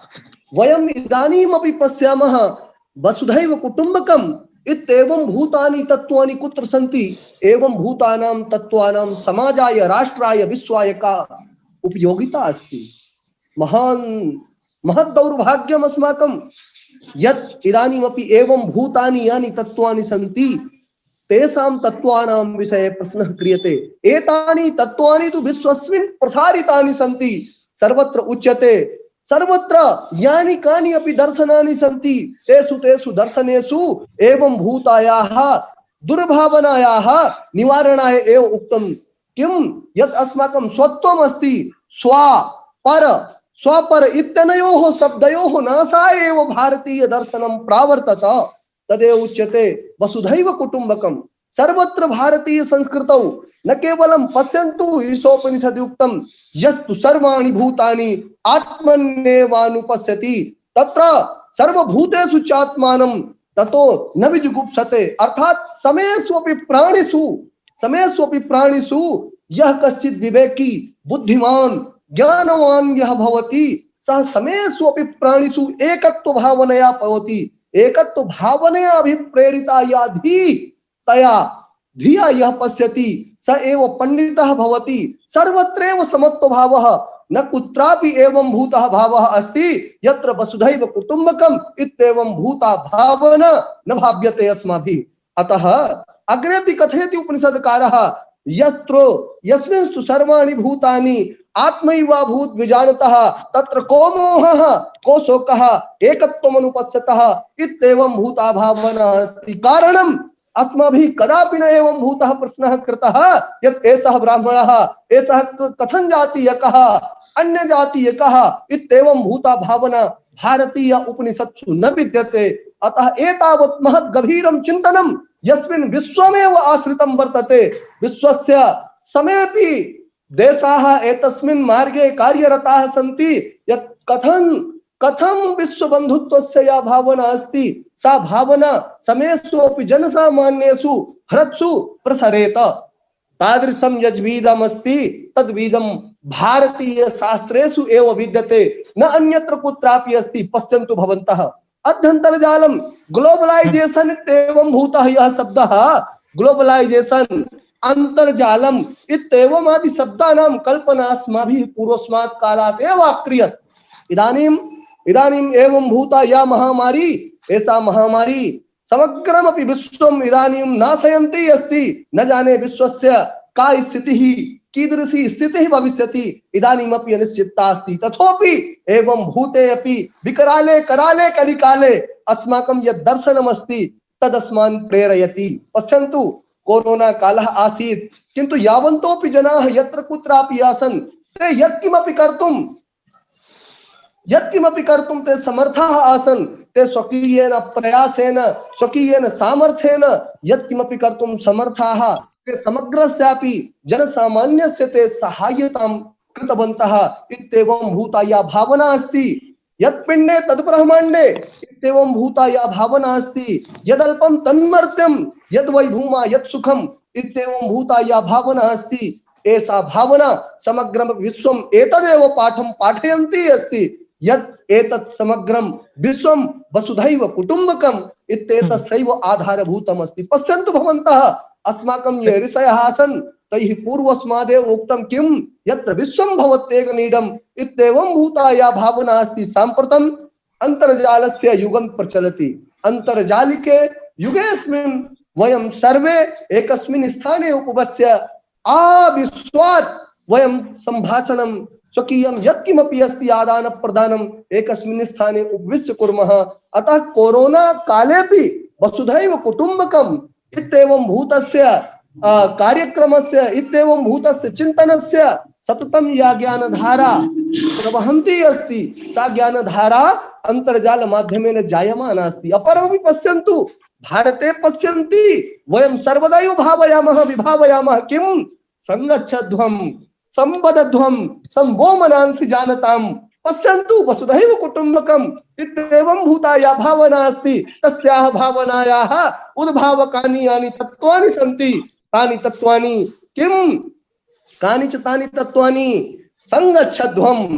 अर्थात् न केवलं भारतीयाः संगच्छध्वम् यूयं समग्रस्य विश्वस्य यावन्तोऽपि जनाः ते सर्वे सहैव चलेयुः। संवदध्वं संवो मनांसि जानताम्। अर्थात् एवं भूता या भावना अस्ति एतस्याः भावनायाः प्रतिपादकं यद् राष्ट्रमस्ति तादृशं राष्ट्रं भारतमेव भवितुं शक्नोति। विश्वे नाम अन्तर्जालेऽपि सा भावना प्रस्तुति कारयितुं भावकं राष्ट्रं भारतमेव अस्तु। इदानीं संचालक महोदयेन इदानीं परिवृज्येऽहम्। अतः नहीं, बहुत सम्यक् कथनस्य तात्पर्यम् एव। अस्तु, बहु शोभनं, धन्यवादाः। तत्र कथनस्य इदमेव तात्पर्यं यत् यथा भावना पूर्वतः प्रसृता अस्ति सा एव भावना अन्तर्जालद्वारा अपि उद्भावयितुं शक्या इति। बहु शोभनम्। एवमेव प्रचलति अपि यथा विभिन्नाः संगोष्ठ्यः आयोज्यन्ते विभिन्नानि सम्मेलनानि आयोज्यन्ते तत्र इयमेव भावना वसुधैव कुटुम्बकम् इत्यस्यैव साक्षात् गमनं न इदानीं भाव्यते। तर्हि विचारमन्थनद्वारा सा एव भावना प्रस्फुटीकार्यते क्रियते अपि कार्यते अपि एवम् अस्माभिः दृश्यते। तस्मात् अन्तर्जालयोगिनः यः वर्तते समयविशेषः तत्रापि सा भावना अत्र स्फुटीजायमाना स्फुट्यते इति सा भावना। अस्तु, अपरः प्रश्नः, अग्रिमः प्रश्नः वर्तते, अग्रिमा वक्त्री वर्तते क्षिप्रामुद्दिश्य अयं प्रश्नः यत् आत्मनिर्भरं भारतम् इति इदानीम् अस्माभिः सर्वैः श्रूयते। प्रधानमन्त्रिणः वक्तव्यमपि अथ पूर्वतः एव प्रसृतम् इदं वचनम् अपरेण केनचित् प्रसिद्धेन वक्त्रा इदं पुनः अपि सन्दृष्टम्। अस्तु, तर्हि आत्मनिर्भरता तु आवश्यकी एव। तत्र विभिन्नाः कलाः अपि नाम प्रकाश्यमानाः सन्ति अस्मिन् कालविशेषे कालखण्डे। यतः कश्चित् कार्यं तथा न करोति यथा चिरपरिचितं कर्म कश्चित् न कुर्वन् अस्ति तर्हि तत्र कर्मविशेषः एव सम्पादनीयः भवति। विभिन्नाः कलाः नाम आधृत्य किञ्चित् कर्म आचर्यते। तत्र पाकस्य नाम विशिष्टं स्थानं वर्तते। तत्र कलाम् आधृत्य अथवा कलाः आधृत्य मम अयं प्रश्नः यत् स्वपाकिनः जनाः भवन्ति तत्र स्थाल्यां विविधसंस्कृतीनां नाम पाकविशिष्टाः ये पाकवस्तूनि यानि भवन्ति तानि अत्र समायोज्यमानानि सन्ति तानि वस्तूनि।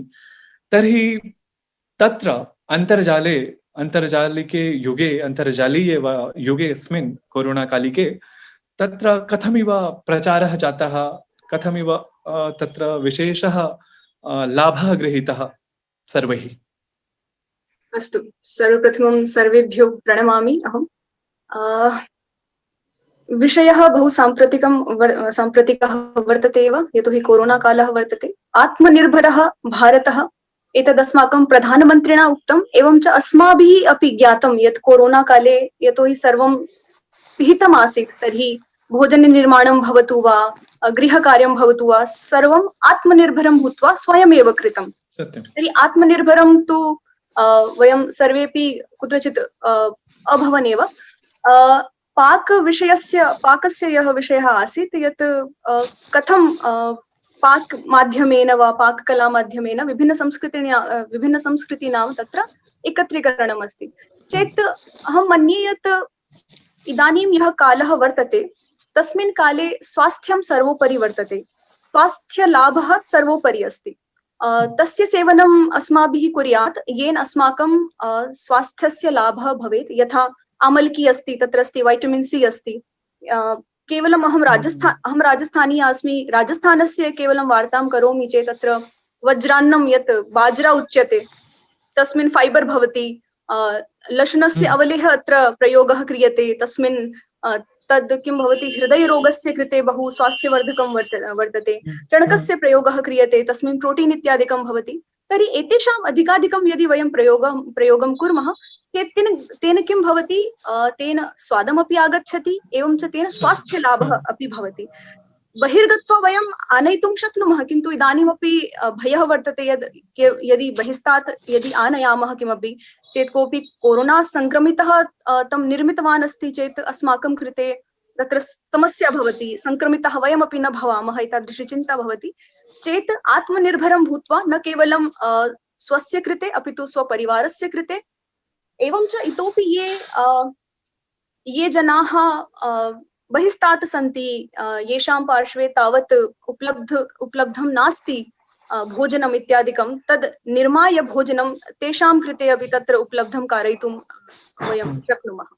अस्तु, तर्हि विभिन्नाः संस्कृतयः अपि भवन्ति, नाम प्रादेशिकी संस्कृतिः तु अस्ति एव, परन्तु यतोहि अन्तर्जाले अस्तु विविधाः संस्कृतयः सम्मिलिताः भवन्ति। यतोहि कोरोना काले रिक्तः समयः अधिकः आसीत्, तस्य समयस्य उपयोगं कृत्वा अहमपि अन्तर्जालमाध्यमेन पिज्जा इत्यादिकं सर्वेषां गृहे गोलगप्पा इत्यादिकं तु निर्मितं जातमेव।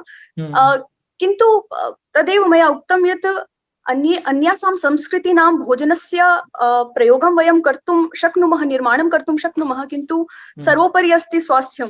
यथा अस्माकं भोजने किं हरिद्रा इत्यादिकम् अस्ति, तर्हि एवमपि कर्तुं शक्नुमः यत् रेसिपि यद् भवति तत् वैदेशिकी भवितुं शक्नोति वा अन्यक्षेत्रस्य भवितुं शक्नोति, किन्तु यथा हरिद्रा अस्ति वा लशुनम् अस्ति इत्यादिकं सर्वस्य मेलनं कृत्वा किमपि नूतनमपि निर्मातुं वयं शक्नुमः। तर्हि एवमपि भवितुं शक्नोति। अस्तु, शोभनम्। अतः अग्रिमः प्रश्नः वर्तते प्रज्ञातः। प्रश्नः वर्तते, तत्र प्रथमः प्रश्नः सर्वस्य कृते तु सर्वस्याः कृते वा प्रथमः एव प्रश्नः वर्तते, एकः एव प्रश्नः अन्तिमश्च असौ। तर्हि प्रश्नः वर्तते, इदानीं कोरोना काले साहित्यं प्रति यतोहि एकाकिनः सन्तः किं कुर्मः वयं सर्वे, तर्हि पठनम् आवश्यकं, नाम साहित्याध्ययनम् अतिरिच्य किम् अत्र नाम सुलभं स्यात्, येन ज्ञानमपि वर्धेत, अथ समयस्य अपि तत्र या रिक्तिः अनुभूयमाना अस्ति सापि रिक्तिः प्रपूरिता भवेत्। तर्हि लोकसाहित्यं भवति, वैश्विकं साहित्यं भवति, अथवा कीदृशं साहित्यम् एतस्मिन् समये यदा मानसिकरोगः प्रवर्धमानः भवेत्, प्रवर्धमानः स्यात्, नाम प्रवर्धितः अपि रोगः तथाविधः, यतोहि एकाकिनः जनाः नाम अन्तर्मुखिनः जनाः भवन्ति, अन्तर्मुखाः वा भवन्ति, बहिर्मुखाः वा भवन्ति, ये बहिर्मुखाः भवन्ति तेषां कृते इदं बहु पीडादायकं नाम कालखण्डम् अस्ति। खण्डशब्दः नपुंसके अपि अस्ति, एतस्मात् शब्दप्रयोगः कृतः मया। तर्हि ईश्वरनारायणमहोदयः हसति, यतोहि असौ जानाति शब्दस्य सारभूतताम्। अस्तु, तर्हि प्रज्ञा उत्तरेत् यत् कीदृशं साहित्यं नाम मनुष्यः पठेत्, तथाविधः मनुष्यः पठेत् यः एकाकी सन् इदानीं क्षुब्धः अस्ति, परन्तु समयस्य तेन पठनेन, साहित्यस्य पठनेन जनोऽपि लाभान्वितः भवेत्, अथ समाजोऽपि लाभान्वितः भवेत्, कालस्यापि रिक्तिः या अनुभूयमाना अस्ति सापि उत्तमतया गतः स्यात् समयः। प्रज्ञा श्रुतः वा प्रश्नः? सम्भवतः तस्याः पार्श्वे अन्तर्जालिकसमस्या वर्तते। सा व्यपगता। आम्, सन्देशः कृतवती सा, नेट्वर्क् समस्या अस्ति। अस्तु, तर्हि नाम दृश्याङ्कने सप्रश्नः अपरत्र सार्यते। आम्, अत्र योगः स्यात्। प्रश्नः असौ एव प्रश्नः, नाम धीरजमिश्रः आगतः, धीरजमिश्रः समीपे एव वर्तते। तर्हि असौ उत्तरेत् यः प्रश्नः अस्ति असौ स एव प्रश्नः धीरजमिश्राय।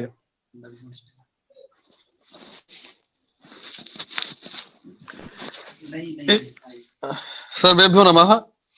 पुनरेकवारं प्रश्नः मया सम्यक्तया न अपरस्य कृते आसीत् अतएव श्रवणम्। अस्तु, मम प्रश्नः प्रश्नस्तु श्रुत एव, तथापि सूक्ष्मेक्षिकया दृष्ट्या मया प्रश्नोऽयं न, अतः पुनरेकवारम् उच्यते। एकवाक्यपरः प्रश्नः अयं यत् कीदृशं साहित्यं पठनीयं येन एकाकित्वम् अस्मत् समक्षं वर्तते तत् व्यपगतं भवेत्। अवगतम् अवगतम् अवगतम् अवगतम्। सर्वेभ्यो नमो नमः।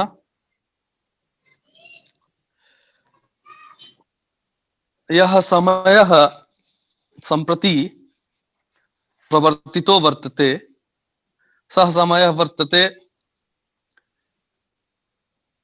विशिष्ट रोगस्य। अयं कालः, यः कालः वर्तते, अस्मिन् समये एकः विशिष्ट रोगः प्रचलति, यस्मिन् विषये केनापि पुरुषेण किञ्चिदपि न अवगतं। कीदृशं स्वरूपम् अस्य, किं लक्षणम्, एतस्मिन् विषये कोऽपि दृढतया वक्तुं न शक्नोति। तथापि अयमेव अस्य रोगस्य, यः रोगः सम्प्रति प्रचलति, किं श्रूयते? एतस्य प्रश्नस्य प्रश्नोत्तरस्य स्थगनं भवेत्। प्रज्ञा आगता अस्ति। उचितमस्ति। तर्हि अनन्तरं यः प्रश्नः भविष्यति तस्य प्रश्नस्य उत्तरस्य उचितम् उचितम्। सम्यक् सम्यक्, अत एव मया मध्ये विरामः कृतः। अस्तु, प्रज्ञा साम्प्रतं समुपस्थिता वा? आगता किम्? इदानीं तु मध्ये योजिता मया, पुनः गता अस्ति। एक बार सा आगतवती परन्तु तर्हि ध्वनिः न श्रूयते, तस्याः ध्वनिः न श्रूयते। आयाति। दृश्याङ्कनाय तु दर्शनम् आवश्यकम्। अग्रिम प्रश्ने चलतु। ध्वनिरपि नागच्छति तस्याः। किम् उत्तरे? किं मया उच्यते विषयेऽस्मिन् न वा? विषयेऽस्मिन् भूमिका नाम भूमिका कथं?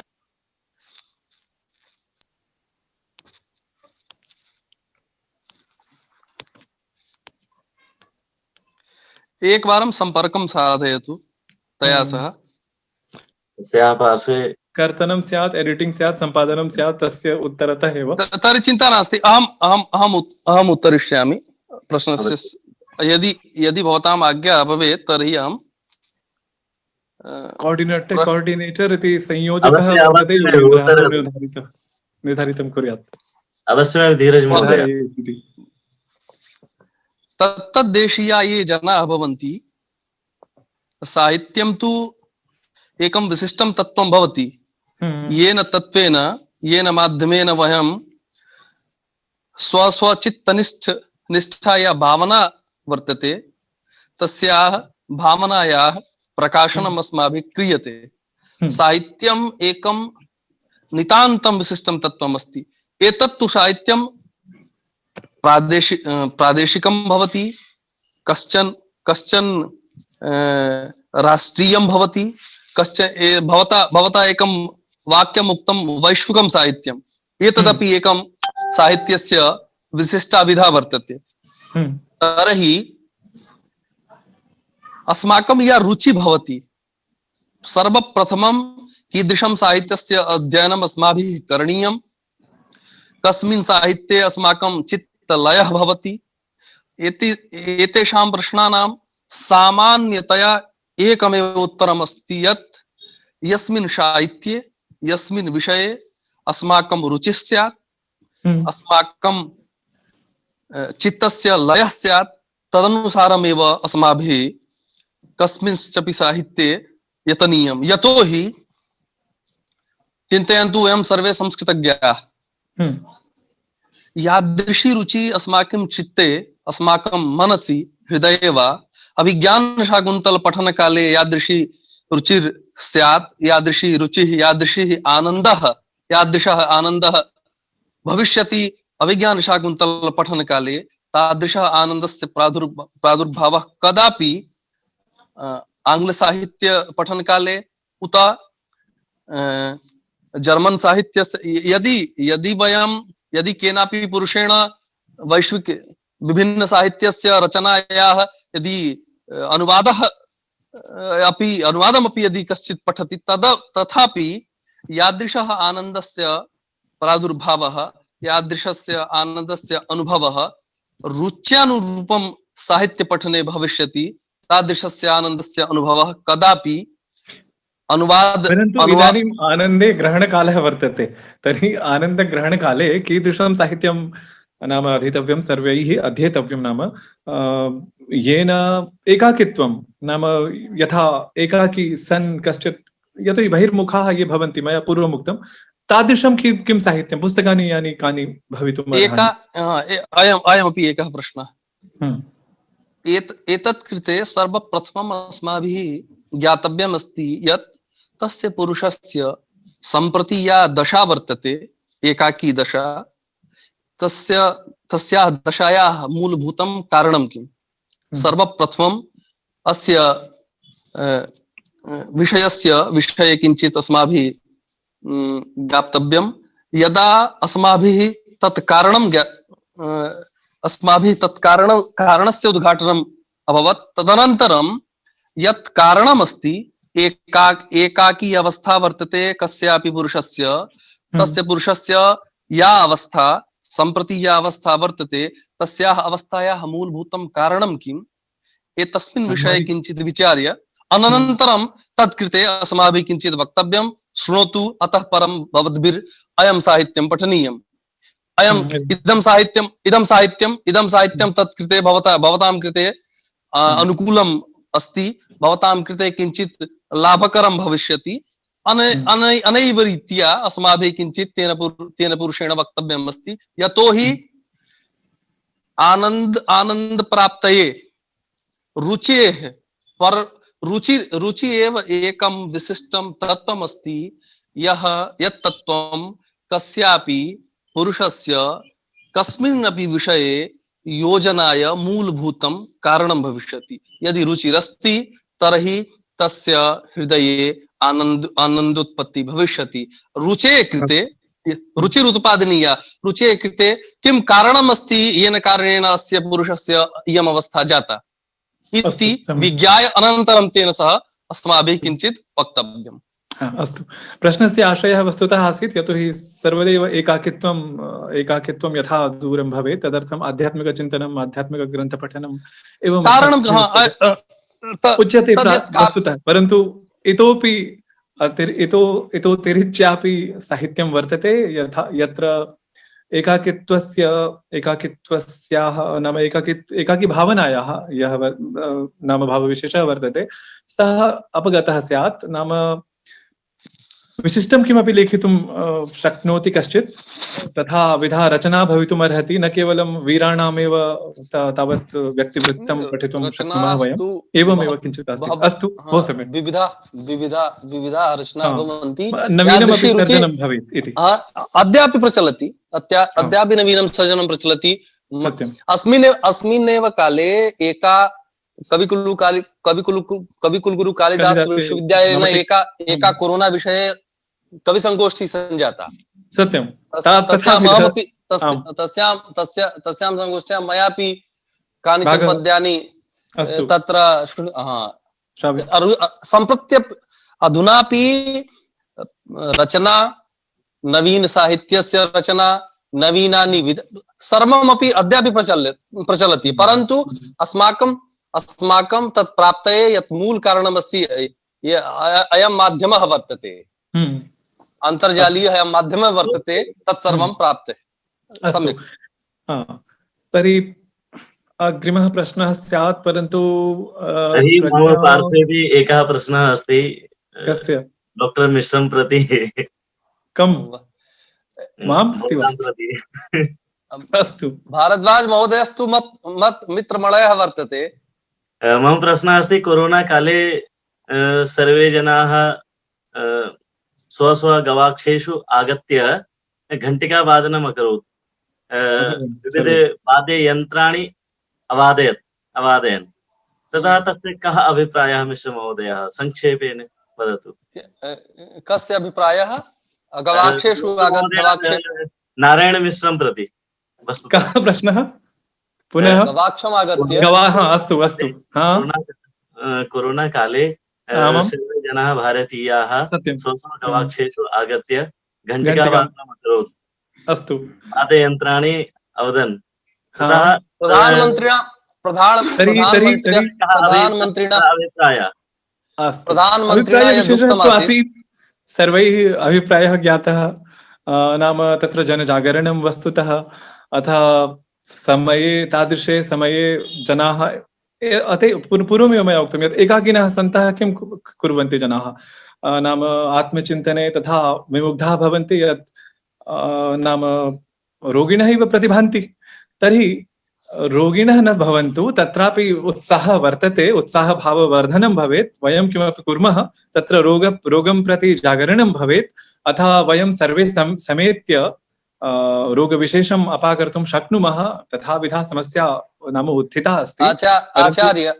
आचार्य विषयस्मिन् अहमपि किञ्चित् वक्तुम् इच्छामि। मम इदम् एव स्यात् उत्तरं।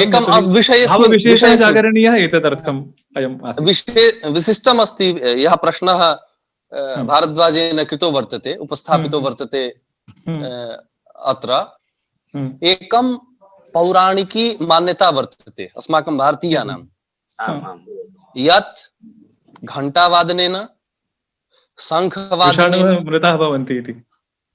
मया यत् चिन्तितं, मया यत् विषयेऽस्मिन् किञ्चित् चिन्तितम् अस्ति, तत्तु इदमेव अस्ति यत् या पौराणिकी मान्यता वर्तते, तामेव मान्यताम् अनुसृत्य प्रधानमन्त्रिणा अस्माभिः अस्य कर्म कृते अस्माकं प्रचोदितः वक्तुम् अर्हति। परन्तु असौ महोदयः इदानीं किञ्चित् ब्रूयात्, ततः पूर्वं स्व अन्म्यूट् इति करोतु, ध्वन्यङ्कने नायाति। तर्हि इतः पूर्वम् एकवाक्यमेव वदामि। वस्तुतः तदपि चिन्तनं स्यात्, नाम स्यात् अपि वा आसीत् भिन्नः क्रमः, परन्तु यथा विज्ञानिनः ये भवन्ति, तेषां पक्षः यः वर्तते, तत् पक्षम् आश्रित्य मनोविज्ञानिनः ये सन्ति, तं पक्षमाश्रित्य, तेषां पक्षमाश्रित्य मया अयं विषयः उत्थापितः। अहं वदामि। अस्तु, इदानीं कृष्णनारायण प्रश्नस्य उत्तरं किं स्यादिति, तत्र नाम यः शत्रुः भवति तस्य कृते यदि अस्माभिः सम्भूय ध्वनिः क्रियते, तदा तस्य प्रतीकारः भवति, तस्य यः आत्मविश्वासः भवति शत्रोः न्यूनः भवति। कारणम् एतस्य उदाहरणं ददामि गीतायाः उदाहरणेन।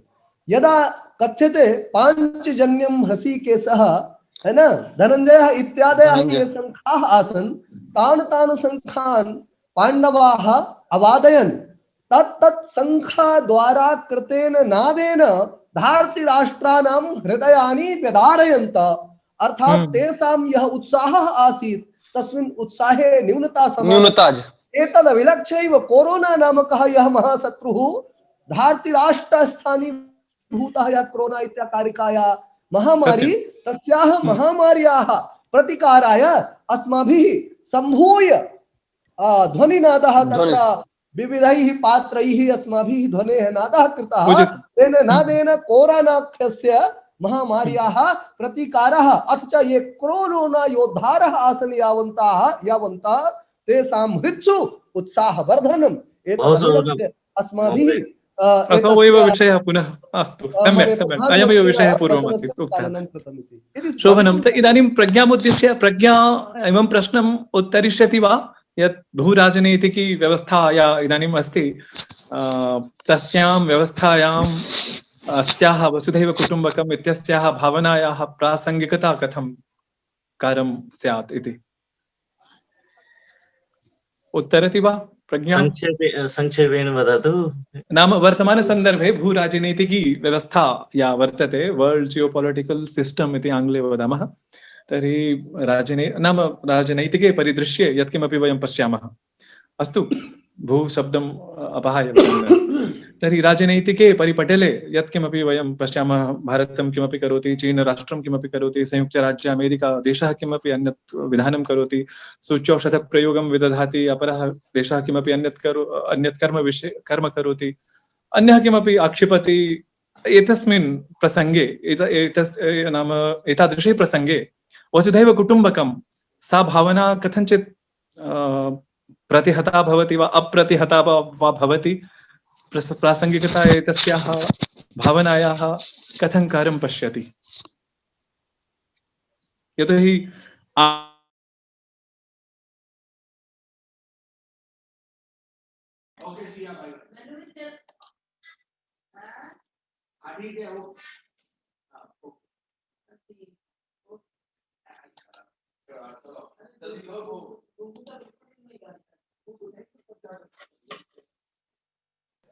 Over to Dr. Shashi Tiwari, madam.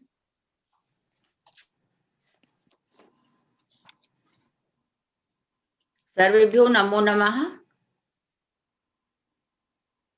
Sanskrit संभाषण कार्यक्रमस्य अस्य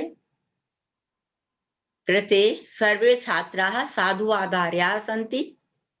अथ प्रारभ्यते समापन सत्रम्, valedictory session. Now we are in the final session of the conference known as Samapan Satra or valedictory session. Firstly, we are presenting Waves Kulgeet in honor of Vidya and the Vedas. Kulgeet. वेदाध्ययन है लक्ष्य हमारा, waves है माध्यम इसका न्यारा।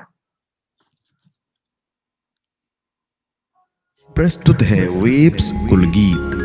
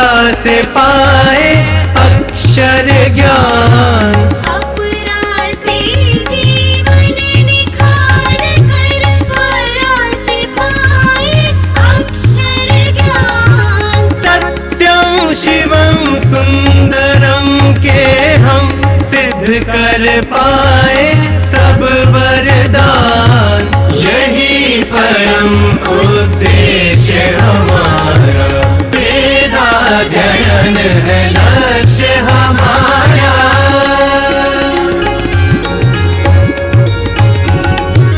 Wave से दे रहा बोध तरंगी, वेव से दे रहा बोध तरंगी, भारत की विद्या पहचाने।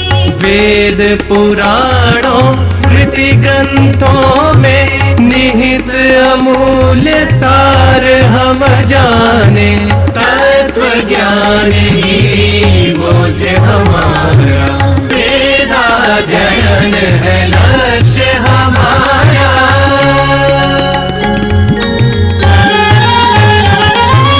दशकों से है वेव्स दे रहा अवसर चर्चा का, चिंतन का। दशकों से है वेव्स दे रहा अवसर चर्चा का, चिंतन का। एक मंच पर सबको लाना ध्येय रहा हर सम्मेलन का, वैश्विक हित कर्तव्य हमारा, वेदाध्ययन है लक्ष्य हमारा।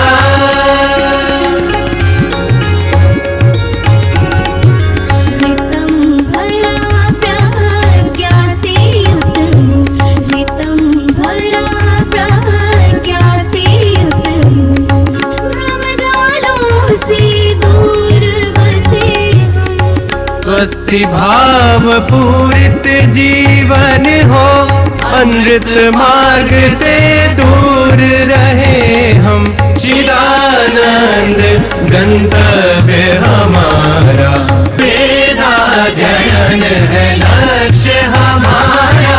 वेव्स है माध्यम जिसका न्यारा, वेदाध्ययन है, वेदाध्ययन है, वेदाध्ययन है लक्ष्य हमारा।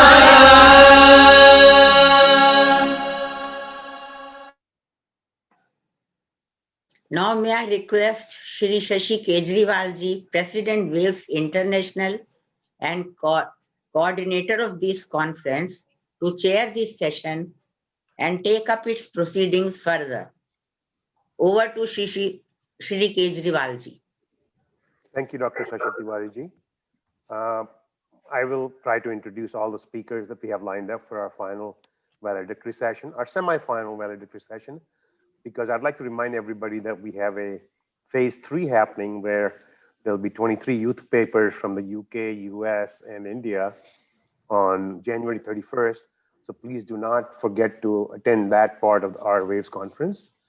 I would like to next ask Sri Dhiru Shahji of Atlanta, Georgia, our treasurer and a director for WAVES International, who is probably one of the very few people that has attended almost all, if not all, the 14 or 15 WAVES International conferences we've had. Here is Dhiru Shahji. Thank you. Namaste. With the 2 phases of the WAVES 2020 International Conference getting over, I would like to thank all the participants who have made this conference a great success. You know that keeping in mind the theme of the conference, papers were presented on a wide range of topics: philosophy and religion, Vedic life and wisdom, Vedic knowledge, Vedic chronology, and science and technology, universal knowledge of Vedas, history, culture, Ayurvedic and Vedic deities during these 2 sessions. Besides, we had great keynote speakers, included that Dr. Subhas Garg, Sri David Frawley, Sri Jeffrey Armstrong, and our chief guests were Professor Ramesh Bharadwaj, Dr. Meera Dwivedi, Dr. B. Ramakrishna from S. Vasa University, Dr. Manumat N.K. also from S. Vasa University, and Dr. Dibakar Sukal from London. Our third phase, as Sashiji said, will start on 31st January, and I would request all of you to attend that because it's a youth session. Friends, this is the first time that WAVES have organized this conference on a virtual basis, and we were new. It took us time to understand the issues involved in, but we are sure that in future, all our conferences, if have to be held on a virtual basis, it will be on a really nice way of doing it. We'll do that. Friends, in spite of such profound intellectual and spiritual knowledge and the tremendous contributions made in every field of human endeavor by the ancient Bharatiya civilization as discussed in this conference, it still remains confined to a very small minority of people in India. Mainly, the knowledge is within the academics, scholars, mathas, temple acharyas, and many people have heard and listened and seen the movies on Ramayana and Mahabharata. But at the end of the day, when you find that the real message of Veda has not gone down to the stream as it should be. If I were to calculate, probably hardly less than 1 million people in India would be knowing what we are talking about today in this conference, or we have been talking for a long time. As you know that even the well-educated and elite of the Indian society, Hindu society I'm talking about, have very little awareness of this knowledge because they have been fed on the distorted Indian history written by the British and Europeans and later on by the Marxist historians. Most Hindus follow the temple variety rituals without understanding the meaning. Today, not only in India, but in the United States also, our young ones in schools and colleges are indoctrinated to hate their own dharmic faith and ancient history. So how do we re-educate these minds of the young people? By using metaphysics and psychic methods. That is what Bhagwan Krishna did to re-educate Arjuna. The task is enormous. No individual or any organization can carry it out. We all have to collectively find a common strategy which would chalk out a short-term, long-term plans, take this ancient knowledge to the majority of our people. My idea of the plan would be divided to the 3 categories. One will be for the villagers and common people. Second will be the middle class and the other type of people, educated people. And the third one is for the elite of Indian society.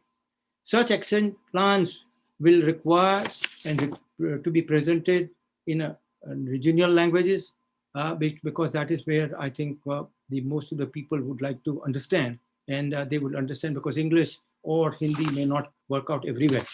So why this is required? Because if we don't do anything now, then we will not be able to keep the ancient civilization alive as we want to do that. And as you know that the forces that are working now against destroying these ancient civilizations are very powerful. They have enough financial and human resources, and they are trying to destroy this from within and without. So our adversaries are many. We do not have that kind of strength currently to pursue the fact that we want to keep the Indian civilization alive. My friends, this is my appeal, and I will request you, all of you, to pay attention to it because the time is running short, and I hope we at WAVES will definitely be ready to join with your hands and devise a plan. So I would request all of you to attend to this particular subject.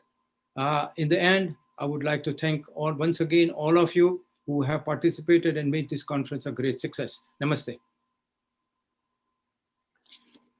Thank you, Dhiruji, for those wonderful words of wisdom. Now I would like to ask Dr. Raghavendraji from JNU. He's one of the few philosophers in our panel today, if I'm not mistaken. I believe the others are psychologists and Sanskrit scholars, but he's a philosopher. He's going to share his talk, his valedictory speech on a philosophical reflection on the toleration aspect in different religions and in different cultures. Here's Dr. R.P. Singh ji.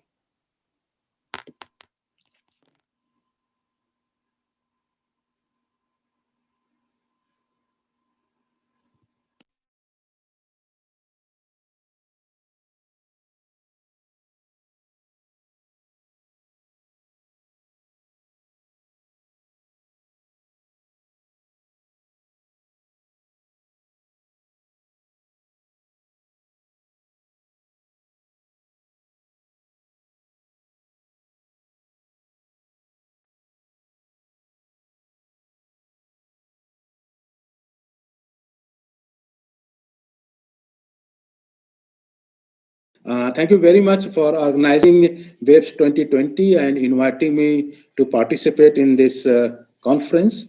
And this is a twin conference, 14th International Conference and 24th India Conference of WAVES. And this is a massive presentation. See, I can just see the program and everything. So I thank Professor Shashi Tiwari and her team together, Dr. Aparna and yourself included and everybody, for giving me this opportunity to say a few words on this theme.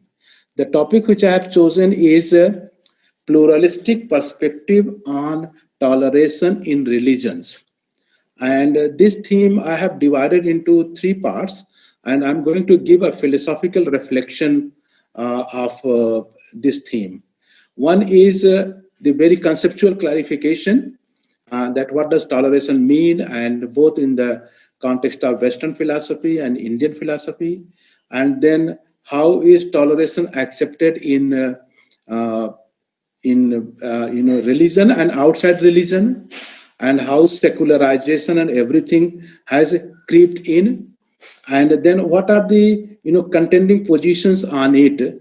And these are the few of the themes which I have chosen to vindicate my position on it. So the first thing first, that what does toleration really mean? So we generally understand philosophically that toleration is the practice of deliberately allowing or permitting a thing of which one disapproves. So tolerate, accepting the pain from other. One can meaningfully speak of tolerating, of allowing or permitting only if one is in a position to disallow. Because if there are people who are not in a position to disallow, then there's no question of tolerating, because they have to accept it. It may be no more than forbearance and the permission given by the adherents of a dominant religion for other religions to exist, even though the latter are looked on with disapproval as inferior, mistaken, or even harmful. This happens in India. In fact, as we understand that in India, we have almost all the religions. There are 4 indigenous religions: Hinduism, Buddhism, Jainism, and Sikhism. Then some religions which came from outside, like Islam, Christianity, Judaism, and Baha'is faith, etc. And Tibetan Buddhism also came forward. So almost 10 religions are there. And in the beginning, there was some kind of problem, but gradually it was all overcome. So as far toleration is concerned, there are various lineages to it. There is, of course, the dharmic dimension of it, and in which we have the Sanatan Dharma, we have Buddhism, we have Jainism, and even Sikhism also. So this will be the dharmic tradition in which toleration has evolved. And then gradually there is a theological dimension of Judaism, Christianity, and Islam, which has given rise to toleration. And philosophical issues are also there, both in liberalism of John Locke, Mill, and Kant, and many more.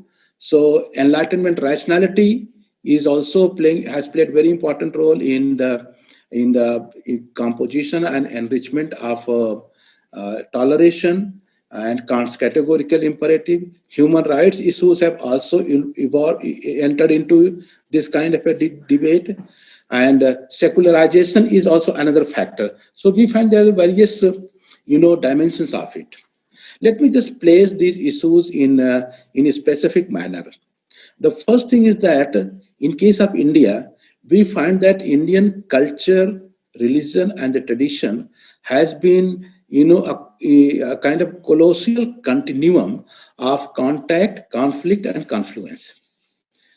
Because India, right from the beginning itself, last 5,000 years or so, there has been its contact with many, many religions, and almost all the religions of the world.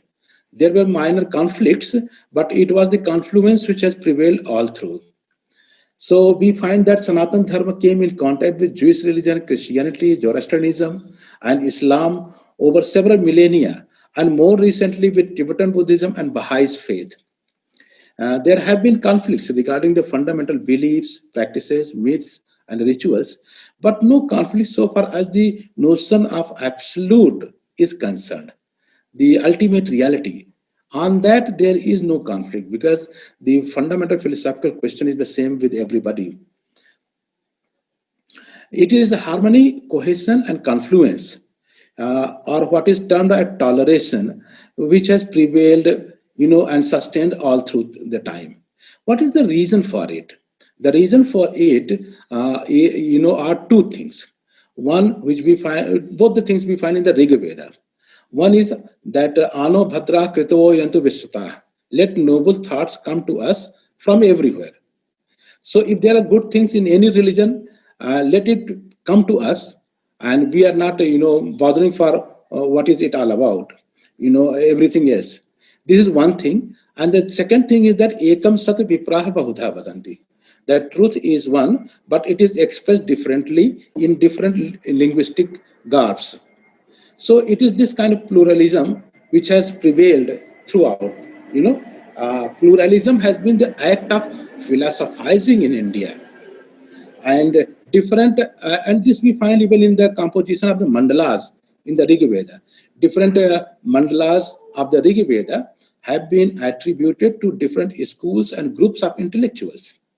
Even Yajur Veda, Rig Veda, Atharva Veda, everything is some kind of an, Samhita compilation. Charak is a Samhita, Susrut is a Samhita.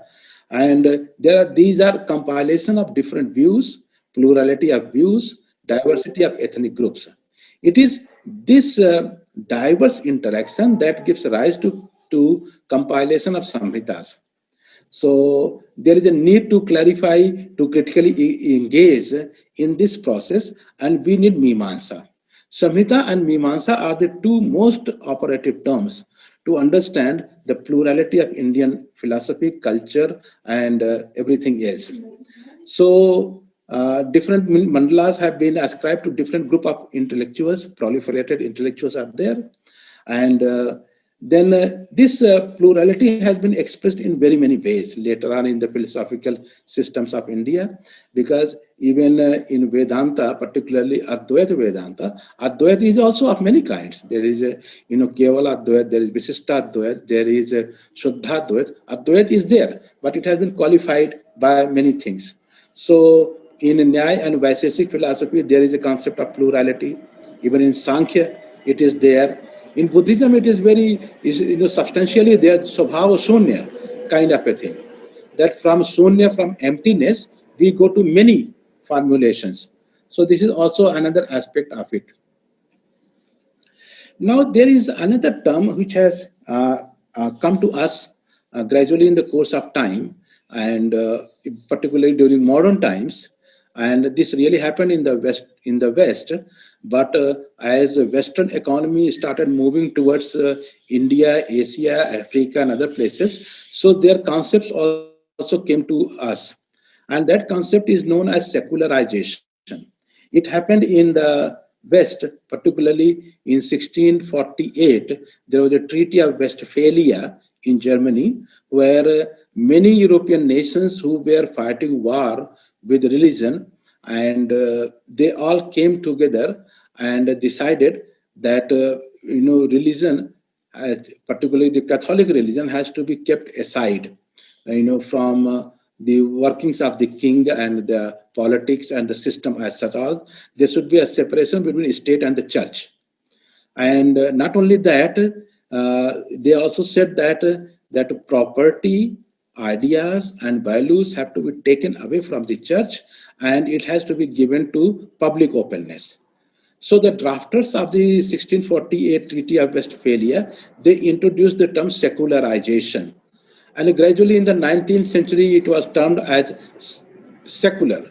Though the term is very old, the term secular is very old. The pre-Christian Latin term, that is saeculum or secularis, maintaining equidistance from religion.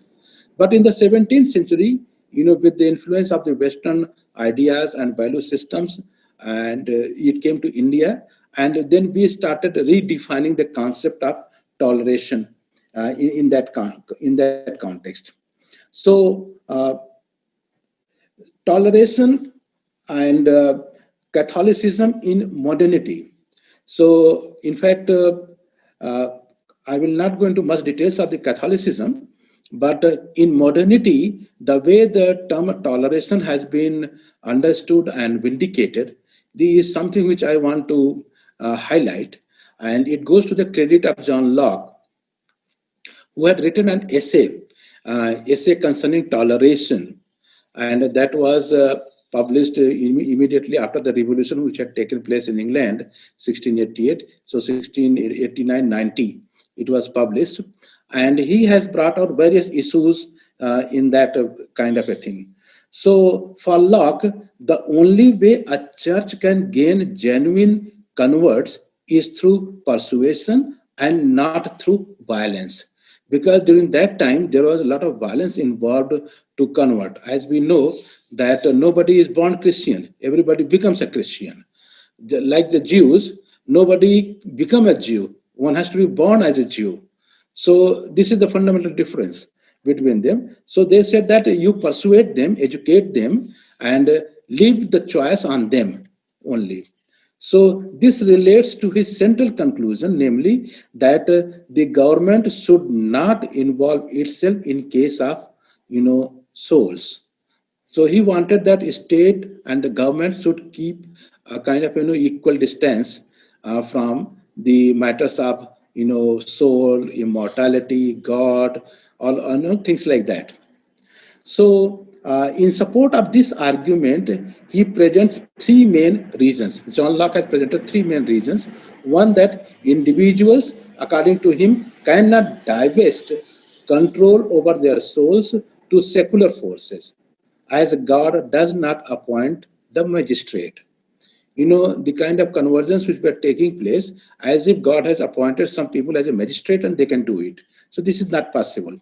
Second thing is that force cannot create the change necessary for salvation, because while it can coerce obedience, it cannot change one's basic beliefs, because basic beliefs are so close to the heart and mind of the people that by force it cannot be changed. And the third, even if coercion could persuade someone of a notion, it would not help by ensuring salvation, because there is no reason to believe that magistrates are reliable judges of religious faith. So in Islamic tradition, there are so many people who are involved into this kind of a thing. In fact, Martin Luther also contributed a lot to this kind of a thing. That's why there was a Protestant movement. So the story is a very long one. So Thomas Hobbes was another philosopher who was contemporary to John Locke, and he, in his book Leviathan, so he has also supporting toleration for various Christian denominations, did allow for individuals to maintain their own religious beliefs as long as they outwardly expressed those of the state. However, it has been argued that his rejection of Catholic imperialism was the ultimate basis for Locke's rejection of government's interest in spiritual salvation. So the role of the state should be minimal into this kind of a thing. So this liberal movement, which is also the sign of enlightenment in Europe of the 17th and 18th centuries period, and it was a very big movement. And then enlightenment was the culmination of it, because enlightenment was the basic philosophical movement. And though it started with John Locke, when he presented that there should be right to property, freedom, and life, and state should protect all these things, and there should be civil society, there should be citizenship, and participation should be there, and everything. So, but Enlightenment rationality found its definition only in Immanuel Kant's philosophy. There is a small pamphlet which he wrote in 1783, and it was published in 1784 December, answer to the question, what is enlightenment? And there, Immanuel Kant has said that enlightenment is the coming out of man from his self-imposed immaturity. Immaturity is the incapacity to serve one's own understanding without direction, Leitung, from another. This immaturity is self-imposed. Reason itself languishes, not because it lacks understanding. What it lacks is resolution and courage. It is unwilling to serve itself. Take courage to serve your own understanding. This is therefore the motto of the Enlightenment. So in the Enlightenment period, the ideologue Immanuel Kant, he said that in your knowing, feeling, and willing, you do not need a mentor. You are free and you can decide what knowledge you have, what are your feelings, and what kind of desires and everything you have. And your proposal, your goals should be there. But this can happen provided you have right to private property and protection of your life is guaranteed there. Along with that, he also argued that there should be the development of science and technology, which can help us to understand, because in feudalism, if the economy is land-based, then freedom is very little there, because communitarian life is there, and only the community and the religion will decide the course of action. Now, in the industrialized and capitalist society, individuals will decide on their own. So he floated around 7 or 8 such concepts which became a fundamental defining feature of enlightenment, and on the basis of which toleration can be manifested. So such concepts like there should be scientific rationality, and human knowledge or human enterprise should be divided into science, morality, and art, aesthetics, and there should be toleration, there should be human rights, justice, kind of a thing. Religion should go into the private affairs of human beings. At their homes, they can do it, practice it. The kind of belief they have, they can do it. But in the public, it should not be allowed. And then it became some kind of liberating force. In fact, European modernity finds its culmination in the Enlightenment. And when European modernity came to the imperialist phase, particularly in the late 17th and 18th centuries, particularly early 18th centuries, and they, with their economy, products, technology, and everything, with better management, they started moving towards India and other countries. Along with that, they brought these concepts also: individualism, freedom, scientific knowledge, toleration, citizenship, rights, these are, justice kind of a thing. So these became very profound concepts on the basis of which they wanted to redefine the whole social development and engagements. And in India also we accepted it, in Africa it went, in Latin American countries it went, and even in the US also it went. If we look at the 5-6 pillars of White House, those pillars were constructed by the Enlightenment rationality only. Whether it is a free press, free judiciary, democratic things, human rights, these are European notions. So in a way, we can say that Europe had an imagination of the whole world. And when these concepts came, then our intellectuals, so that is Raja Ram Mohan Roy, Vivekananda, Gandhi, Tagore, Sri Aurobindo, they all wanted to, re-look at Indian tradition, culture, and everything else, where they can find that it can be redefined, these concepts. It was a very challenging task. Many, many books have come out. Sri Aurobindo's book, Foundations of Indian Culture, is one of the very profound one. And Swami Vivekananda wanted to have universal religion, kind of a thing. Gandhi had developed it in very many ways. Ambedkar had, viewed on it. So it has been received in a very passionate manner, the Enlightenment. And toleration is one of the key terms. One of the fundamental issues which came up gradually in the course of time was the concept of human rights. Right was used in the Enlightenment rationality, but not the human rights. Human rights as a term and as a substantive term comes on 10th December 1948. And when UNO had declared the Universal Declaration of Human Rights. And as we can see that 10th December 1948, India had just gained independence. And not only India, most of the countries in Asia and Africa and even in Latin America, they had very little participation in the composition of that draft. Of course, 2-3 members went from India. Jawaharlal Nehru had sent them, but it was basically Kant's project of the Enlightenment, which is at the fundamental basis of this kind of a thing. And toleration is something which is, operating at all levels into it. The debate is very comprehensive, pretty long, and due to time constraint, I'll just cut it. And then we come across certain issues concerning toleration and moral dilemmas also. And, moral dilemma is something which comes up, in the course of toleration itself. So a moral dilemma arises when we are confronted with equally valid moral alternatives. One faces a dilemma when one is committed to 2 or more moral obligations, and one cannot fulfill one without violating the duties to another. The choices that one makes test the moral fiber of one's character. We have several illustrations not only in the Mahabharata, but also in the messianic traditions like Judaism, Christianity, and Islam.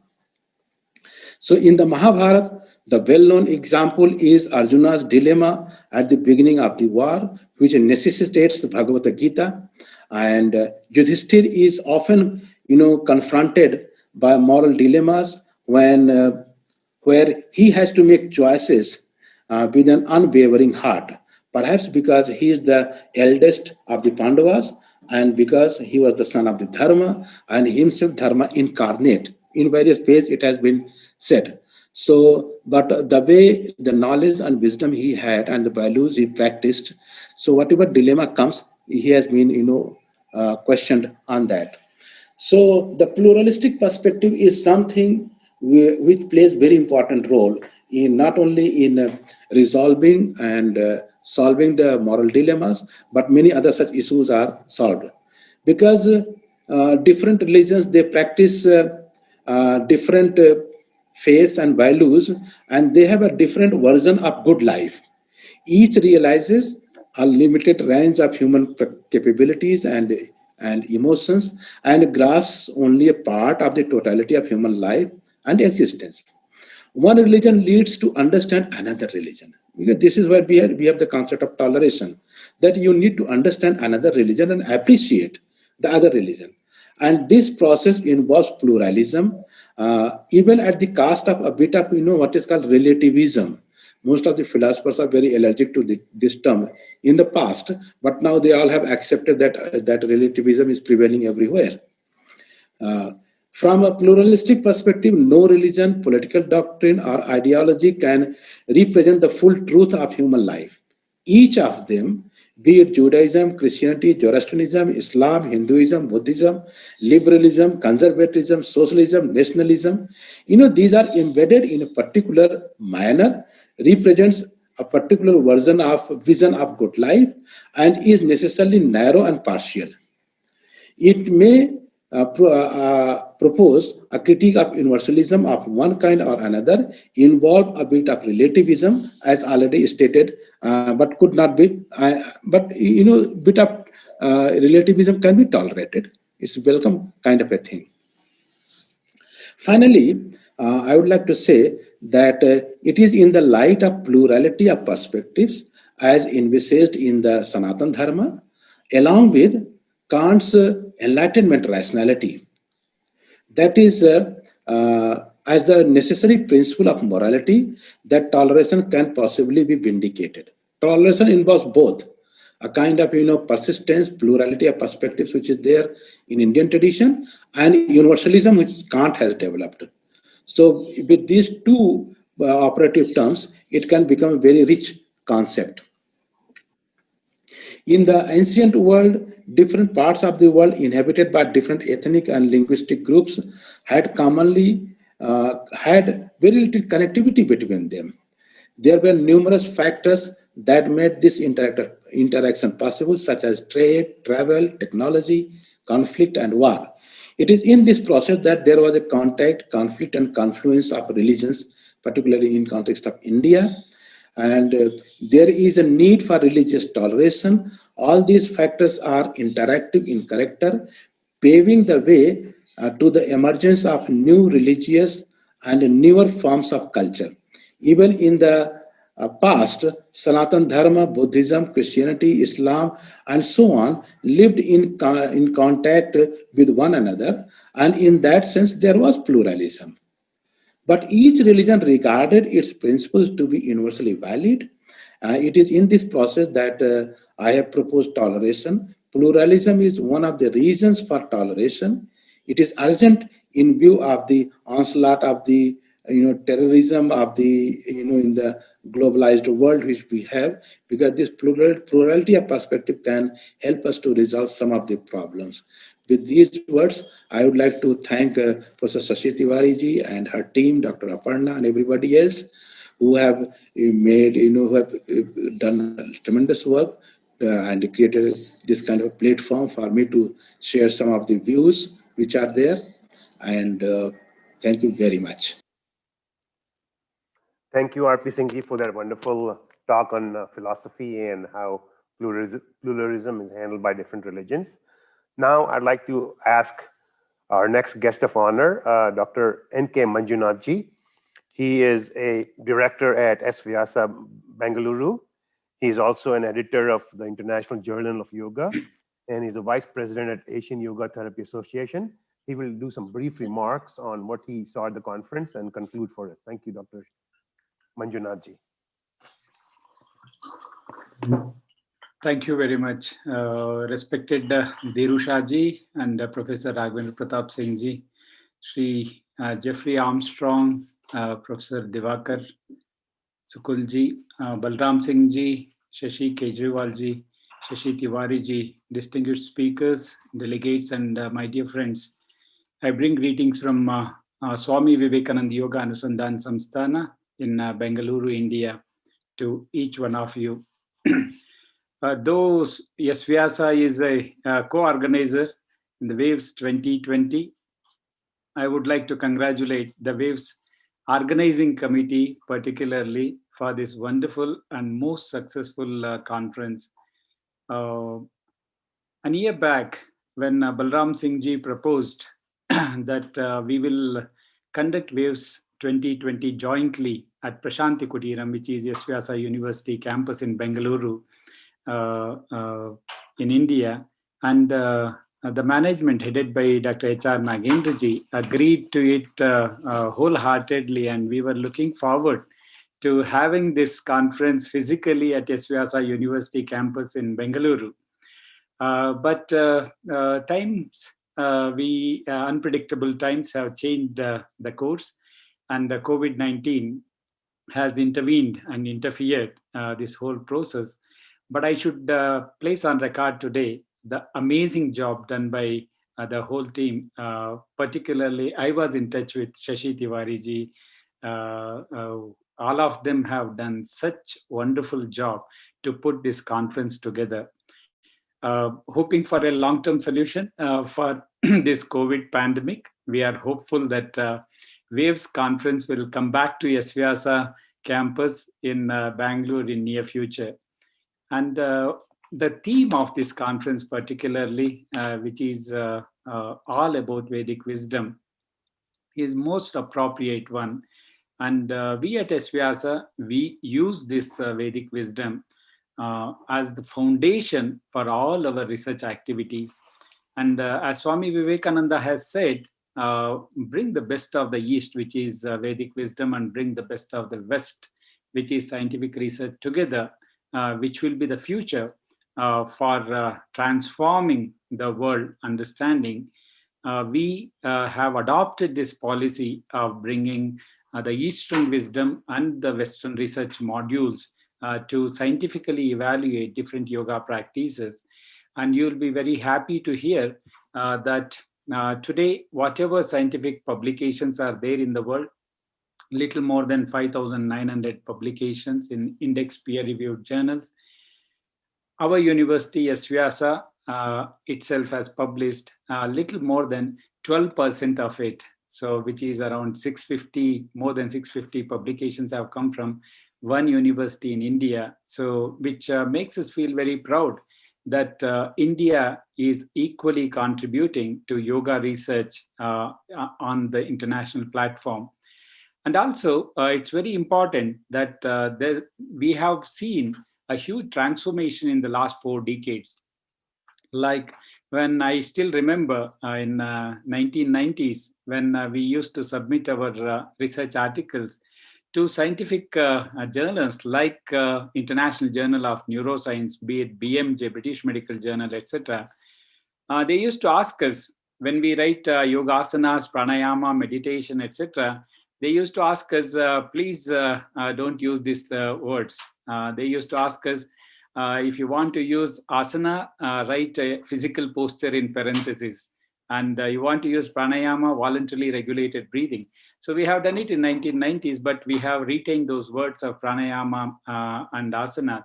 But today, I can very proudly say that we publish complete shlokas in these scientific journals, be it British Medical Journal or International Journal of Neuroscience, because the transformation has happened. People have understood the beneficial scientific as well as the health benefits of yoga, and they have started using it.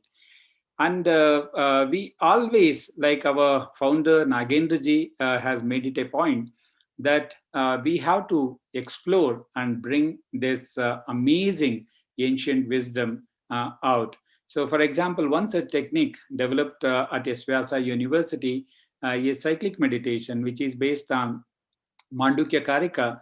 And when a shloka comes like Laye Sambodhiye Chittam Vikshiptam Shamayet Punaha Sakashayam Bijaniya Samapraptam Nachalayet. So how do you translate it into something which you can practice on a day-to-day basis? So, and today we have little more than 30-35 publications on this one technique. So like this, there are more than dozens of techniques developed from our ancient scriptures. And I'm so happy to share that many of such publications were discussed during this conference. Many of our colleagues have presented their papers during this conference, and it's been such an enlightening experience. So it's my great privilege representing SVYasa University here for the valedictory program, and being with such illustrious and distinguished professors, as well as people who have contributed to this field. And it's also bring a responsibility to us, saying that when we actually talk about the science of yoga, there could be lots of limitations with the present day methodology, what is used in research. So we are trying to bring lots of reforms into research methodology itself. And I'm sure for the next conference, we will have many of such newer dimensions of research which we'll be presenting. So our contributions, I was asked to just place on record to mention, is amazing into healthcare, and as well as rehabilitation, including normal healthy volunteers. So we have a long way to go, but we are on right track, and many more conferences like WAVES are going to encourage many more youngsters to come into this scientific exploratory method. And I'm grateful and thankful to the organizers for believing in SVYasa and having us as co-hosts as well as co-organizers, and thank the organizing committee. Particularly, I have to place on record our relationship with Balram Singh ji, which has been primarily responsible for bringing SVYasa on board. Thank you very much once again. Thank you, Dr. Manjunath ji. That was a wonderful conclusion. I wish we were able to do this physically in Bengaluru. That way we could have benefited from some after session and pre-session yoga classes and stuff, but maybe next time. Thank you again very much, and hope we have a lot more papers from SVYasa in our next conference. Next, I'd like to introduce Dr. Diwakar Sukulji. He's a clinical psychologist from London, UK. He's the founder president of the Vedic Research Institute which is based in the UK. He's also a vice president of the Asian Yoga Therapy Association and an editor at the International Journal of Yoga. I request him to please conclude what he observed during this conference in about 5 minutes. Thank you, Dr. Sukulji. Namaskar. Thank you. What a wonderful conference, and the theme of the conference is so wonderful. It's all about impact of Vedic wisdom. And I think what we need to do is, like, we had a very varied subject, from environment to manas, means mind, and then mantra to Ayurveda, etc. What is important for us to really understand that how we can put all these things together and see that what kind of impact, or how we can assess the impact of Vedic wisdom in this world. I know that as a psychologist that we are seeing a lot of changes in the field of psychiatry and psychology, where mindfulness is becoming one of the most popular approaches that comes, like when our Dr. Manjunath was talking about pranayama and breathing exercises, etc., how it can have an impact on our life and on our mental health. I was just listening to one of the speakers on mantra, and I just realized that mantras create certain sound, and sound create vibration and feelings and emotions, and how it can have an impact on your behavior. But in today's world, it is left and right hemisphere of the brain, like when we talk about the rationalization and the spirituality, how we can bring it together, which is the middle way. What we say is a way of wisdom. So how we can put all these things together, and how we can really create some sort of a research program where all these speakers, when somebody was talking about Aditya Surya, are we talking Aditya means sun? Are we talking about Aditya means Atma? Or are we talking about something else? When we are talking about manas, how do we really understand manas in terms of recording, power of discrimination, and the ego means identification, and how it can be used in a clinical way, how to apply all this wisdom which we have, and it's thousands and thousands of years old wisdom, how we can bring it together in a very practical, or implement it in a very practical way. I think it's also a time for us to really differentiate that what is dharma and religion, and then some of the like when we were talking about the breathing, not pranayama. Then people are now understanding that prana means vitality, and how to really connect it with mind and body, etc. I must say, Dr. Tiwari and Professor Budhe Sharma, Professor Balram Singh ji, and everybody who has been here, who has created such a beautiful conference. This is a way to promote the wisdom throughout the world, and I congratulate all of you, and naman to all of you. Thank you. Thank you for inviting me. Thank you, Dr. Sukulji. Hopefully we'll see a paper from you at our next conference. Okay. Thank you. Thank you. Thank you. Next, I'd like to invite Dr. Balram Singh ji, and if I waste time in introducing him, we will hear that much less of his speech. So Balram ji, go ahead and please tell us your views and your summary and your conclusions, and looking ahead.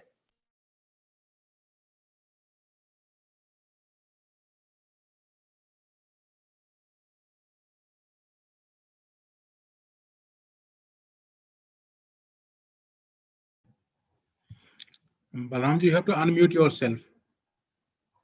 Oh, my time starts now then. I said thank you very much for allowing me to use my slides. As Jeffrey Armstrong was saying, without having a idea and consequently an idol, it's difficult to not only conceive the ideas, but also more importantly convey. And so I'm just using some slides to make my points.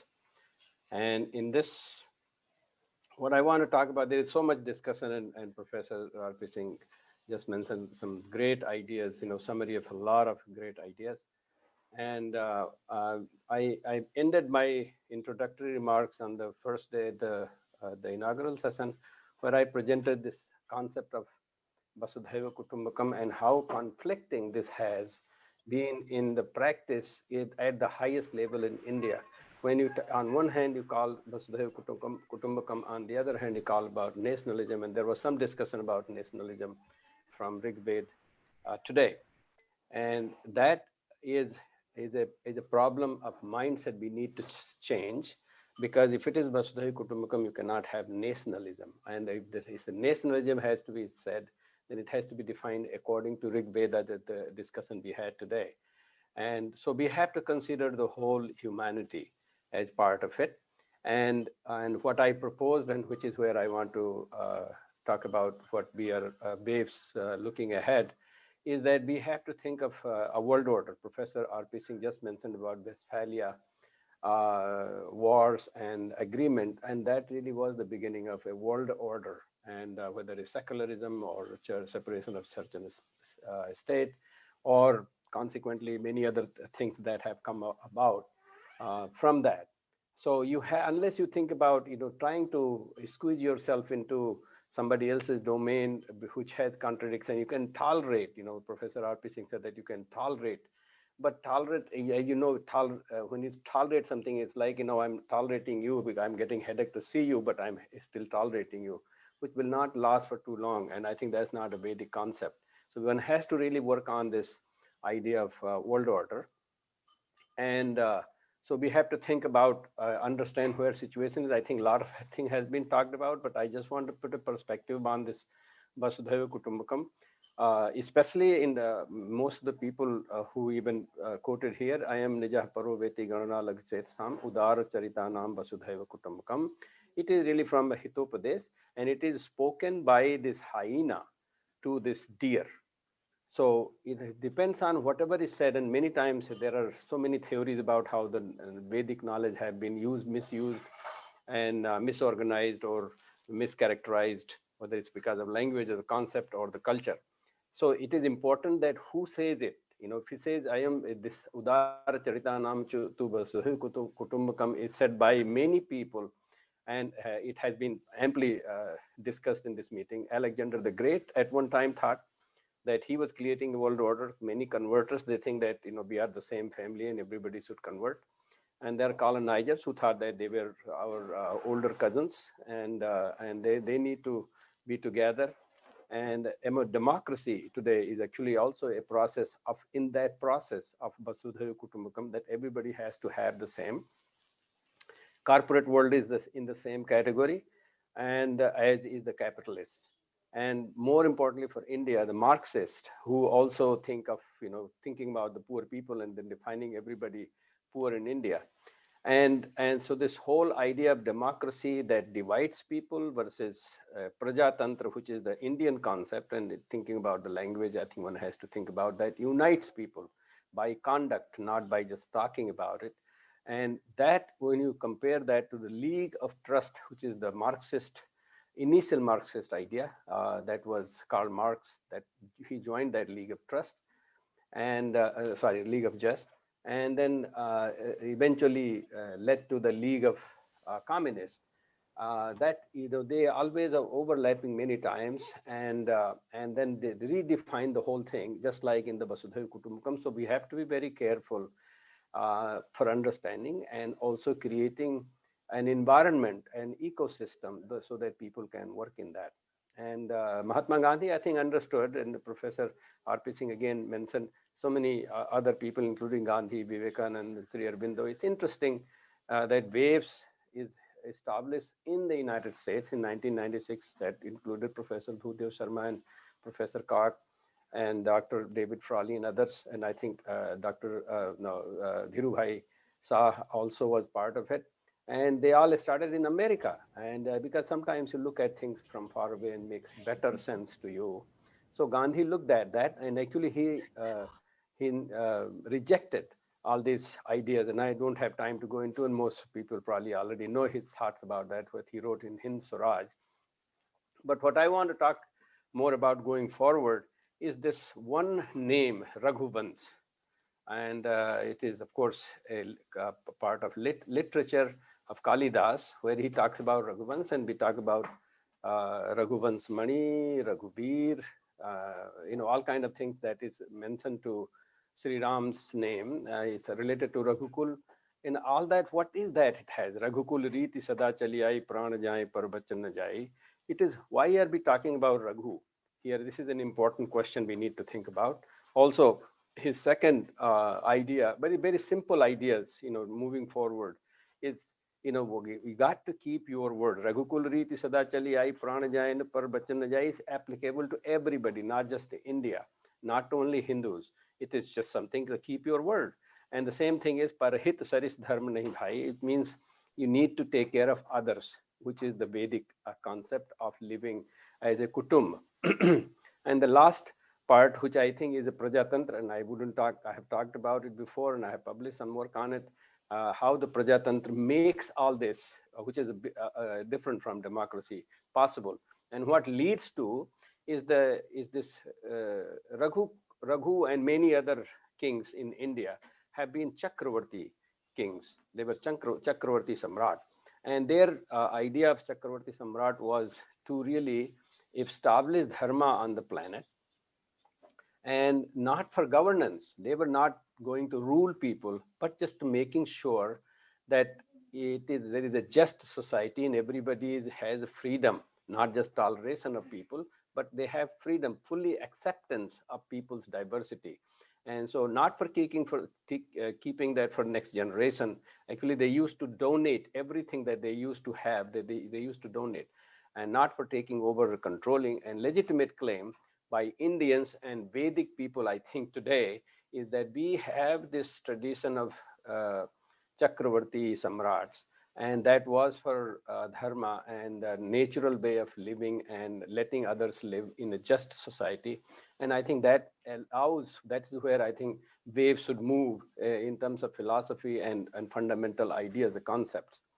And with that, what I wanted to do is this, the concept of the Vedic concept of Vesti and Samasti. Vesti means by ourselves, and make sure that we are not just by ourselves, we are really in the society in terms of Vasudhaiva Kutumbakam. We are not only in the society, but the environment is around us. And we are not only in the environment, the whole cosmos, our Samasti is with us.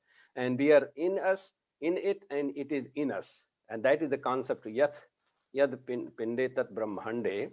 And in physics, actually, the thermodynamic concept of system and surrounding.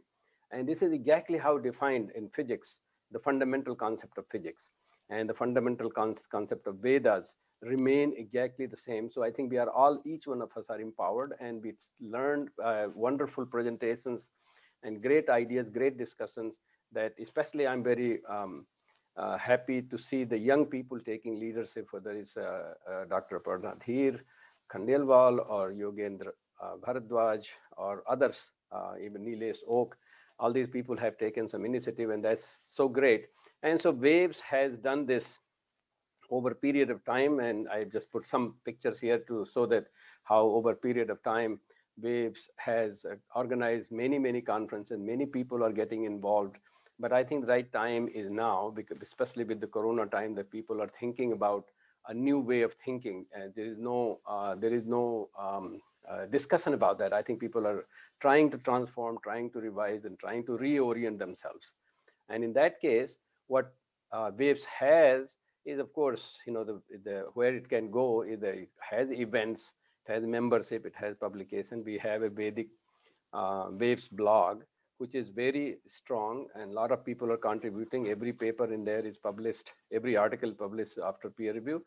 And so we will move forward with some of those ideas, and those ideas include the events. I suggest, obviously, the board of directors have to take a call on this. There is some discussion that happened during this conversation and conference, and the one which is coming up on 31st of January, the training of youth and teachers. Youth, of course, many of them are already participating. Teachers, something that I have had experience with, working with the Oberoi Foundation, where we train teachers to teach about India and dharma traditions, which includes Buddhism, Sikhism, Jainism, and Hinduism. But I think Vedic concept gives a much broader view and much broader perspective. And I think it is more applicable, for example, Ayurveda and yoga that really comes directly in there. So this might be a very good way to move forward with the either training of teachers and teachers. I'm talking about in this country, but perhaps rest of the world, and then regular seminars rather than just once in a while or only these conferences. And I think we should have. There are several topics came up which I think need more discussion, a deeper discussion, more broad participation. So I think we should have topic-based panel discussions or symposia. And local issues, local events. I think that Dr. Shashi Tiwari has done a marvelous job of having this India waves working on several issues, and including one in Dr. Prabhakar did in Bangalore and many other chapters. So I think those should continue. But and the biennial conference should perhaps become a virtual one, although I know everybody is longing to meet and we should try to meet where possible, but the virtual component I think must continue. The resources, I think we should embellish more the website so that it becomes more dynamic. A lot of information should be available. Proceedings, I think, has been going on very well for last one and this one. And the blog, I think we have some discussion to maybe move it to a journal. In addition to the blog, we might be making a Vedic Waves journal, and that will be a very wonderful avenue for scholars to discuss and present and communicate their findings and ideas. And then we should think about research and practice, history and chronology. I mean, whatever we can do, if we can find a way to fund some of these works, history and chronology, Vedic sciences, or sustainable society. There are so many aspects of it. This is just a sampling of the words that I've used. And then people, people should have membership. We need to have more membership. We need to have more life membership. We need to have people who are supporters. I mean, this is a cause that helps the whole humanity, not only humanity, the whole planet. And I think there is no better cause than this, and there is no better organization that I know who does. I mean, I have several organizations that I work myself with, but I think WAVES has been sustaining for a very long time, and I think we need really more people to get involved, and more institutions like Dr. Manjunath just mentioned, SDASA, and many other, including JNU and other organizations, have participated. I think we need to expand that as we look forward and look ahead. Finally, I think we should think very boldly, and we should think that we can change the world. And I want to quote this Steve Jobs words to say, the people who are crazy enough to think they can change the world are the ones who really do. And if you really look at that, what we have had in this conference, the level and the length and breadth of and depth of the presentations and participation has been wonderful.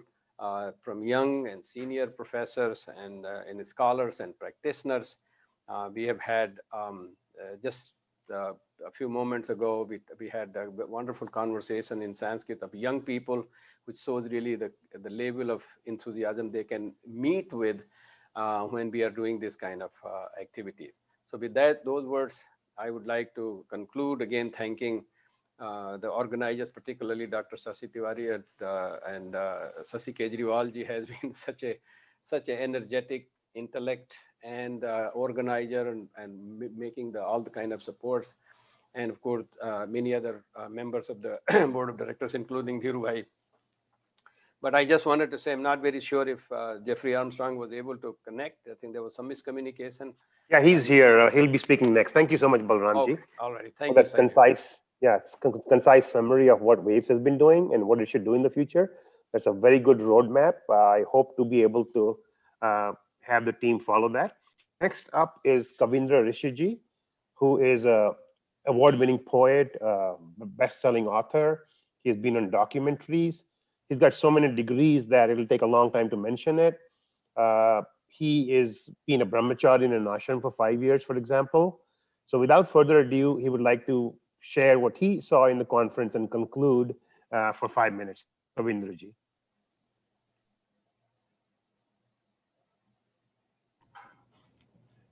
Thank you very much, Shashiji and Balaramji. You're both so inspiring to me at this important moment in history. Balaramji, I was so inspired by what you said that I think I'll tell a couple of secrets. The first is I worked with Steve Jobs and Wozniak It was my first job in Silicon Valley. I was Apple's Middle Eastern sales manager, and I knew them both and worked with them at that time. And earlier than that, before I went into the ashram, I had a dilemma. I'm a third generation descendant of a military family, and my grandfather and father were highly decorated heroes in World War I and II. I was the eldest son of 5 siblings, and I was supposed to be that warrior who went off. But when I looked at the end of World War II and the despicable way we bombed the Japanese and harmed innocents that way, and when I looked at what was going on in Vietnam, I said to myself, I didn't have the word then, this is not dharmic. I cannot do this in good conscience. This has got to stop. And so I made an arrangement, divinely orchestrated, so that I did not go down that pathway and instead dedicated myself to the Vedic Dharma, the Vedic civilization, became a brahmachari in my guru's ashram, and gave my life to the entire Sanatan Dharma culture completely, 100%. When I did, I gave everything I owned away.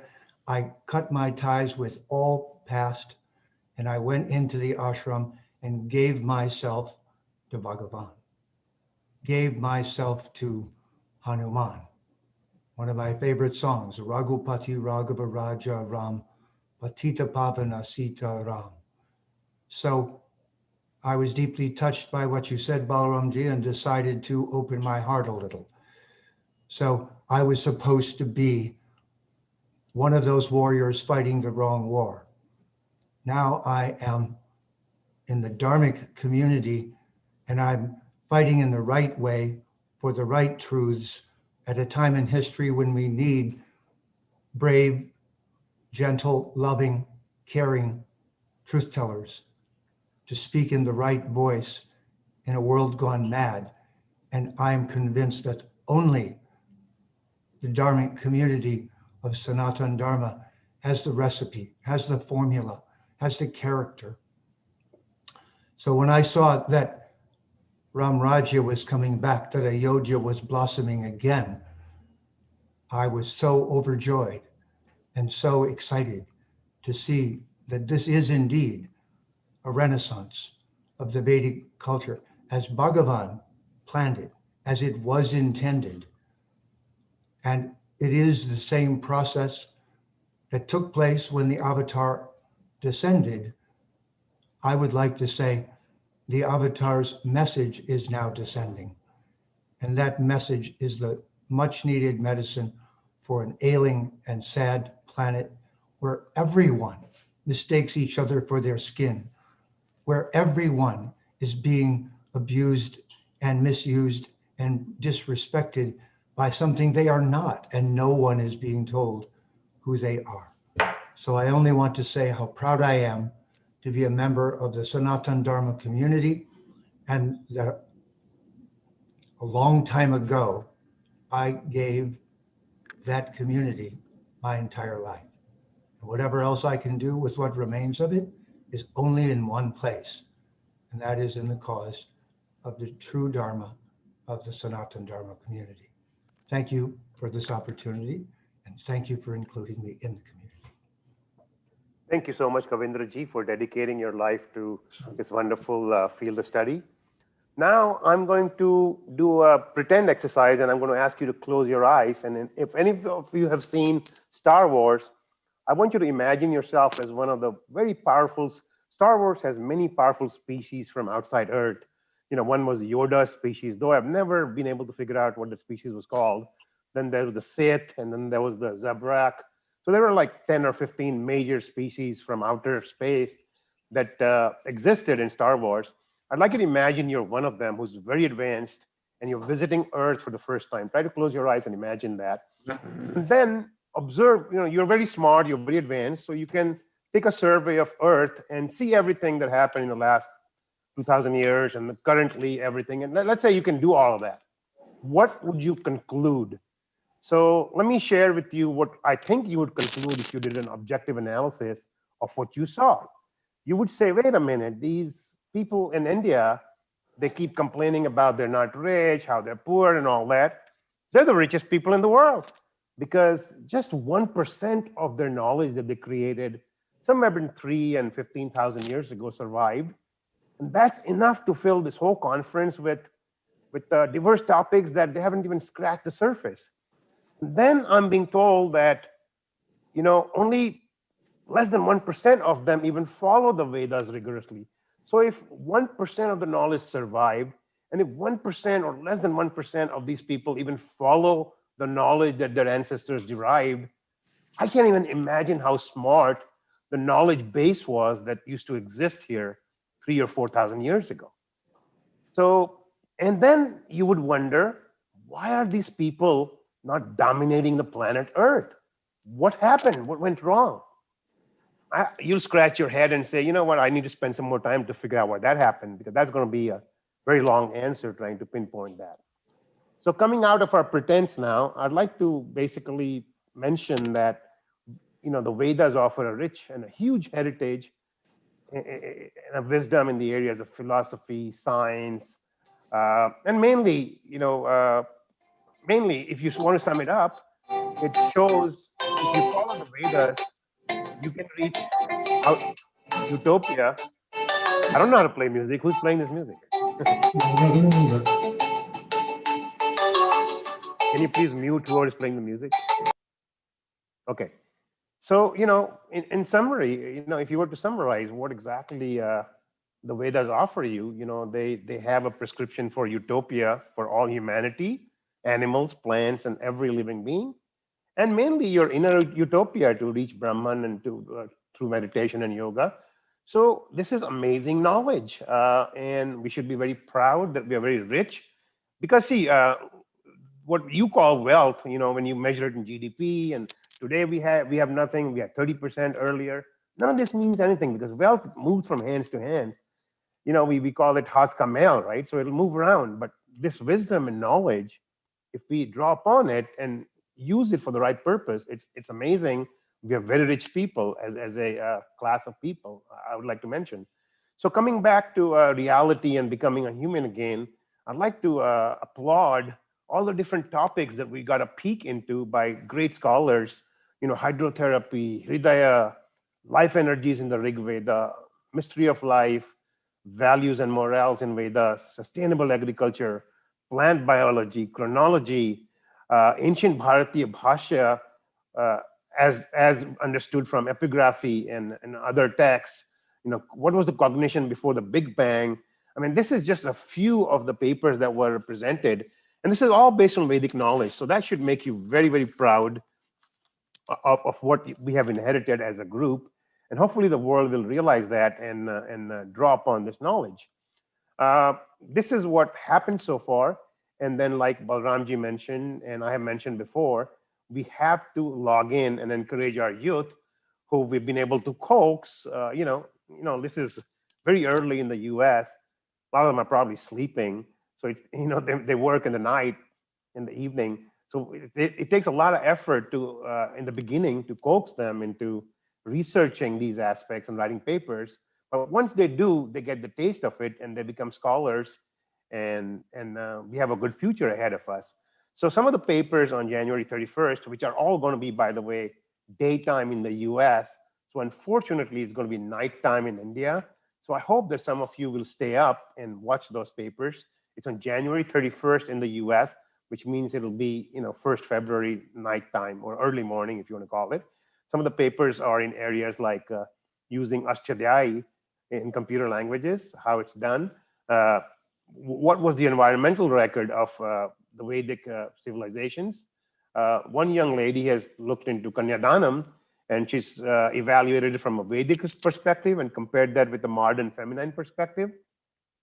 One young man has gone into Guru Shishya Parampara and has shown how if we didn't have that, all this beautiful Vedic knowledge wouldn't have happened, because this is a lot of knowledge. It is constantly added upon. It is not derived in one particular minute or one particular day. It took tens of thousands of years to derive, And if it wasn't continually built upon through the Guru Shishya Parampara, it wouldn't have happened.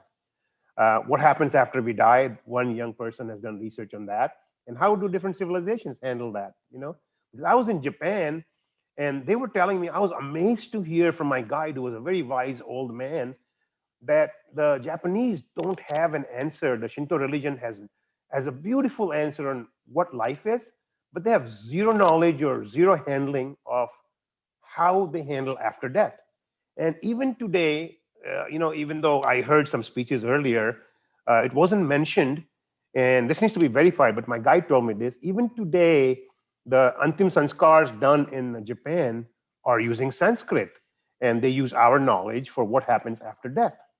So then one of the last papers I'd like to mention out of the 23 that are going to be presented on January 31st is the Vedic roots of artificial intelligence and robotics.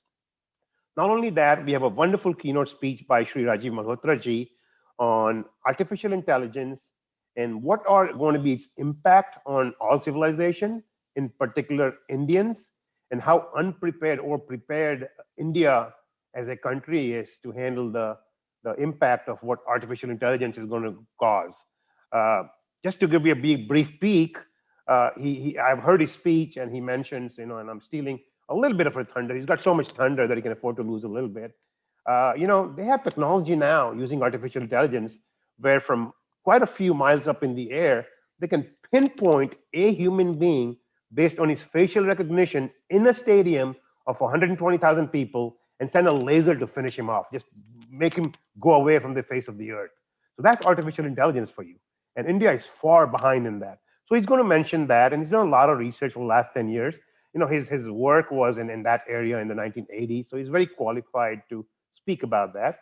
So looking ahead, Balramji already mentioned we are planning a lot of mini conferences. Waves needs your support to take this to the next level. Please do some real research, learn some good presentation skills. I know I'm not good at presenting. I'm learning, you know, Nileshji taught me a few tricks recently. So there's constant learning that needs to happen. So we present a beautiful, you know, we may have good research.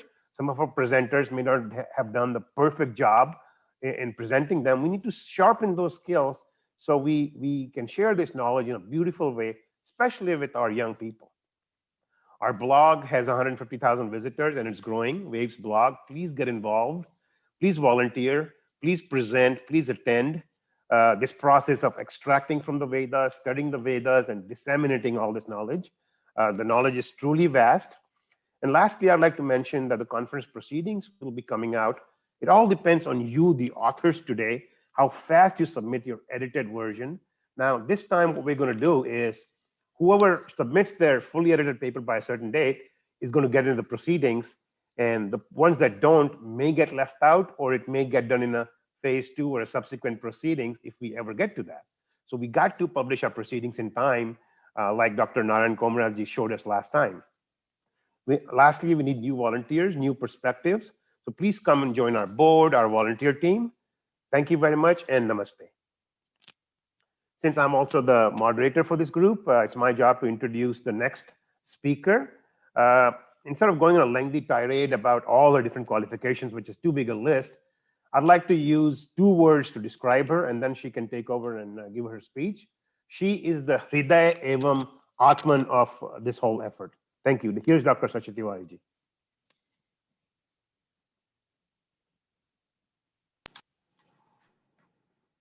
धन्यवाद Kejriwal ji.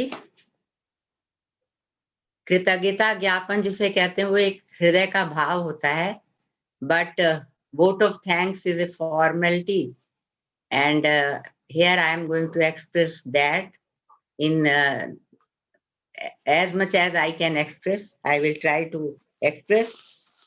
The Waves 2020 conference was held on virtual platform, and thus it also witnessed the impact of year 2020.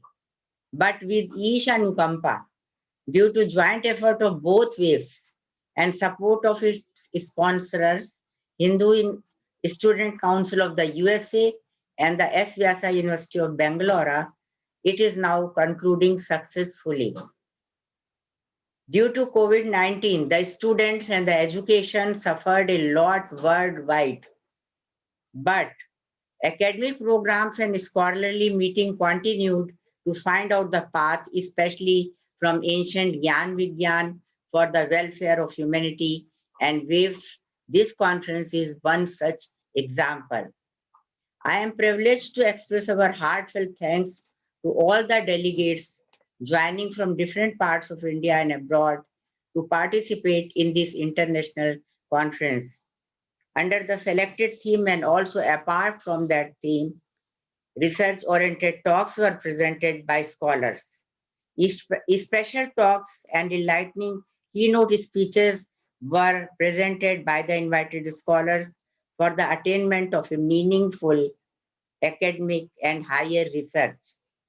Their experience and knowledge became great inspiration for the audience.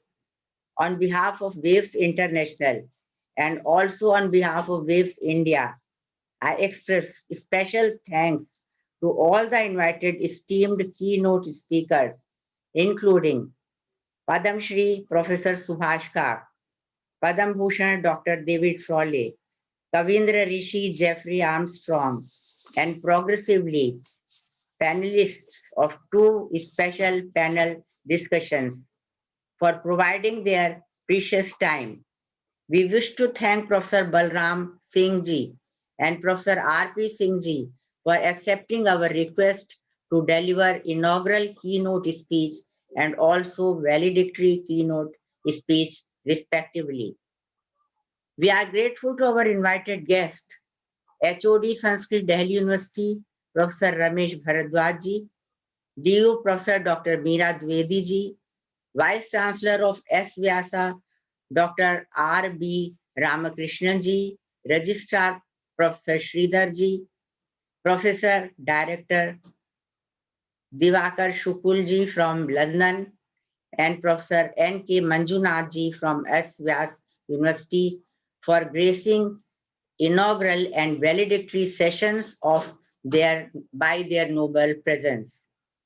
We offer our regards to Honorable Guruji Padam Shri Dr. Nagendra, the Chancellor of the S. Vyasa University, for their unconditional support of being our knowledge partner.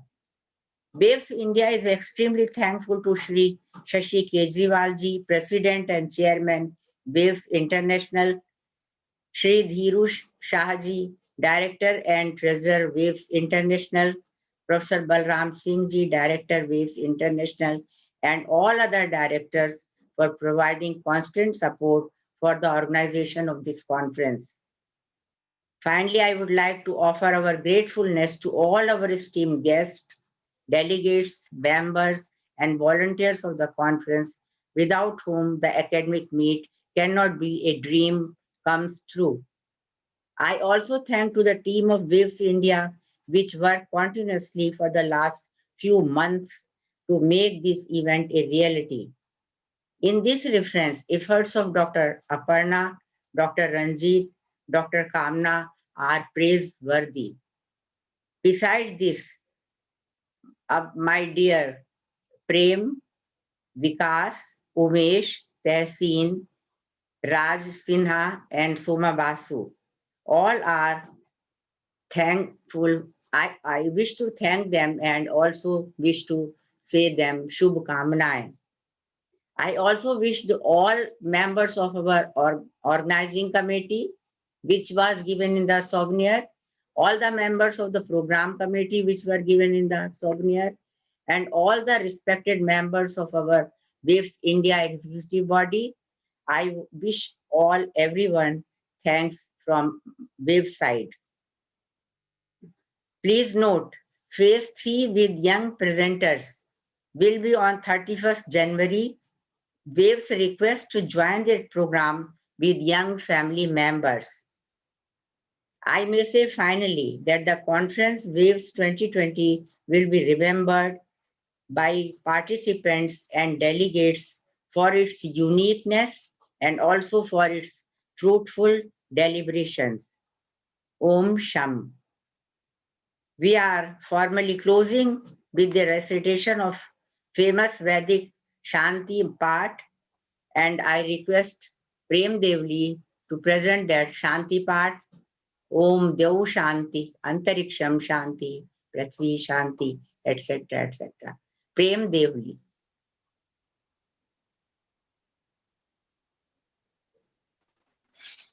धन्यवाद madam. ओम द्योः शान्तिरन्तरिक्षं शान्तिः पृथिवी शान्तिरापः शान्तिरोषधयः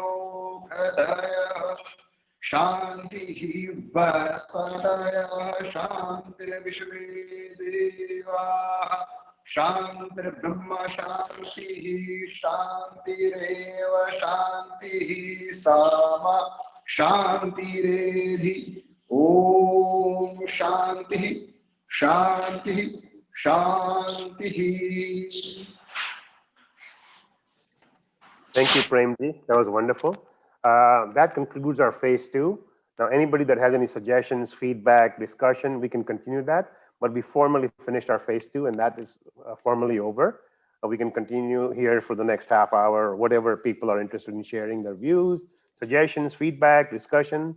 Please, anybody that wants to speak, please raise their hand. Thank you.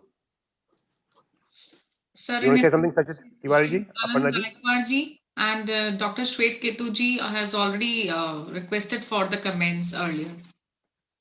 Sure, yeah. Yeah, we can do that, and then we can also invite feedback and comments on how to improve our waves. So go ahead, everybody, please be brief. If you have a suggestion, one line only. If you have a comment, try to do it in a couple of lines. Thank you. We need to give a chance to everybody. Thank you. And also, if we have all the windows open, we can have a group photograph by the host. So go ahead, give the floor to whoever asked a question. Thank you. Let's move on.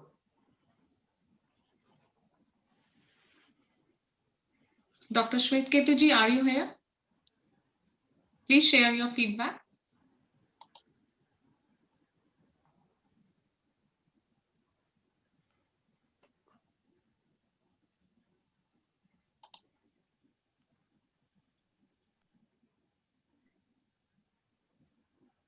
क्या मेरी आवाज आ रही है? हाँ जी, please continue. Waves 2020 conference webinar के द्वारा जो आयोजित की गई, ये पूर्णतया सफल रही। वेद ज्ञान का वर्तमान विश्व पर प्रभाव विषय पर वक्ताओं ने अत्यंत महत्वपूर्ण विचार प्रकट किए। इस विषय पर विश्व स्तर पर भारतीय वैदिक ज्ञान की सार्वभौमिक व्यापकता के विषय पर ज्ञान प्राप्त कर मंत्रमुग्ध हो गया। संस्कृत के कवि ने कहा है, विद्या ददाति विनयम विनयात याति पात्रताम पात्रत्वात् धनम आपनोति धनात् धर्म तथा सुखम। इसी प्रकार महर्षि दयानंद ने भी कहा है, वेद सर्व सत्याओं की पुस्तक है। वेद का पढ़ना पढ़ाना और सुनना सुनाना सब आर्यों का परम धर्म है। इस प्रकार वेद के ज्ञान को संपूर्ण विश्व में पहुंचाने वाले वेव्स की 2020 कॉन्फ्रेंस आज हमारे विश्व के लिए हमारे सभी वक्ताओं के माध्यम से जो हमको ज्ञान प्राप्त हुआ, उससे मुझ जैसे व्यक्ति के लिए बहुत मंत्रमुग्ध हो गया। और इतना बड़ा ज्ञान जो प्राप्त हुआ है, और उसके लिए मैं विशेष रूप से वेव्स सोसाइटी के सभी ऑर्गेनाइजर को मैं विशेष रूप से आभार व्यक्त करता हूं। और विशेष रूप से प्रोफेसर शशि तिवारी जी, जिनके अथक परिश्रम एवं उनकी हृदय से जो वेद के प्रति निष्ठा जो है, और जिसके माध्यम से उन्होंने विश्व के अंदर हमारे भारतीय ग्रंथों को, हमारे भारतीय वेद को पहुंचाया है, मैं सभी के लिए आभार भी व्यक्त करता हूं कि जिनके माध्यम से मुझे इतने विश्व के बड़े बड़े विद्वानों का ज्ञान प्राप्त करने का मुझे सौभाग्य मिला। धन्यवाद। Thank you, Dr. Sharma ji. Now we can have comments from the Shri Anand Gaikwad ji.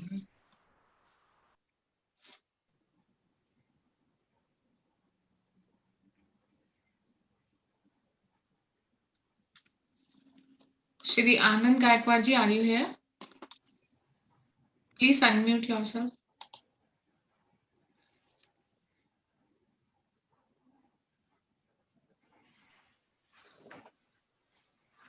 While he's unmuting, learning that, just wanted to make one correction or improvement in my comments. When I said the Vedic Waves journal might be something to consider, the Waves did have a journal that was started by Professor Bhudev Sharma and then somehow it did not continue. So this will be a restarting of a journal, although it may be a little bit different focus, but I think it's a wonderful thing to have to restart that idea or consider restarting that idea.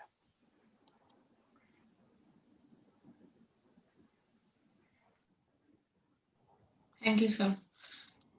Hello. G. Am I clear and am I visible? Yes. I would like to just have a few, couple of minutes only. Well, yes. There are some takeaways which I'll be having from this conference, international conference. One of them is about the interpretation and the meaning of our Samhitas and other things, which is to be taken in a proper way. I experienced myself this difficulty while I was recommended to, to one of my gurus that, I'm trying to establish a relationship of cow family with the farm. That is basically the objective, and I'm looking at it from the Vedic point of view. How do I establish that? And one of the things that was suggested was that Mayo Bhurvato Sukta from Rigveda should be prayed while we leave the cows from the stable for grazing or when they come back. Now, this particular thing, I didn't have the idea about the Mayo Bhurvata Sukta, and I call it from the Vedic Samshodhan Mandal of Pune to give me that Mayo Bhurvata Sukta. And when it came, one page, which probably the translation was from Griffith's translation. And what it said, I will just indicate to you that Mayo Bhurvata Sukta, may the refreshing wind blow upon the cow. May they crop juicy grass, let them drink their nutritious life-sustaining water. Rudra, have compassion upon the food which has feed. Now here, Rudra, have compassion upon the food which has been on the feed, has been interpreted the food which has feed. And he goes and adds as a obiter ricta almost that the cow, this seems to favor the notion that cows were sometimes killed for food. Now this is something, it was totally jarring because my guru had suggested it to play this for the well-being and the thing of the cow, and which is the one. So therefore, there is a definitely a need for proper interpretation of some of the Samhitas as well as Suktas. This is one part. The second take home is about the. I heard the panel discussions about the Ayurveda and all that, and Dr. Madhuri Patil, I think she gave one particular. She made one particular point. That point was that Charak Samhitas and other things were the research of thousands years have gone into this thing, in the prescribing the Ayurvedic remedy. Now, the research methodology that we follow for clinical study. Now, if we adopt the Western methodology of this thing and try to prove these things, it may be difficult to fit into that kind of format. On the contrary, as she said, they have to be taken as Siddhanta, and those Siddhantas have to be only validated and experienced. I believe, I think, otherwise, if we try to follow the model, which is the model of Western researchers, it will be completely wrong. I had one experience about carrying out a research methodology about, the soil health. I wanted to test actually the, we gave one project to a college. My wife was earlier professor and research guide at Ramnarayan India College, and we gave one particular topic of research of adding Agnihotra ash to the soil and seeing what are going to be the results. Our results were that by addition of Agnihotra ash to the soil, the nitrogen fixing bacteria as well as phosphate solubilizing bacteria increase manifold. Now, and of course, our organic carbon content and all those things improve greatly. Now, this is one particular thing. Whenever I narrate this or whenever I present this before our vice chancellors of agricultural universities, agri-scientists, I experience it differently. Number one, that first they don't believe that you can't achieve a organic carbon content in the soil from. Sorry to interrupt, but we have to take more suggestions right now. Okay, all right. I'm concluding. Thank you so much for putting up your suggestions. And because of the time is running in India, it's already 11. Just one point I would like to add. There is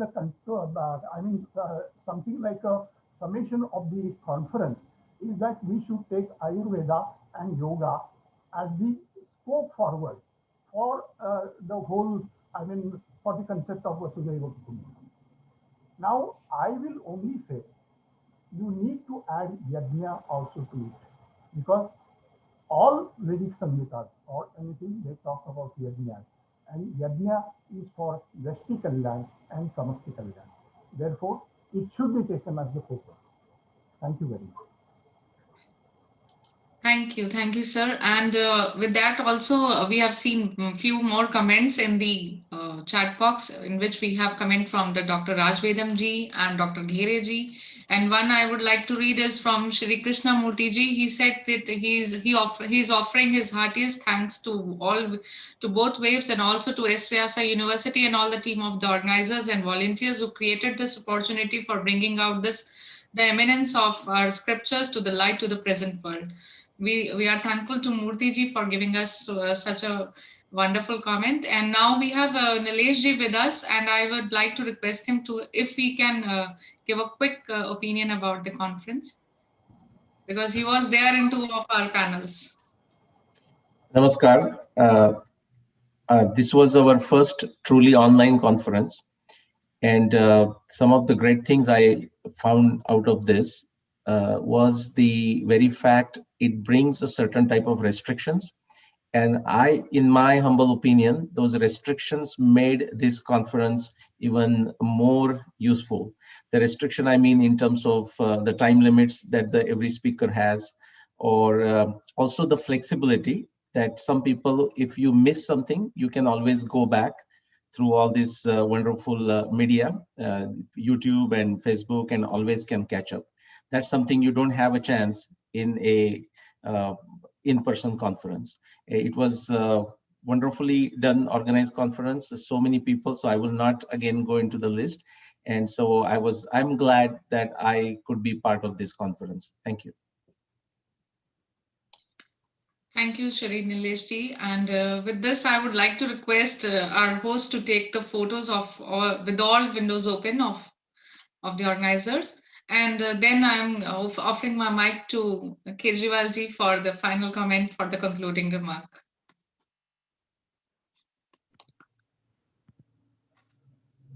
Not much to say. If there's no questions, we can move on, and hope to see you guys on January 31st.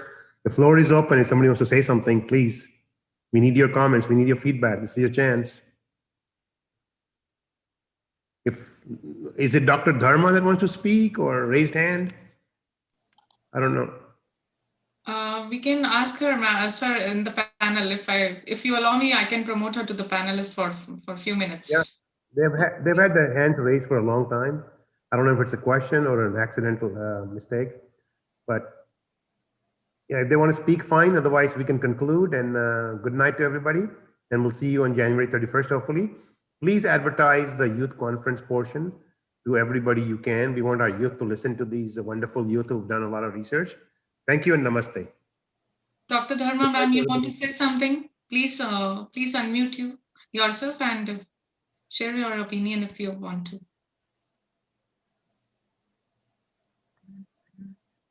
Looks like they don't. So we'll just see them on January 31st, I guess. Okay, fine, Okay. sir. Thank Thanks, you. everybody. Thank you, everybody. This is amazing. Namaskar. You guys can talk. Thank you very much.